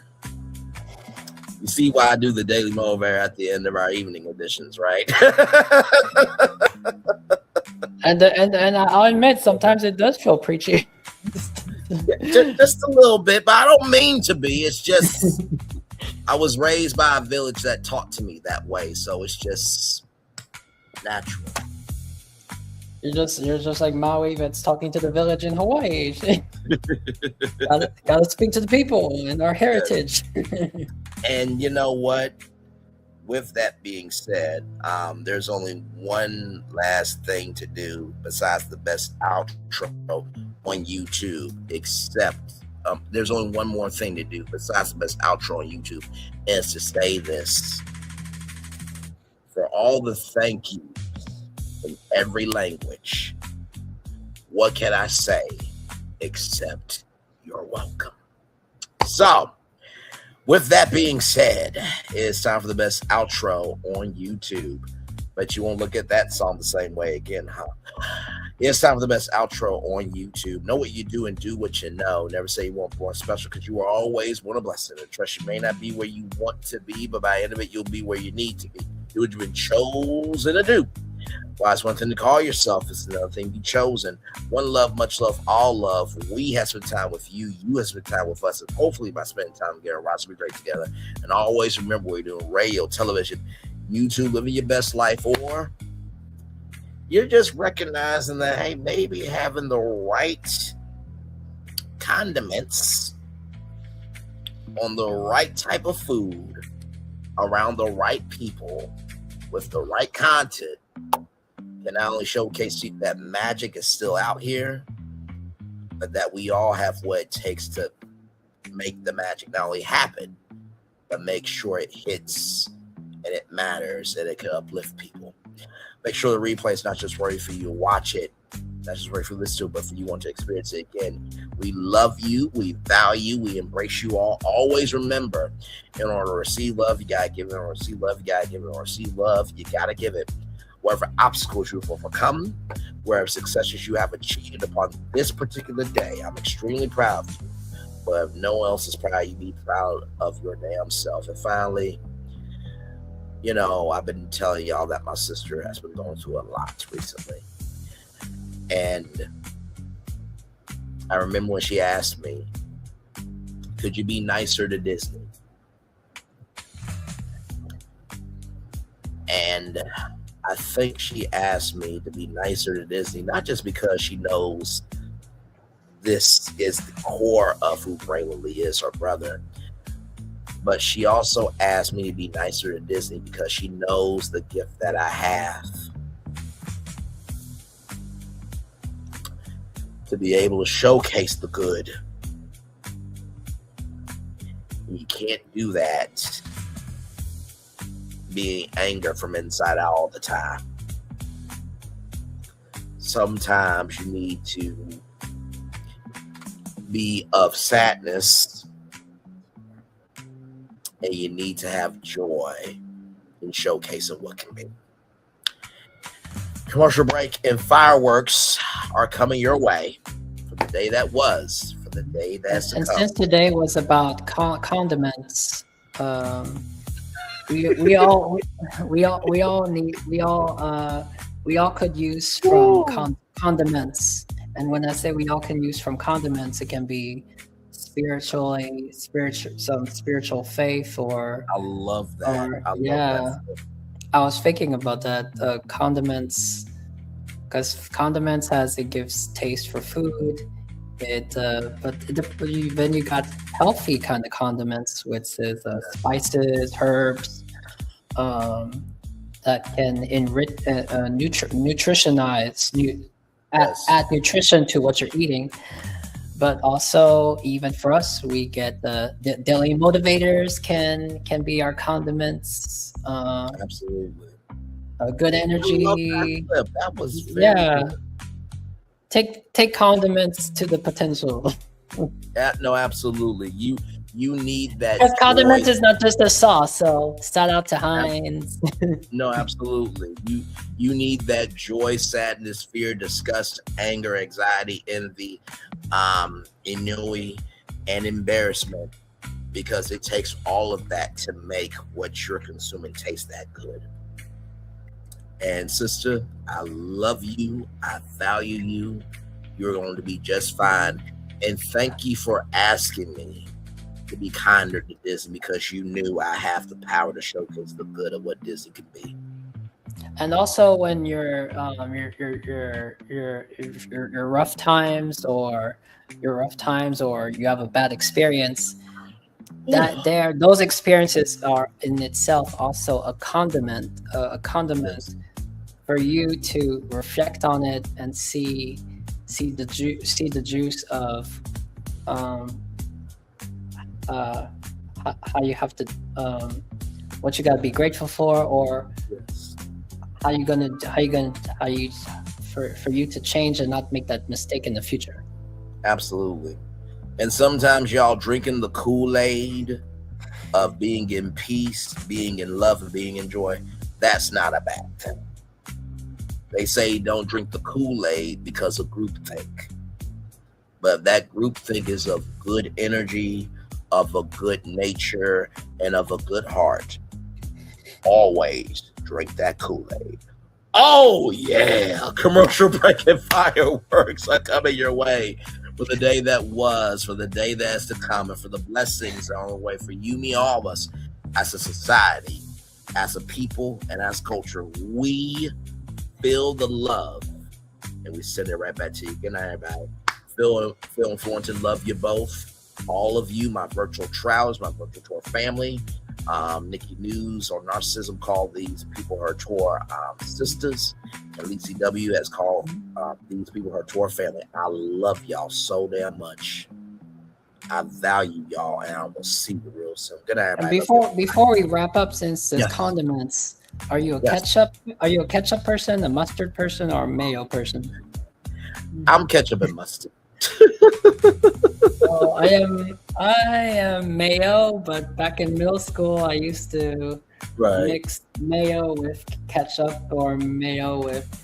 Nothing wrong with that. No, I mix mayo with ketchup, and I had this friend who was no more my friend, but then he was kind of like, and then whatever every time.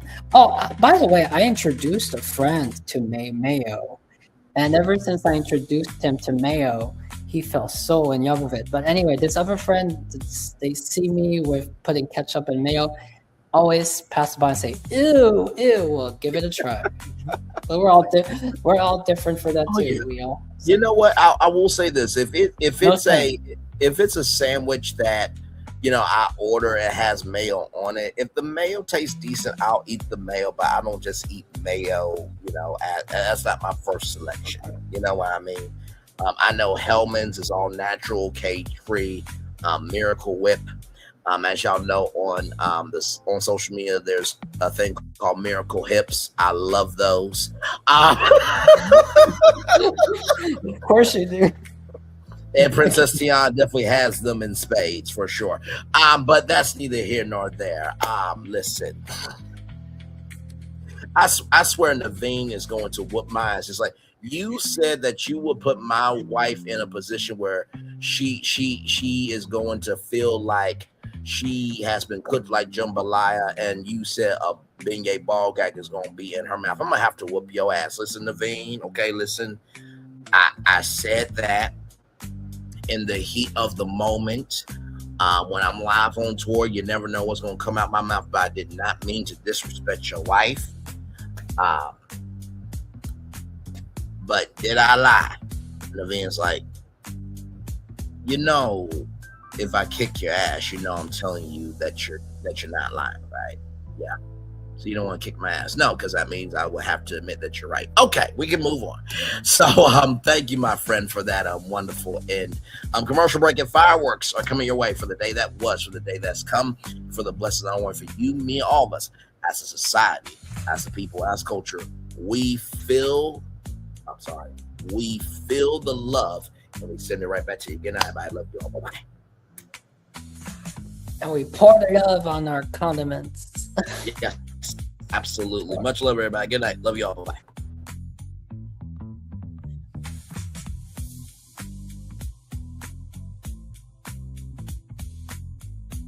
I thought I should tell you they've been talking about you.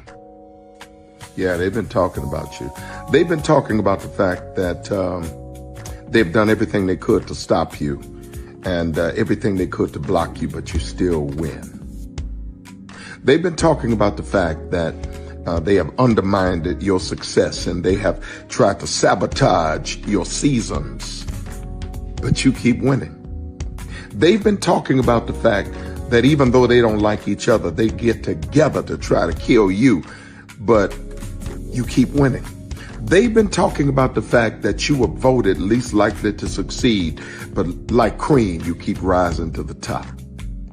They've been talking about how they tried to burn your world down, but like the phoenix, you rose from the ashes. They've been talking about you. And you know what they say? Oh, she's just lucky.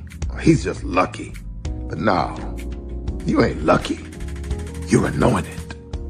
You got something on you. You got favor on you. You got power on you. You were born to win. Now they can call it luck, but it's grace. They can call it luck, but it's favor. But whatever they call it, it doesn't matter. Because you know what God calls you? Do you know what God calls you? A winner. I thought I should tell you they've been talking about you. Yeah, they've been talking about you. They've been talking about the fact that they've done everything they could to stop you and everything they could to block you, but you still win. They've been talking about the fact that they have undermined your success and they have tried to sabotage your seasons, but you keep winning. They've been talking about the fact that even though they don't like each other, they get together to try to kill you, but you keep winning. They've been talking about the fact that you were voted least likely to succeed, but like cream, you keep rising to the top. They've been talking about how they tried to burn your world down, but like the phoenix, you rose from the ashes. They've been talking about you. And you know what they say? Oh, she's just lucky. He's just lucky. But no, you ain't lucky. You're anointed. You got something on you. You got favor on you. You got power on you. You were born to win. Now they can call it luck, but it's grace. They can call it luck, but it's favor. But whatever they call it, it doesn't matter. Because you know what God calls you? Do you know what God calls you? A winner. I thought I should tell you they've been talking about you.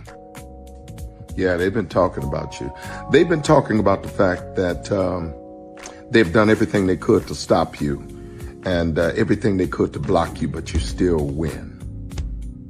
They've been talking about the fact that they have undermined your success and they have tried to sabotage your seasons, but you keep winning.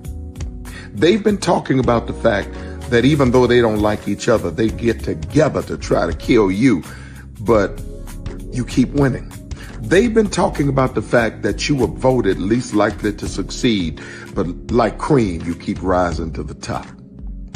They've been talking about how they tried to burn your world down, but like the phoenix, you rose from the ashes. They've been talking about you. And you know what they say? Oh, she's just lucky. He's just lucky. But no, you ain't lucky.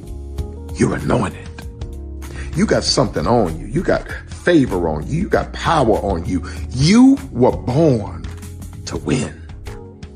Now they can call it luck, but it's grace. They can call it luck, but it's favor. But whatever they call it, it doesn't matter. Because you know what God calls you? Do you know what God calls you? A winner.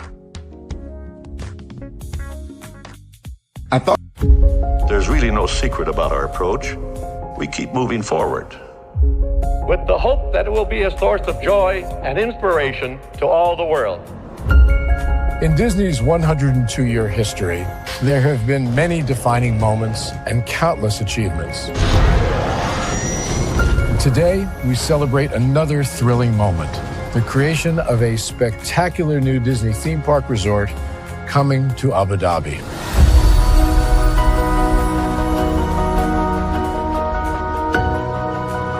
Abu Dhabi is a place where heritage meets innovation, a place where we preserve our past while designing the future. Bringing a Disney theme park resort to Yas Island, Abu Dhabi, marks a historic milestone in our journey as a global family destination.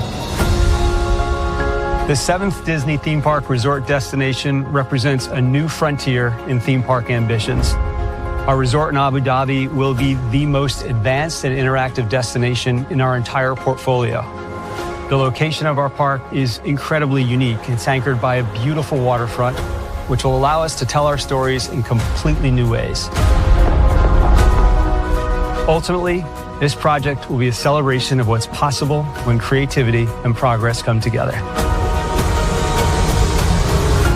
What we are creating with Disney in Abu Dhabi is a whole new world of imagination, an experience that will inspire generations across the region and the world. This collaboration represents a powerful fusion of Disney's unmatched legacy in storytelling and Mira's commitment to bringing world-class entertainment to our guests. Abu Dhabi's vision for the future is to create a legacy for generations to come. Disneyland Abu Dhabi will be authentically Disney and distinctly Emirati. An oasis of extraordinary Disney entertainment at this crossroads of the world. It will bring to life our timeless characters and stories in many new ways, becoming a source of joy and inspiration for the people of this vast region to enjoy for generations to come.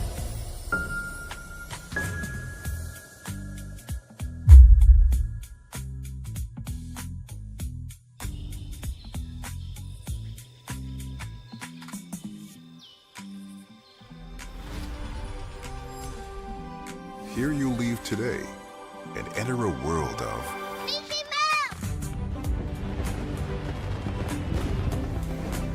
World of princesses.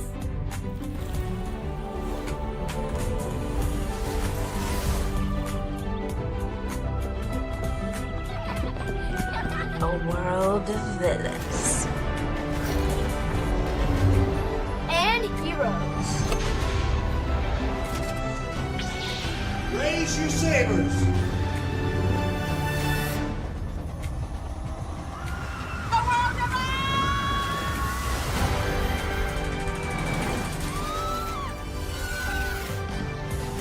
A world of other worlds.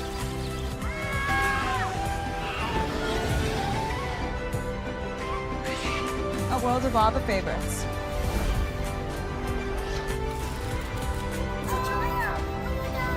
A world of throwbacks.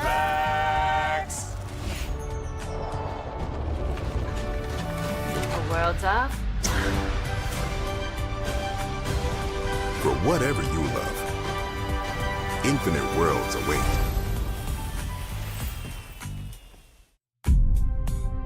Open your eyes.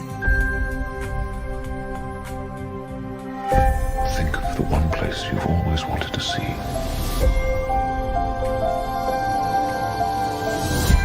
This is where our magic comes from. They say if you dream a thing more than once, Please, please, please.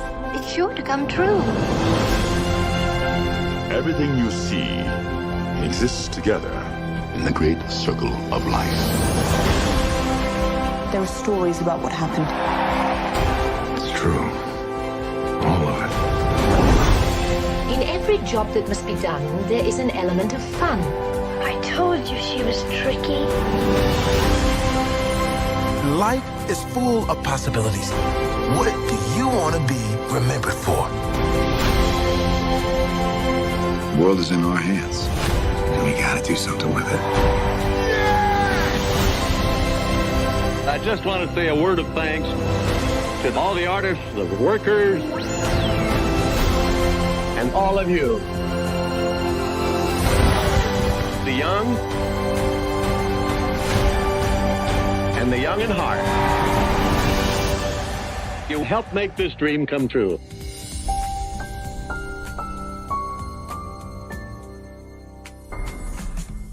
Because here's the thing, a good streamer can find other content. Because here's the thing, a good streamer can find other content. Because here's the thing, a good streamer can find other content. Are video games getting too expensive? This episode, we want to find some common ground because the CEOs want to raise the price even more. Not with these broken ass games. $5 million.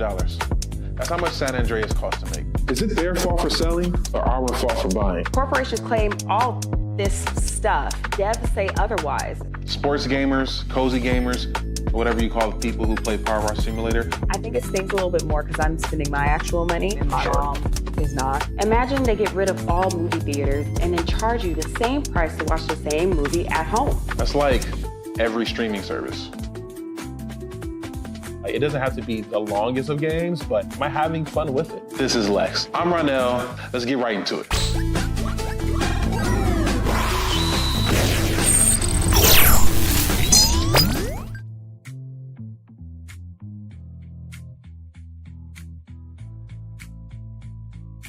Have been moving on my own accord, covering Black culture. There is more to life. I heard that, friend. Braylon, shout out to Braylon. Make sure y'all go follow Braylon in case y'all haven't. I love your content. I have been moving on my own accord, covering Black culture. There is more to life. I heard that, friend. Braylon, shout out to Braylon. Make sure y'all go follow Braylon in case y'all haven't. I love your content. I have been moving on my own accord, covering Black culture. There is more to life.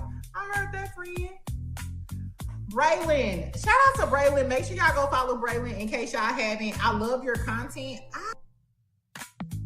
Child, Braylon been over there doing his thing, minding his GD business, staying out of trouble, trying to get the folks some positive stuff to talk about.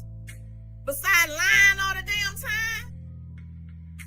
Child, Braylon been over there doing his thing, minding his GD business, staying out of trouble, trying to get the folks some positive stuff to talk about. Besides lying all the damn time. Child, Braylon been over there doing his thing, minding his GD business, staying out of trouble, trying to get the folks some positive stuff to talk about. Besides lying all the damn time. Child, Braylon been over there doing his thing, minding his GD business, staying out of trouble, trying to get the folks some positive stuff to talk about. Besides lying all the damn time. Child, Braylon been over there doing his thing, minding his GD business, staying out of trouble, trying to get the folks some positive stuff to talk about.